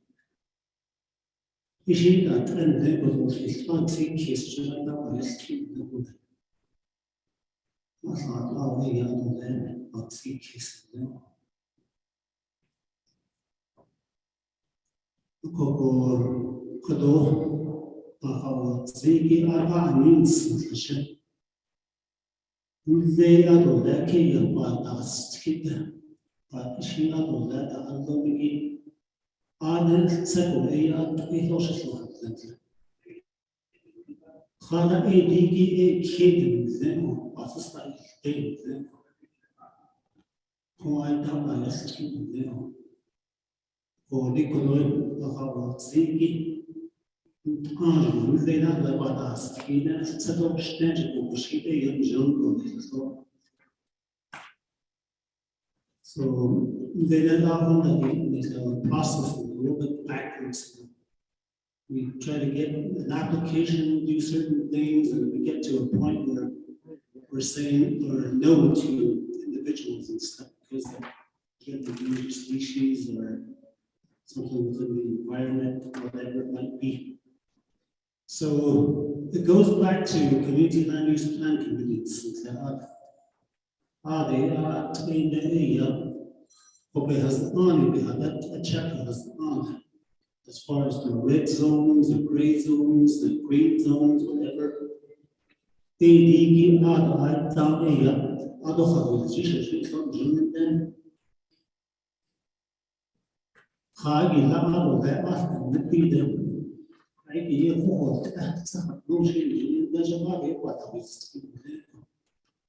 Don't doubt that I comes not nevertheless, or you know, those who are data also that data.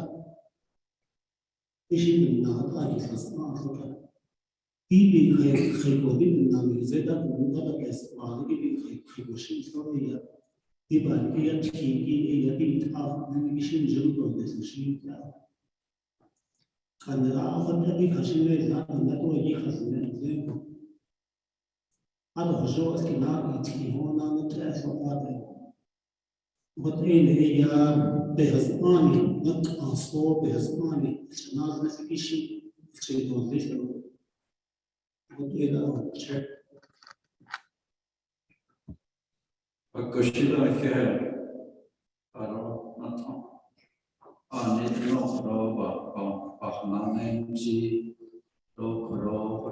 Shia Te Tatano, Ne, Avata. Shane, on today's case, Mr. Castillo. President Bangladesh, Asoshin, Benedict Policy, Honorable Vice Chair Walker.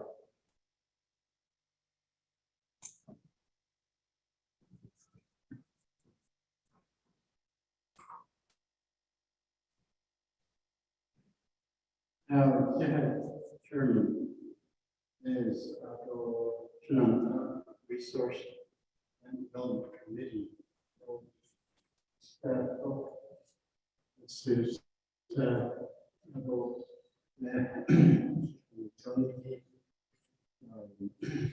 policy.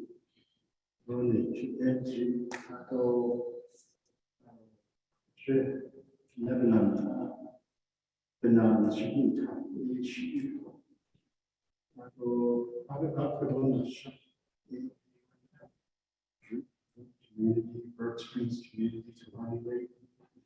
This is my neighborhood, certainly.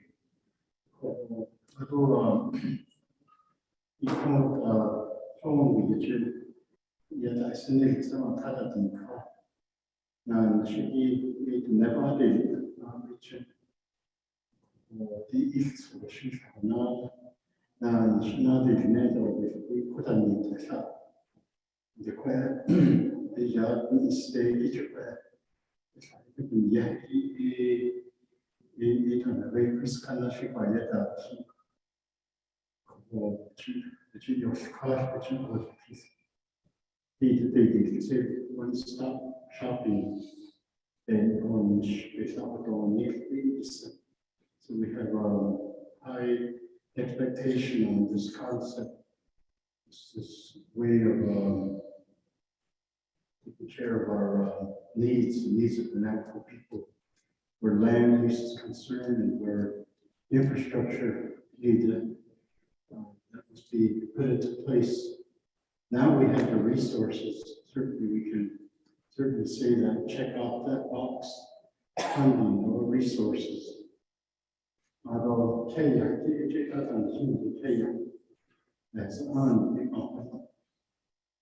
the processes to obtain land use, the proper steps, proper mechanisms to get to that point, to use land, to even get people.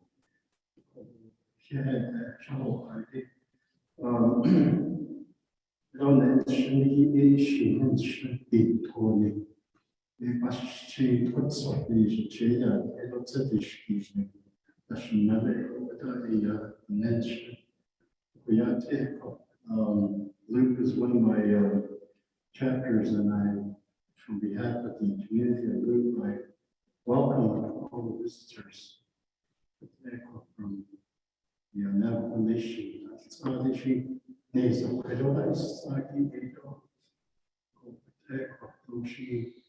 I will continue to listen and provide feedback to my leaders here.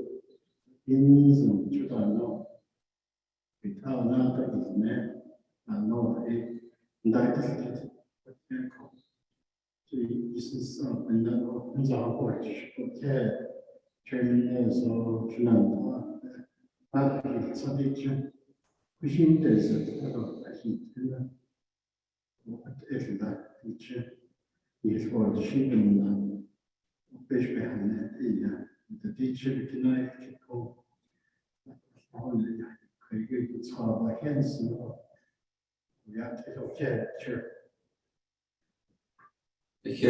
Honorable Vice Chair Walker. Raising permittees consent. Mr. Castillo, his name is then we'll go down to C on the agenda.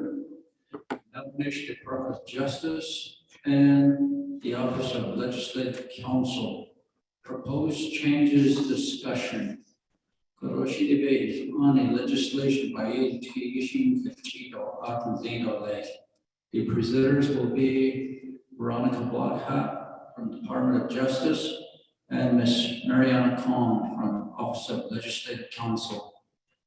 So with that, Ms. Lockhart, you have the floor. Good afternoon, Chair, and members of RDC. Can you hear me okay? Yes.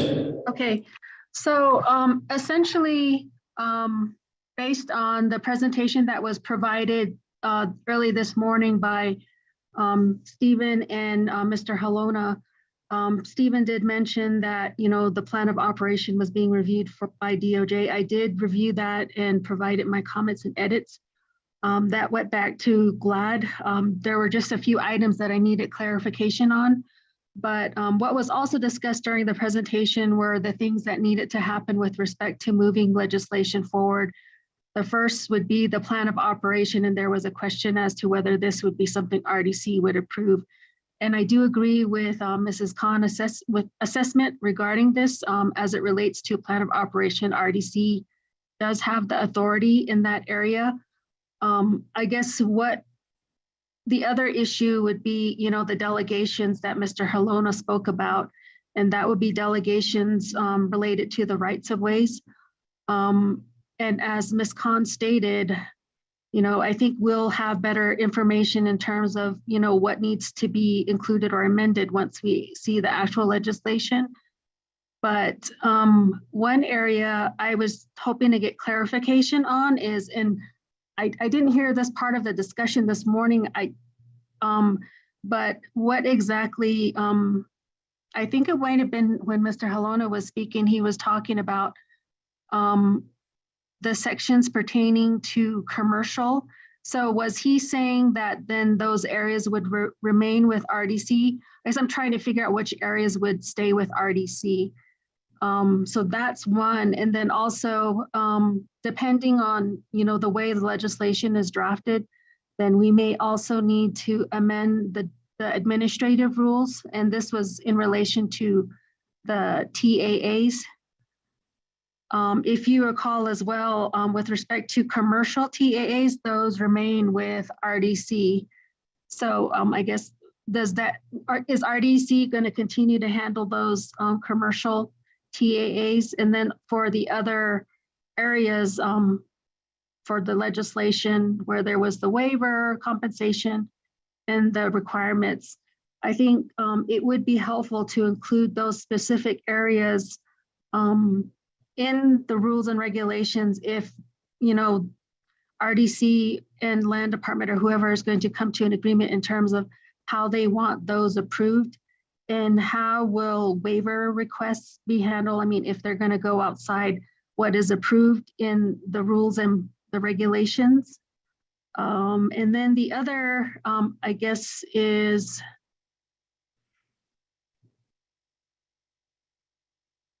just for the electronic reviews. There was mention of DOJ being part of the electronic reviews. I was just had a question for Mr. Chichili in terms of when GLAD will be meeting with DOJ to discuss implementation of the electronic reviews.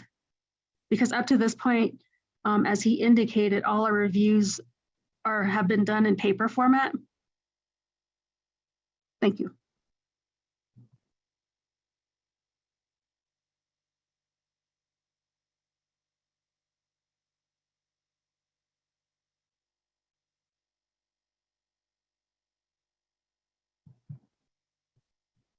Could you get a microphone, please? Thank you. Good afternoon. Thank you, Chair. This is Etsy. As far as Ms. Blackcat asking when to meet with GLAD, I'll go ahead and reach out to her directly, and I'll set up that communication along with Mr. Halona and other regulators, as they call it, to meet on that, hopefully before the end of the week. Thank you. Mr. Halona?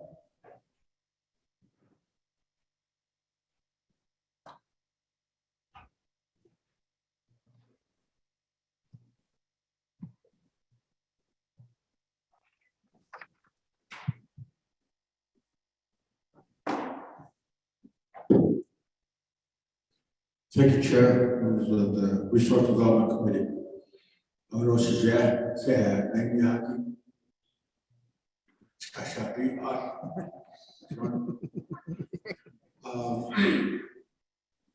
I guess, overall, what some of the recommendations that we want to put in as a result of this discussion today is it probably would have to be discussed as a team and to take our notes and put them together so we can put those in the draft. But what I do want to say is on the consent side,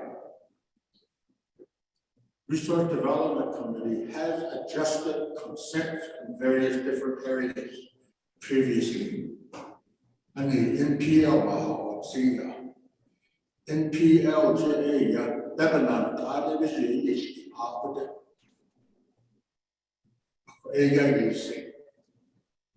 the grading official is the grantor. I guess the consent is signed immediately for home site for all projects within 90 days of permit. And then in the home site lease regulations, I'd say that area, it wasn't defined as to how far you go out for consent, meaning if it's a District 3, is that everybody in District 3, or who do you go see? Who gives you the consent? So it was kind of, we left it up to the grading official to determine who were the actual users. Turned down, AI said never. What that shows is that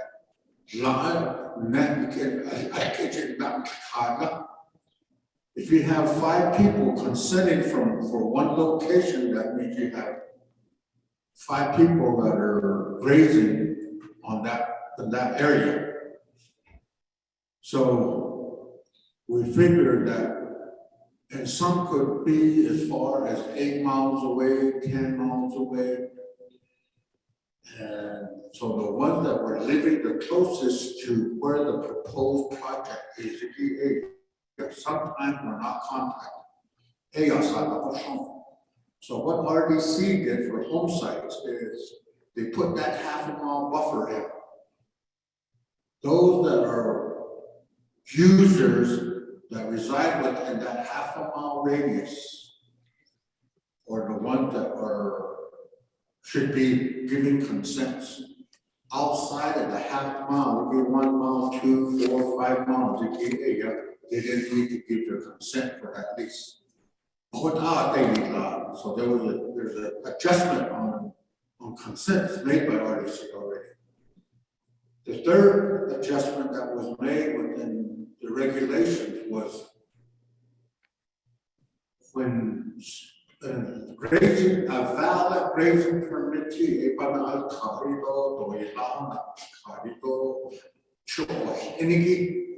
that was what we determined as a valid grazing permittee.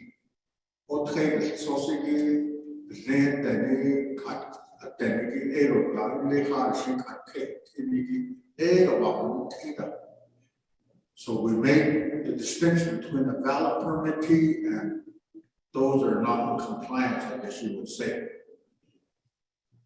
So it is up to the grading official to determine who those were.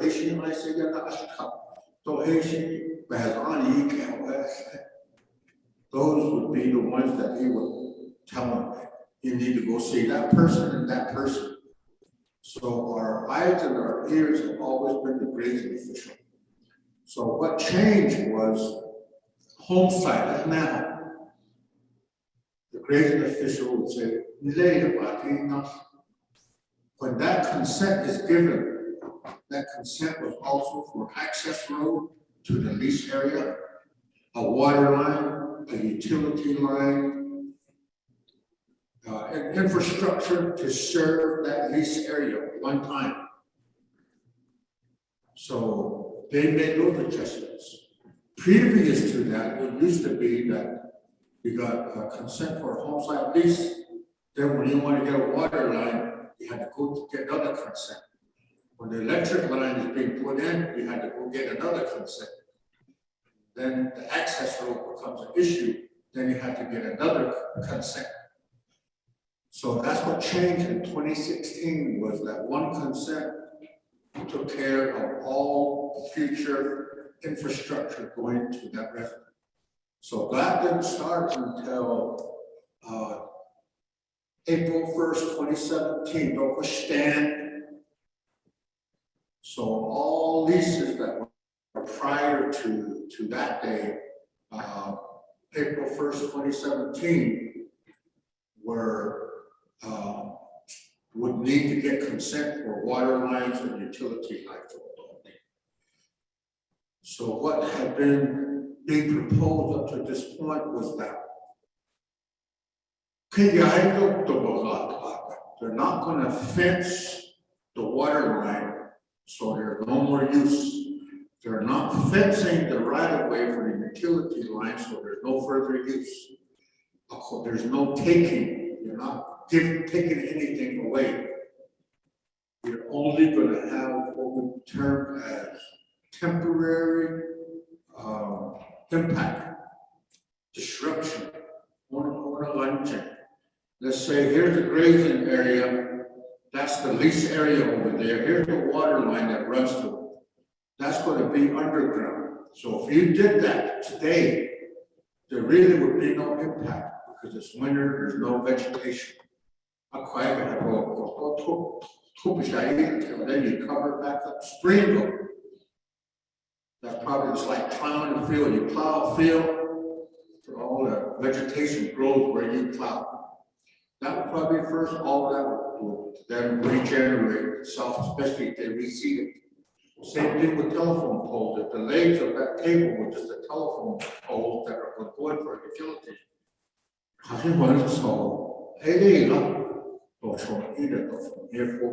Out of the kitchen, so they still have use once that project is finished.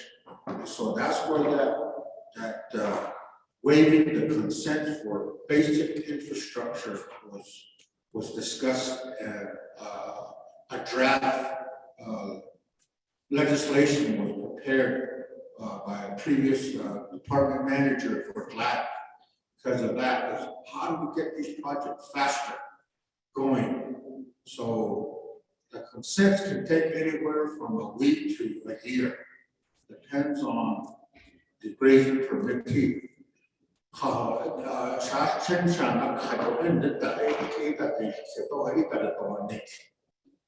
So they'll be back till Christmas. So you have to wait till Christmas for that. What's going to be determined as when. We also discussed, we put a timeline when a grazing permittee is notified of a project. How much time should they have to make a determination? Are they going to consent or not consent? Or are they going to ask for compensation or not? What would be the timeline? We never really came up with a timeline, but we thought maybe that would help move things quicker. So this consent side of the conversation that we're having now has been around again for several years. How do we address this part? How do we make it so it's going to be simpler to get projects done and get it through the process where we need consents? Go ahead. Finland, the Navajo Nation is the owner, so we consent and it's done and we continue to move forward. So anyway,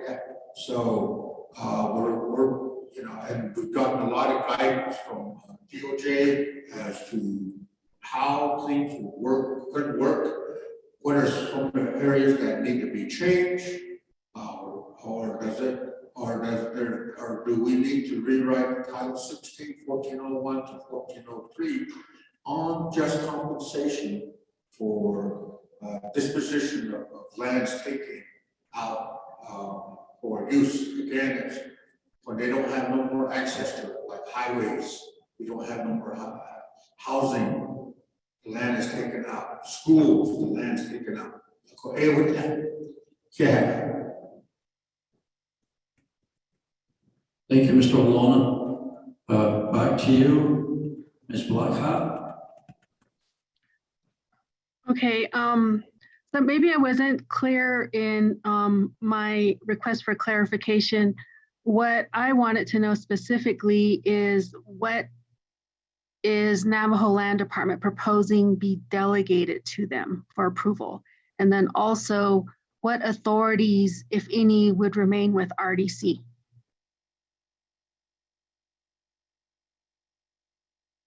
Mr. Olona. Thank you, Chair, Ms. Blackett. I guess what the team, the team working on the ARPA regulator team is looking at is those leases, rights of ways that are still going to RDC, which are rights of way for non-Navajo entities. Okay, so all of those we're saying would have the same process as we had, that the committee had delegated to the land department for MTUA, that they just go into the land department to approve, then it goes to BIA for the granting of that right of way. So all of those right of ways, mission site permits then would also be going to the land department for approval to streamline the approval process. Home sites, telecom, APDs, all of those are already have been already addressed and delegated to the land department from RDC. So those are I guess the remaining projects that we are looking at. And I don't know if Stephen don't mind if he has others that I missed, he can mention that. Thank you. Ms. Blackhart. Okay, one more question. So what about the commercial TAAs? Would that still remain with RDC? I'm asking that because the previous delegation for TAAs only goes towards the non-commercial aspect of it, but there is language in the rules and regulations that state that RDC would still have authority to approve the commercial TAAs. Mr. Olona. Thank you, Chair. Ms. Blackhat, we did the TAAs. Yes, we did leave the authority for RDC to handle all commercial. In the event there's negotiations or what they wanted to do, we felt like the land department shouldn't have that authority to do so. Since then, to date, we've had some utility companies come in and say, okay, this is a commercial line. We have gone to minerals. They gave us an assessment, and we're willing to pay what has been assessed by minerals department. Do we still need to go to RDC since we agreed to the commercial? Then we tell them yes, because it's a commercial line and RDC has to approve it. So what we're proposing is that if there's a commercial line has been assessed and the applicant agrees to the assessment, then they won't need to go to RDC. But if they would still like to negotiate what minerals has come up with and don't agree with it and want a reduced rate, or they want a total waiver, that should still go to RDC to make a decision if it should be waived or not, or reduce the rate that they have, that's been assessed by Minerals Department. Ms. Blackhart. Okay, thank you. That he answered my questions. But as I stated before, I think once we get closer to getting the legislation drafted, I think we'll have a better idea of the other documents that would need to be amended if necessary. I don't know if the terms and conditions would be changed or not, or if they would stay the same. But most of the recommendations that we had issued with respect to how to get the legislation going and what needs to be done has been communicated to Mr. Chichili. I don't know if there's anything else that I missed or if there's anything that Mrs. Khan wants to add to this. Thank you.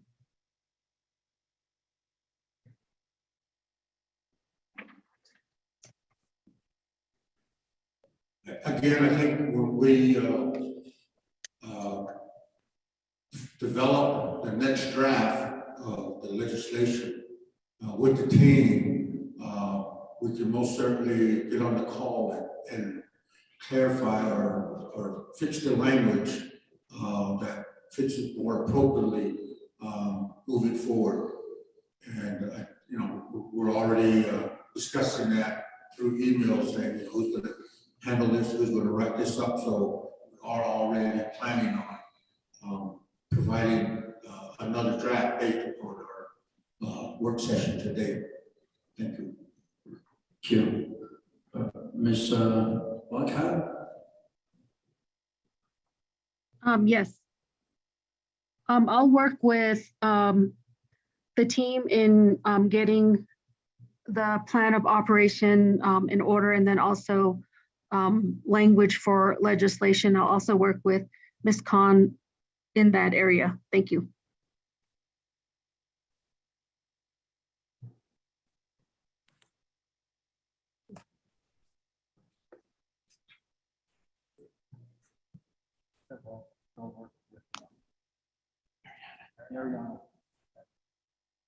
Thank you for that, Ms. Blockhart. Ms. Khan, would you like to add anything? Mr. Chair and members of the Resources and Development Committee and members of the Navajo Division of Natural Resources and Department of Justice staff who have been discussing this issue, and many more people in on this discussion. Very much value your cooperation and your knowledge, on the ground knowledge with regard to this very big issue. Mr. Chair, at this moment, with the topic now, I don't have any questions. I will work with Ms. Blackhat with regard to certain issues I think would need to be addressed in regulations, such as particular waivers of compensation bond and such, with regard to what usually happens when it gets to RDC, to make sure that these areas are addressed. But I will work with Ms. Blackhat on those certain issues, Mr. Chair. Thank you very much for asking my opinion. I'll go on mute now. Thank you, Ms. Khan, for that. Shanantai, Karosta, Wamadas, Kitira. Niket Namasanegi. Niket Batitai.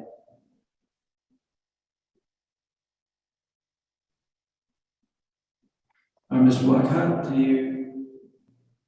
do you have like a draft legislation? No, I don't. I don't have a draft legislation. I think what we could do as a starting point is go off of the TAA legislation that was approved and kind of modify that to fit the purposes intended here. And the same would go for like the mission sites. But we could use that as a starting point and go from there and then make changes as necessary. Thank you, Ms. Blackhart. If there's any other supporting documents that you need, just let us know and let the departments, divisions know so they can disclose those information to you as well. We would like to have this legislation start going forward for Resource and Development Committee's approval, and also working with our Legislative Council, Ms. Mariana Khan. Ms. Blackhart. Okay, thank you. I'll do that. Thank you. Ms. Khan, anything else? Mr. Chair, at this moment, no, I don't have anything else to add at this moment. Thank you, Mr. Chair.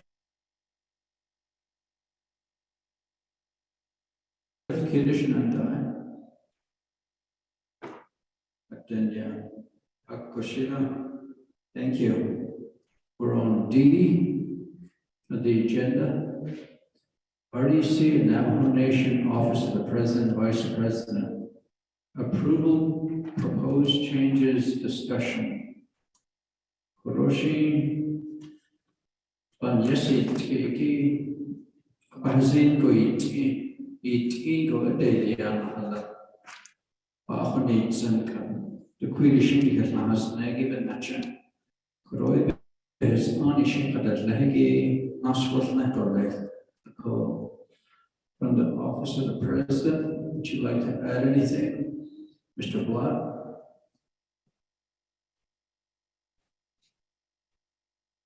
You're on the agenda. Mr. Filford?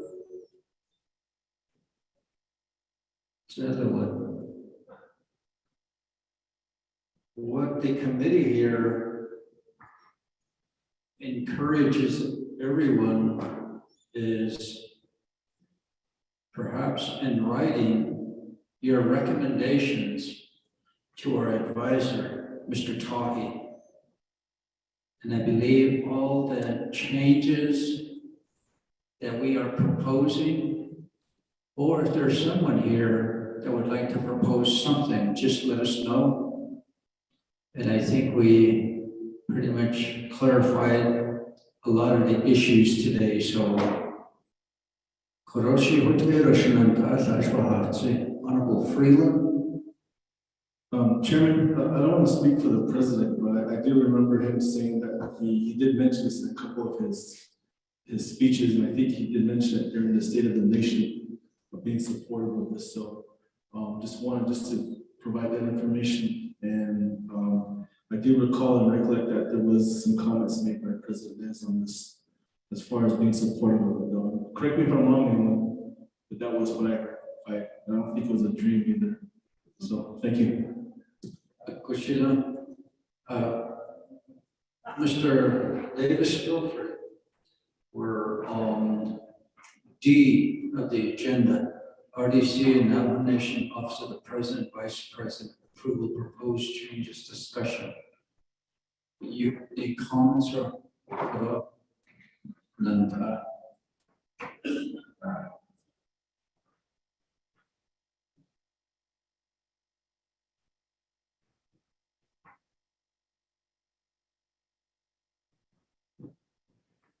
Chair and members of the Resource and Development Committee. Eto Nadahi Sanigi Do Yamte. Zono Anake. At the last administration, one of the powerful RDC that they created. Tanachijina. Adoko it's the hack. The don't Jesus now it are connected lay. It'll die car when things that many echo. Even on your shadow, as your DC go out of the they don't what they Before I get to the president's position on this issue, 1996 can't not mention those last mobile homes these 1 year to electrical line in Shikir and the Shai.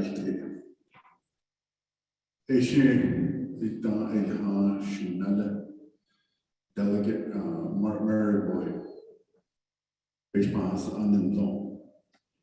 Basically, that team don't need to shit without any consent.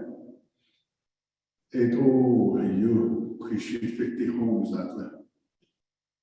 But they're gonna go across the road that has the Kados has there. I'm pretty sure Mr. Helon is aware of this. But it's for Yindi with the Rocky Mountain Power in Utah. Christian chapters, it's on the Yida. Christian electrical line, don't thank it in the Rocky Mountain. Even in Rocky Mountain, buyout day, yeah, no, NTUA, they play the entire Utah. They connect. They not heard that you know, my legislation, Rocky Mountain was bought out. Rocky Mountain, in June, they check the snow. The guy, the kid on the NTUA, that's for reason. So I know at least that. They go west, but the consent decree by yesterday, I know what it does to people. Oh, for you in our area. Through this one-stop shop, they get a big so he says, they go as an example. The grazing official at the time, a scheme was signed in late. The grazing official and the land person were siblings. They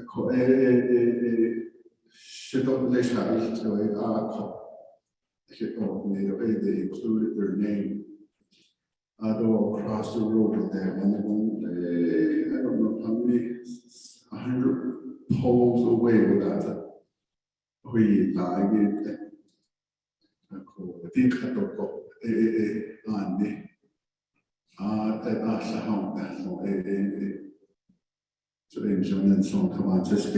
But we had our division directors meeting this morning. Most of us were on there, and the chief could have done this, the Paulson. So I have got some new check. But I don't know shadow they so but according to him, we're just waiting. Scheme of the land could also die in the 11 year old and on the so as soon as you drop the legislation, people to add it on, we'll see how the legislative council drafts it.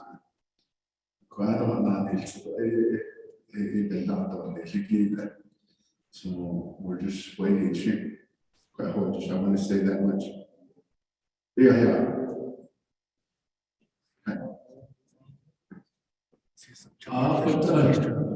Mr. Philford, Division Director is not Finnegan. I want to say thank you for being here, taking the time to be here, offering your recommendations. All we need to do is hand it over to our legislative council and start drafting this legislation.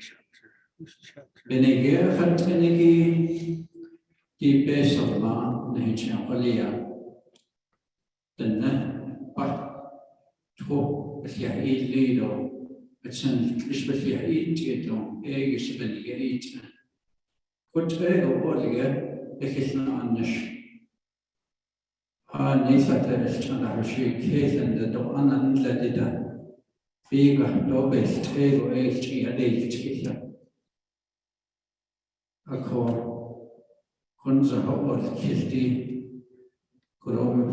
Mr. Philford Nana. Is legislation for us later in Kesna. Neighbor is that time. So I believe RDC on Solado left. She previously a lease. Neighbor is here. So before we get handed over to Mr. Tom Platero. At the Mr. Tom Platero,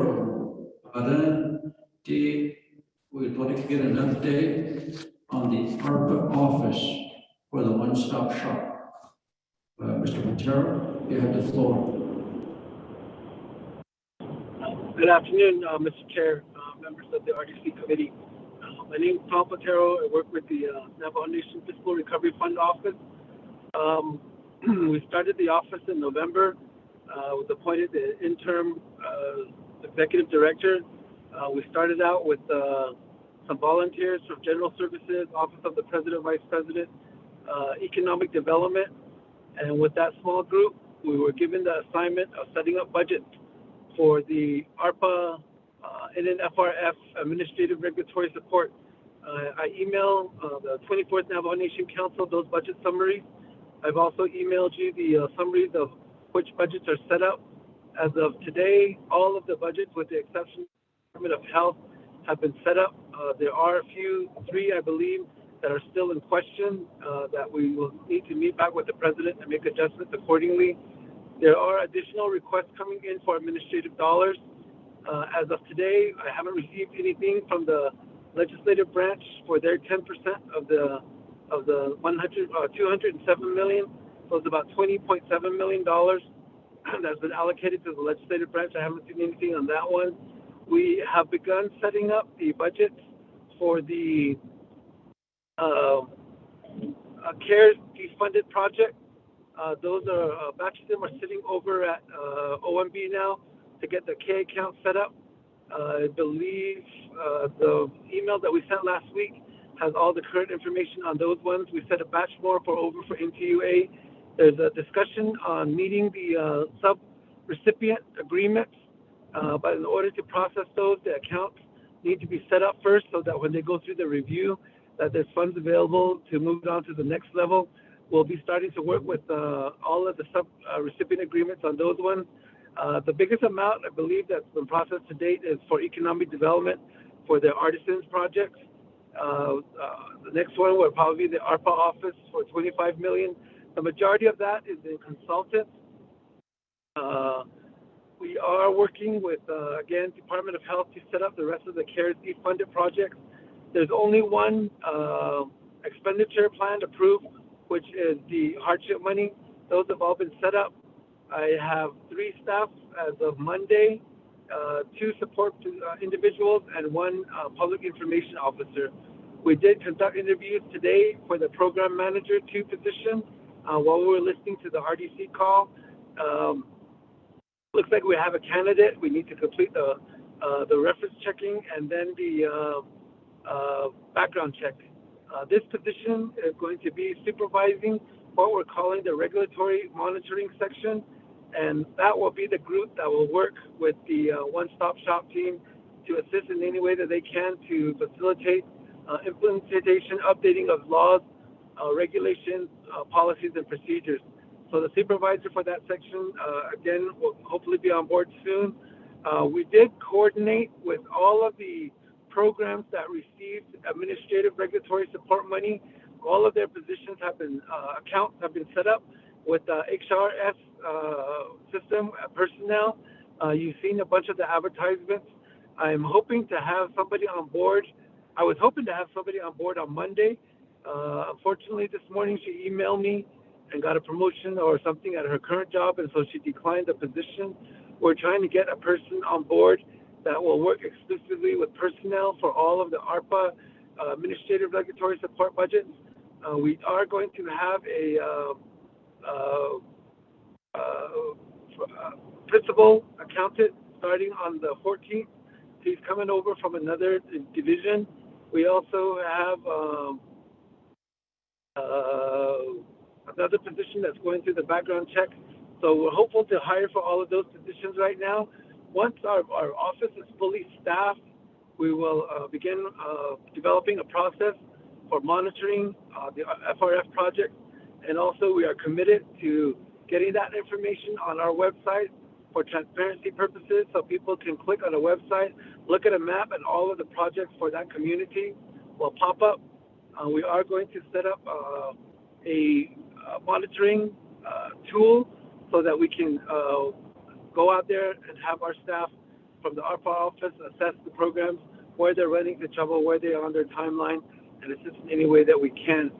We are hopeful to have a full staff within the next month. We are doing a couple of side projects, just so you're aware of it. The big one that we're talking about is with the Division of Human Resources.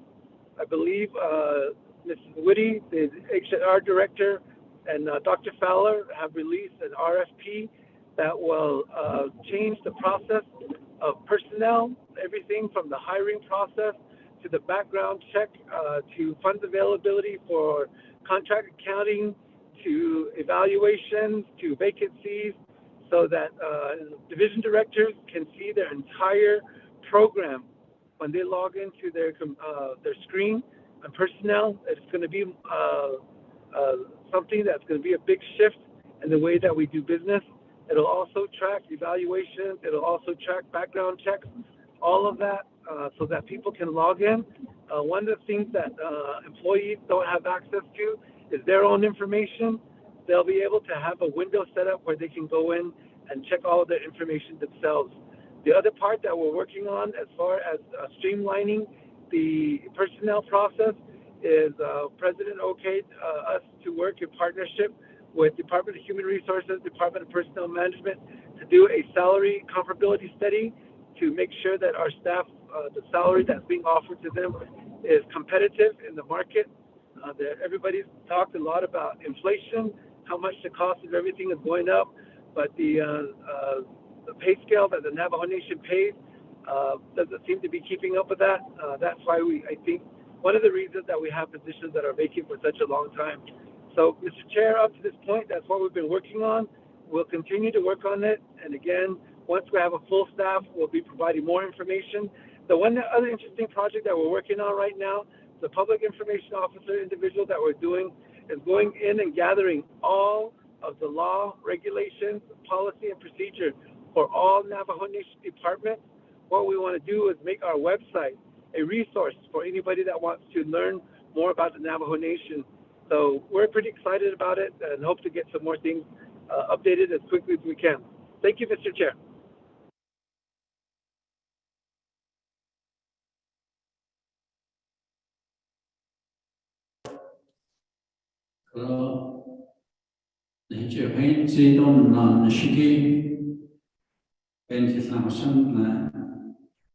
We will make sure that RDC on our end does move on this 3 legislations that we have before us. Ako ishi, ako eki, ako teidole, ako plan of operation ishi at esato behadet el koron hat orne, and the koro Mr. Halona yen his nasna data legislation that grants Navajo land department approval. The launch will be struck and highly up and down. I don't introduce legislation on the TAA commercial. File RDCA Azabasa Lahiki Ashina Kikona of a potato lake. Ado data Saege legislation that addresses OPVP's final approval. Ohotoshi's kidney netko sabe danadi tahi belandi gles lido shanant idol kromis patero thousand legi here shanant asadash idols kidro Honorable Keel Begay Jr. Again, Mr. Rotero, it sounded like you were in an Echo Canyon. Try to follow your report. Actually, that's a sound. My main question, although earlier, the base of you bunny was short staff. No, can you be more specific? Especially these critical programs, like the Office of the Controller, doing a lot of these processings of tracking, auto, land department, needing additional staff for home site lease document processing. What is the actual time frame? To basically not listening, to Sapeta English, Akoko Elafit Kodo, D, Not Mishiki, Betapaye, Niniki, these critical areas like what's Halanza, which is Ashis Kando, the Monas, the Enna, there's a Doshin, Dakado, to Nenda in Nito interview that as Neto high process, need with legal, which is not having Gishon. As I've indicated earlier, the chapters that I represent, some of the community members are being told that they need the home site lease process. The department keen on it, and we will get to it when we get to it. We can the stop and on the shiki that Jonah didn't a couple Halet, a deed,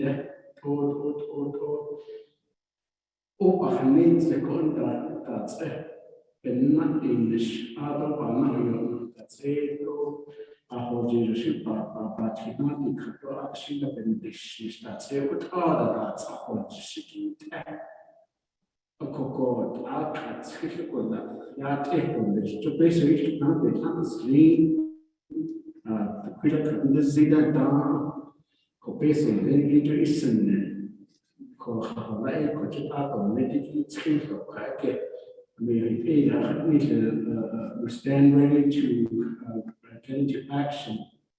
We have enough resources, we have enough personnel, we have enough supplies. Then we see each other,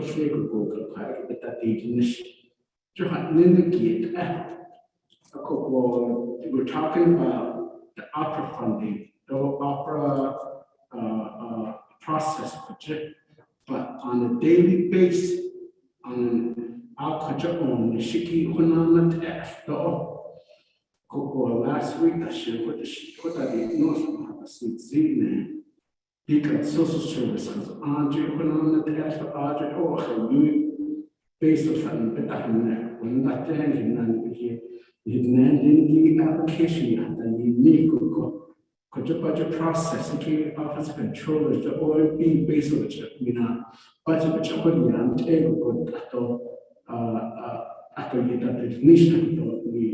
so that's an area I believe each of the program director, the program and it's a could you accept an ambition so that the new the normal regular daily process and that's all text project a cocoa would ask I can identify those needs to teach out with the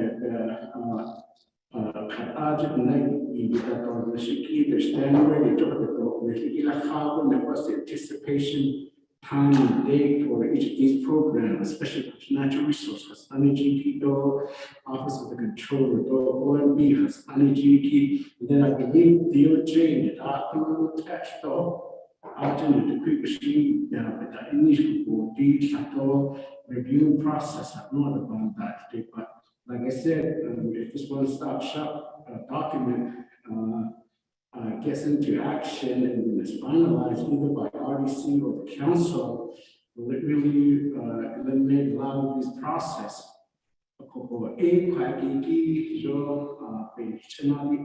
Mr. Patero, Chairman. Thank you, Honorable Gay. Mr. Patero?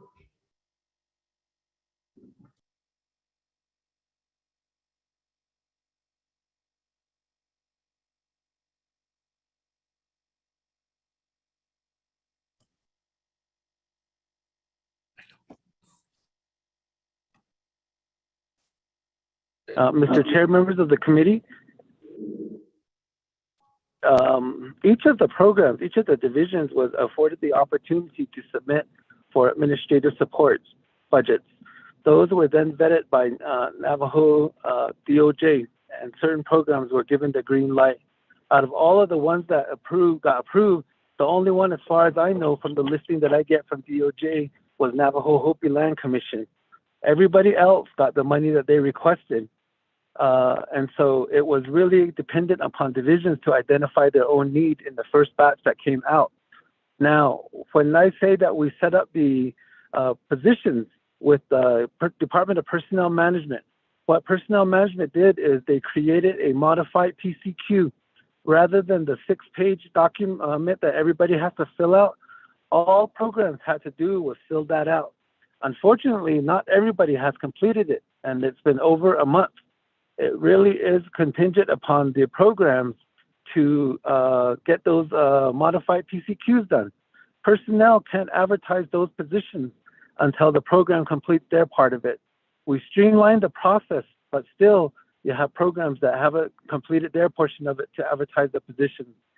What I will do is I will email all of the 24th Navajo Nation Council, all of the positions that are classified, and I will have personnel update it to see if there were any more that were added in. So you have, you cross-reference that against the budget report that I've been emailing you. If you take a look at it on the lower half of the ARPA Administrative Regulatory Support, it separates how much of the budget is personnel and how much of it is operating. One of the things that was difficult is that when programs made the proposed budget, they budgeted the positions underneath the FY21 scale, pay scale. So when council gave a 3% adjustment in pay, all those budgets had to be redone. So in some instances, the programs didn't budget enough personnel, and so we are going to have to go back and try to allocate them some more money. The other part of it is each of the budgets that has personnel savings already. So we've been instructed by the president to go on ahead and track those ones so that those monies are moved out. Underneath the FRF budget, there was a question that came out on the salary adjustment. There were additional positions that were underneath the ARPA budget, but when I came in, it was too top heavy, so we streamlined it down to where it was more direct services oriented. So I couldn't move the funds out of the personnel because I had to get it tied in as closely as I could to the approved budget. So I put that underneath the salary adjustment, and that's in the process of being budget transferred out now into operating for contracts. The reason we're moving it into contracts is to help pay for the new HR system and also to cost share with human resources on the salary adjustment study that was there. So part of it is we can help facilitate the process, but there's also a part of it where programs have to be proactive on their part to get the positions that they want. Mr. Chair, I will go on ahead and work with personnel to get you a listing of all of the positions by each of the account numbers that are established, and I'll also have personnel update and say these are who have submitted PCQs that are all up to date, and I'll also have them provide you a listing on that report that says these are the positions. There are also some positions that have closed where referrals have been made, but programs haven't acted on those referrals yet. And I'll make sure that that's included in the report as well. Mr. Chair.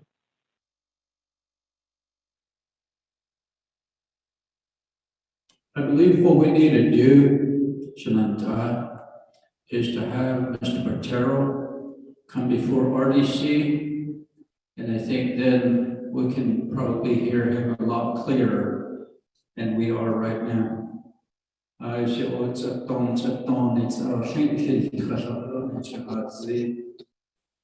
Bertero, I said there was just too much echo in this place, so we would like to respectfully request that you provide a report to RDC. Ashpila. Mr. Chair, I'm perfectly happy to do that, but it can't be tomorrow because we're actually scheduled for a meeting on ARPA in Albuquerque, which I'm on my way to right now, Mr. Chair. But I'm happy to report to you anytime. Okay. Leanna? Thank you, RC Chair and RC Committee. I just wanted to let Mr. Platero know that this is Leanna talking from Navajo Fish and Wildlife. I just wanted to know if we could get an update, because we are actually running into that issue right now, where we've submitted our PCQs for all our positions, and we haven't heard anything back. We haven't heard a response back from Ms. Reese Jatani. So I think that would be a great follow-up to our next discussion, to have an update on the status of all those PCQs. I'm not sure if other regulatory review departments are experiencing the same thing. So I'm getting some nods here that there's a delay in the responses for all the PCQs that we've submitted. And for Fish and Wildlife, we have 8 positions, and a majority of those are technical positions. So it would be nice to get an update so that we know when we can start recruiting and get those folks hired on and start the training process, because it'll be definitely very informative for the new employee to do so. Thank you, Ms. McGee.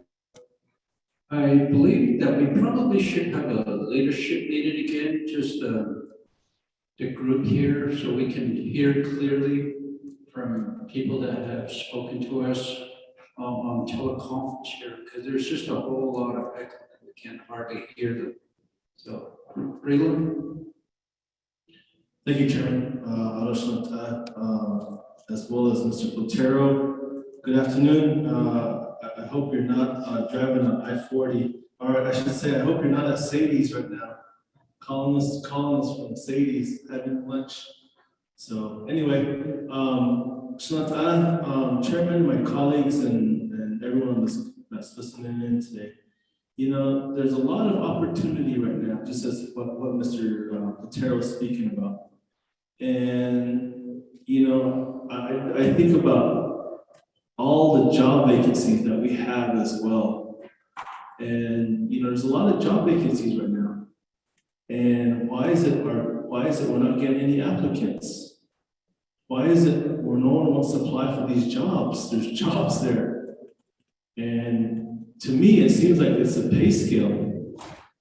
And I wish we could change or just modify the whole pay scale all the way across the board and make these jobs pay more attractive and lucrative. You know, you have companies, you have all these companies right now in the private sector that are recruiting with hiring bonuses. I watch Albuquerque TV. Bernalillo County is offering $3,000 signing bonus.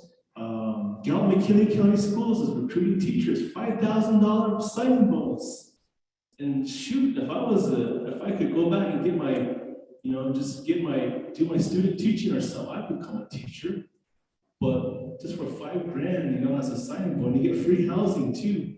We need to do something that's lucrative to attract employees and quality employees too, not just anyone. This goes down to the chapter level too. And I say that because during the pandemic, we could not have gone through how we did without our PEP workers. And you know, bless all of our workers at the local level, at the chapters especially. But those PEPs really came through for us. And there was a young man at Standing Rock. He's a mechanic. He has his CDL. He operated the grader for the chapter. He was grading the roads. He was operating the backhoe. Fortunately, he was helping dig graves. We ended up taking another job elsewhere. We lost him. And, you know, I saw him in grants and I asked him what happened. He says, I can't work for $10 an hour. You know, and that's a reality. That's a reality. And, you know, a lot of our employees here, I'm sure, could probably use a pay raise of some sort too. But the thing is, we don't have any money. We don't have any sources of revenue to help them. And that's the hard part right there, economically. How do we make this work? How do we put an economic formula together that will help give them, even if we tiered it, cost of living increase like 2 to 3% every year. You know, how can we think about things like that will retain our employees at that level and make them want to work and be more successful?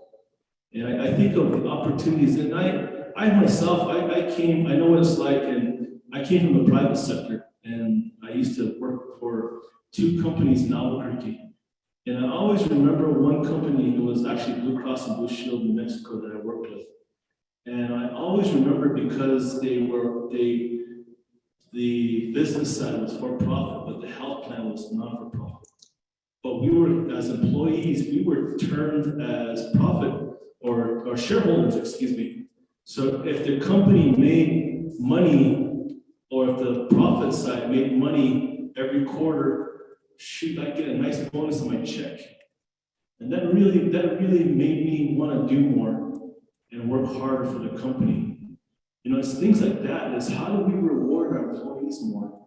And how do we retain them? And how do we, you know, train them more? It's investment. It's investment in our employees. It's investment into our government, whether it's executive or legislative or judicial. But we've got to figure out a way to get our employees, get all those job vacancies, those 300 plus job vacancies filled. And I'm sure Mr. Platero is going to run into some sort of challenge here soon. Is how do you start hiring people? And with the divisions as well. I don't want to speak for the divisions, but you know, there's a lot of jobs right now, but no one wants to take them because these other job potential offers are coming through, or maybe they still have their other assistants or something. I don't know. And you know, I thought about this over the weekend, and I thought I wish we could figure out a way to really attract, you know, people into the government to work for our government. You know, you have small business owners out there, you have entrepreneurs out there, you have all these, you know, professionals out there, but there's no way they'll want to come back to work for the nation because they, you know, they'll laugh at the pay scale. They'll laugh, that's nothing compared to what I'm getting now as my own business owner. How do you change that mentality of the government and the pay scale not even making a factor? And you know, we have some great employees. We have some real great employees. And you know, it's something as to how do we incentivize them at some point? Give them a shot in the arm. Give them, I should say, I used to take B12, but how do you do a B12 for them? You know, how do you, it's financially you help them because they turn around and they help their families and themselves. And it really promotes morale. And right now, I don't know, it'd be nice to see what a measurement of our morale is across the government. 5,000 employees. I wonder what our morale is right now. Everyone's tired. Everyone is worn out. You know, we've been going at this since March, but how do we have that pep talk with our employees and encourage them even more? But those are just my thoughts, Chairman. I'm just thinking about this because of how Mr. Platero, what he's up against and how he's going to address this matter and within the ARPA office. It's a huge task, Mr. Platero, and I hope, you know, and I want to speak for my committee members, but my colleagues, but you know, you have our support. All the divisions have our support. Our division directors, Dr. Yeoman, and of course, Ms. Young for Mr. JT Woolley, almost Mr. DED, and then of course Mr. Black, and then OPPP or my chief. For other division directors that might be listening as well, we got to figure out a way to. I wish we had more money. I wish we had more money available. That's what the bottom line is restructure our pay scales and restructure incentivizing our employees somehow. Whether that's through, you know, even through performance evaluations or something. I don't know. I guess I'm thinking more off the charts now, so I'll stop right there, Chairman. But idea, I just wanted to provide that. Thank you. Would you like Honorable Freeland? Ms. Spaghetti? Thank you, RDC Chair and RDC Committee. There's one other area that I'd like to share in terms of concern in regards to the hiring process. And I'm not sure if this department's in the loop when it comes to ARPA funding and positions. So some of the positions under Fish and Wildlife are actually classified as sensitive. And we've actually gone through an experience like right now where it's taken us 3 months for us to get someone cleared. And we had to wait about 6 weeks to wait for a tribal criminal history report. So that could be another area that we'll definitely need assistance in. I don't know if we need to loop in that particular department under maybe the police department or something. And OBI, they've been really working with us to try and get things completed, but that was just another area that really took a long time for a sensitive wildlife biologist position, and it's going on to now 4 months to try to get this person on board. So that's another area that I just wanted to mention that we're going to need help as well with ARPA positions, is getting them hired on quickly. Chairman, short break. To Mr. Potero. Potero, this is Vice Chairman Walker. So I'm gonna send the time back to you. If you had comments to make, Mr. Potero. Mr. Vice Chair, members of the committee, Delegate Freeland is exactly right. He's right on the part where we do need to reassess how we pay our stuff. I'm not at Sadie's though. I haven't been at Sadie's in quite a while, so maybe I'll go this evening. The one that we really should involve in this process is Dr. Fowler, Resources, and Mrs. Whitty from the Department of Personnel Management. They will be the ones that should take the lead on this because they're charged with that section. We can help with the FRF and we can draw attention to it, but they're in a better position to provide guidance on how we can get this done. There are a lot of the issue that I have, and I bring it up at division directors, is we also have a role that we have to play in that. If divisions and departments are saying we have all these vacancies, yet when you look at the JVA, you don't see those on the job vacancy announcements.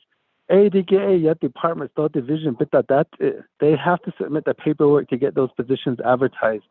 The same way with a referral, when I came to General Services, there was actually a referral that had been sitting there for over a year.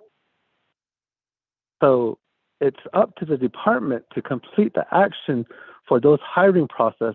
If they're not going to hire for that position for the referrals, they have to be the ones to go and do the paperwork to submit it back to personnel and say re-advertise it. So a lot of it is our program, to get those positions advertised. And we were very lucky when I was at Legislative Services. Corinda really knew what she was doing with those. That's why you guys don't have a lot of issues with your LDA hiring. Not all departments have that. They don't have somebody that's knowledgeable that can get those things done and keep on top of it. When I got to Legislative Services, some of the people hadn't been evaluated in 12 years.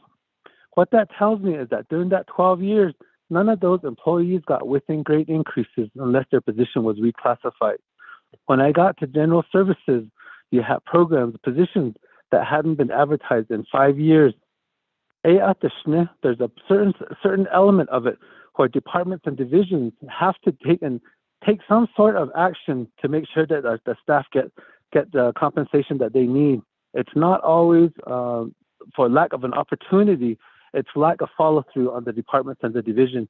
And it's an education process. Everybody needs to figure out how the system works so they can use it to their benefit. So that's something to think about. But I do appreciate Delegate Freeland's remarks that we do need to take a look at it. It is something that's needed. We have to be competitive on the Navajo Nation. We can't rely on the old advertise for this position and think somebody's just going to apply. So we have to make it we have to make it enticing for the applicants to come back and work for our Navajo people. For years, we've been saying that we pay for all the education for them to come back. But what nobody has told you is that when you go to any other tribal department, you see all the Bigays, Yazis, Sinajinis that are working for the tribes around us because the tribes around us are paying more. Even though they pay rent, a lot higher rent in Phoenix, they still make more paying for working for other tribes. So I appreciate Dr. Freeland, Delegate Freeland's remarks, and it is something that needs to be done. And we just need to support each other in that effort. There's certain parts of it that belong in the executive and certain parts of it that belong in the legislative to change policy so that we can make these provisions available to bring our Navajo people home and come work for our own people. Thank you, Mr. Vice Chair. Yeah, Mr. Platero, for your response and the work that you do. We appreciate all that you do here.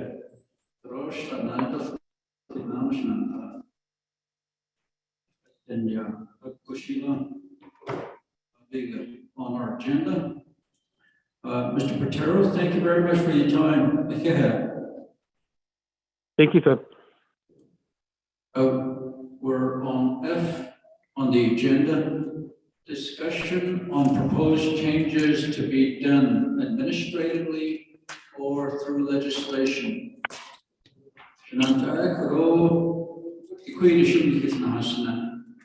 And as well, now moving forward, we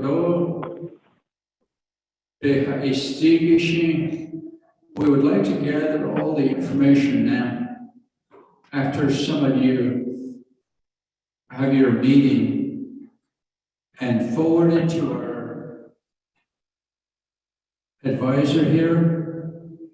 And if there's any clarifications that need to be made, those you can inquire from the Department of Justice and our Office of Legislative Counsel. Three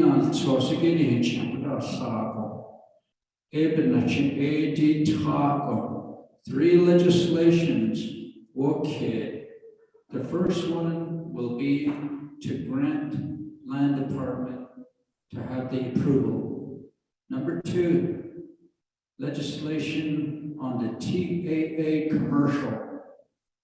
ADG RDC has final authority. Number three, that addresses OPVP as final approval.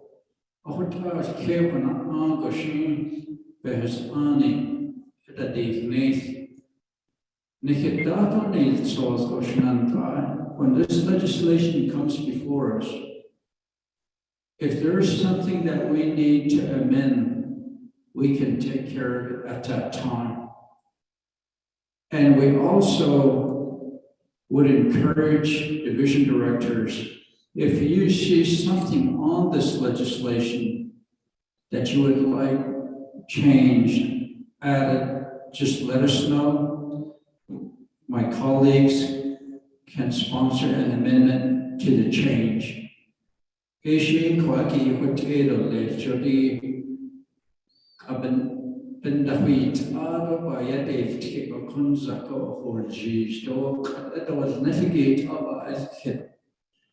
And I believe we concur, so Honorable Vice Chair Walker, I see a thumbs up. Honorable Freeland, go ahead.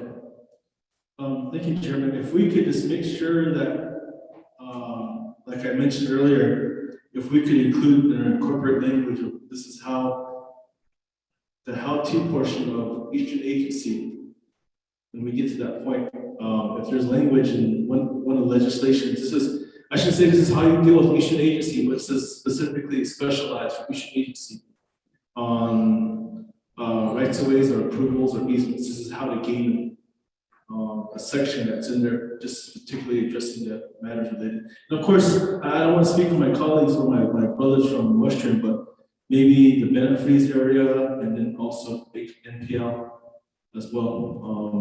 I don't want to speak for them, but maybe that's another area to also incorporate. So thank you, Chairman.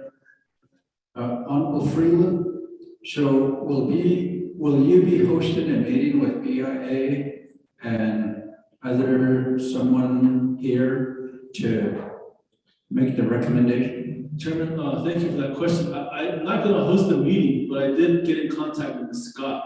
Mr. Tahi, we did get the date correct. It was actually not March 4th, but March 11th. RDC's has a call already scheduled with the BLM, and I did email BIA as well as the BLM to be on that call, and a request of a topic on that agenda to include our discussion for Eastern as well. So we'll have that discussion on that day, March 11th, and just talk about that. And I also asked BLM and BIA to submit recommendations as well as to how we can address this matter. And I'm also going to ask for my chapters to get their input as well. And I'm going to actually contact the Eastern Agency Council and ask them as the executive committee as a whole and ask them for their recommendations on how we should address this. Maybe have them create their own white paper since they're so proactive as an agency council and develop that and maybe submit that as well. So I'm going to ask that of our leaders in Eastern Agency. So, thank you. Thank you, Honorable Freeman. Honorable Begay, Abiga. He nodded his head, Abiga. Honorable Stewart. Abiga, Koshina. Honorable Daniels, Abiga. Mr. Chair, Abiga. Sheila, Joe Combe, Sashi, Glido, Koroshina, Sosni, Chimpoli, Aguelke, Akita, Chimpolo, Lito, Behasani, Tapa, Ke, Nahada, Link. Now, the timeline, Igishi, Aradan Tanagi, the division directors, Nathaniki. I hate to rush you, but with your recommendation, are you asking to go and she's a Basanado place? And I know the president hosts meetings with the division director, so you guys can report back and then let them know that you guys are gonna provide your documentation to leadership here, oversight committee, resource and development committee. I don't get Sarashma section on top at Denya, Aroshan, Sash. Ms. Jeremiah, you have the floor. Thank you, Chairman Des. I have one last question. To help us draft the legislation, I want to ask RDC if they support renegotiating Minerals Department's negotiated consideration for commercial TAAs.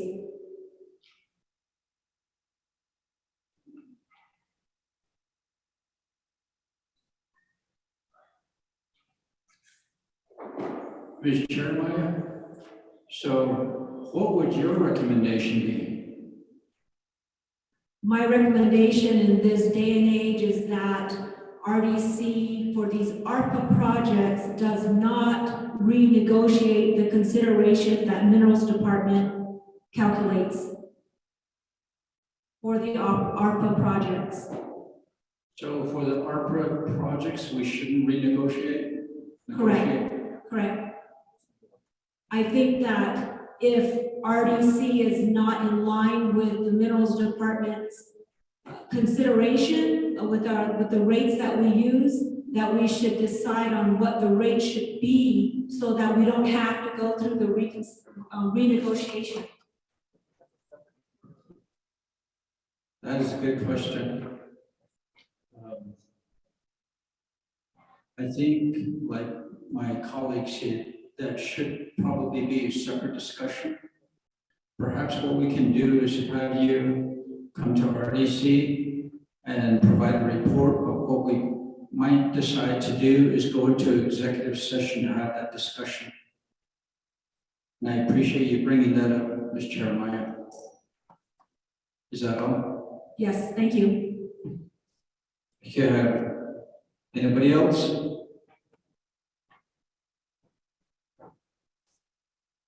None? Kushina.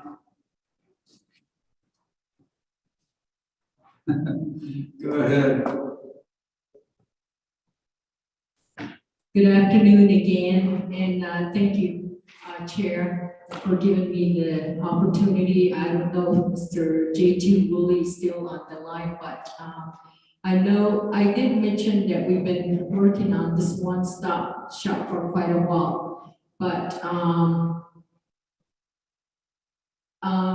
the reason why I'm bringing up this one-stop shop is economic development. It is in here as far as the one-stop shop in the leasing portion that we've discussed several times the general leasing. One of the things that we wanted to bring up is that, that we have to consult with our, legal, which is, Catherine, Belwowski, on the way the, business site lease is written. And to see if that does, take some form in, what we're trying to do here. So I just need to follow up with, Catherine, Belwowski on the CFR as far as the business site lease, and then the way that it was approved, and then to see if there is, because plan of operation no so that would be just my report, and it'll probably be a follow-up with Mr. Woolley as well. Thank you. Thank you. When you do a follow-up also, Mr. Willie, perhaps make sure that you email the concerns, recommendations, send it to our advisor here, Mr. Cobb. Thank you.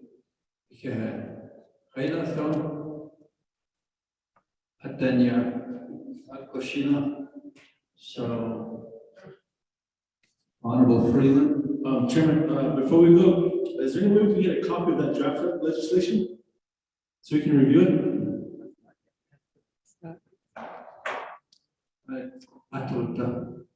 Rodney's over here looking at it, like, no. Okay, all right, I just wanted to ask us if we had it already. Thank you. I see you just shoot number one, don't you? Giant up there. Thank you, Honorable Freeland. It's interesting. We want to get this one-stop shop done, move forward, and have our people have water and electricity. And I know how you all feel as well. So certainly appreciate your participation on the call. One of the things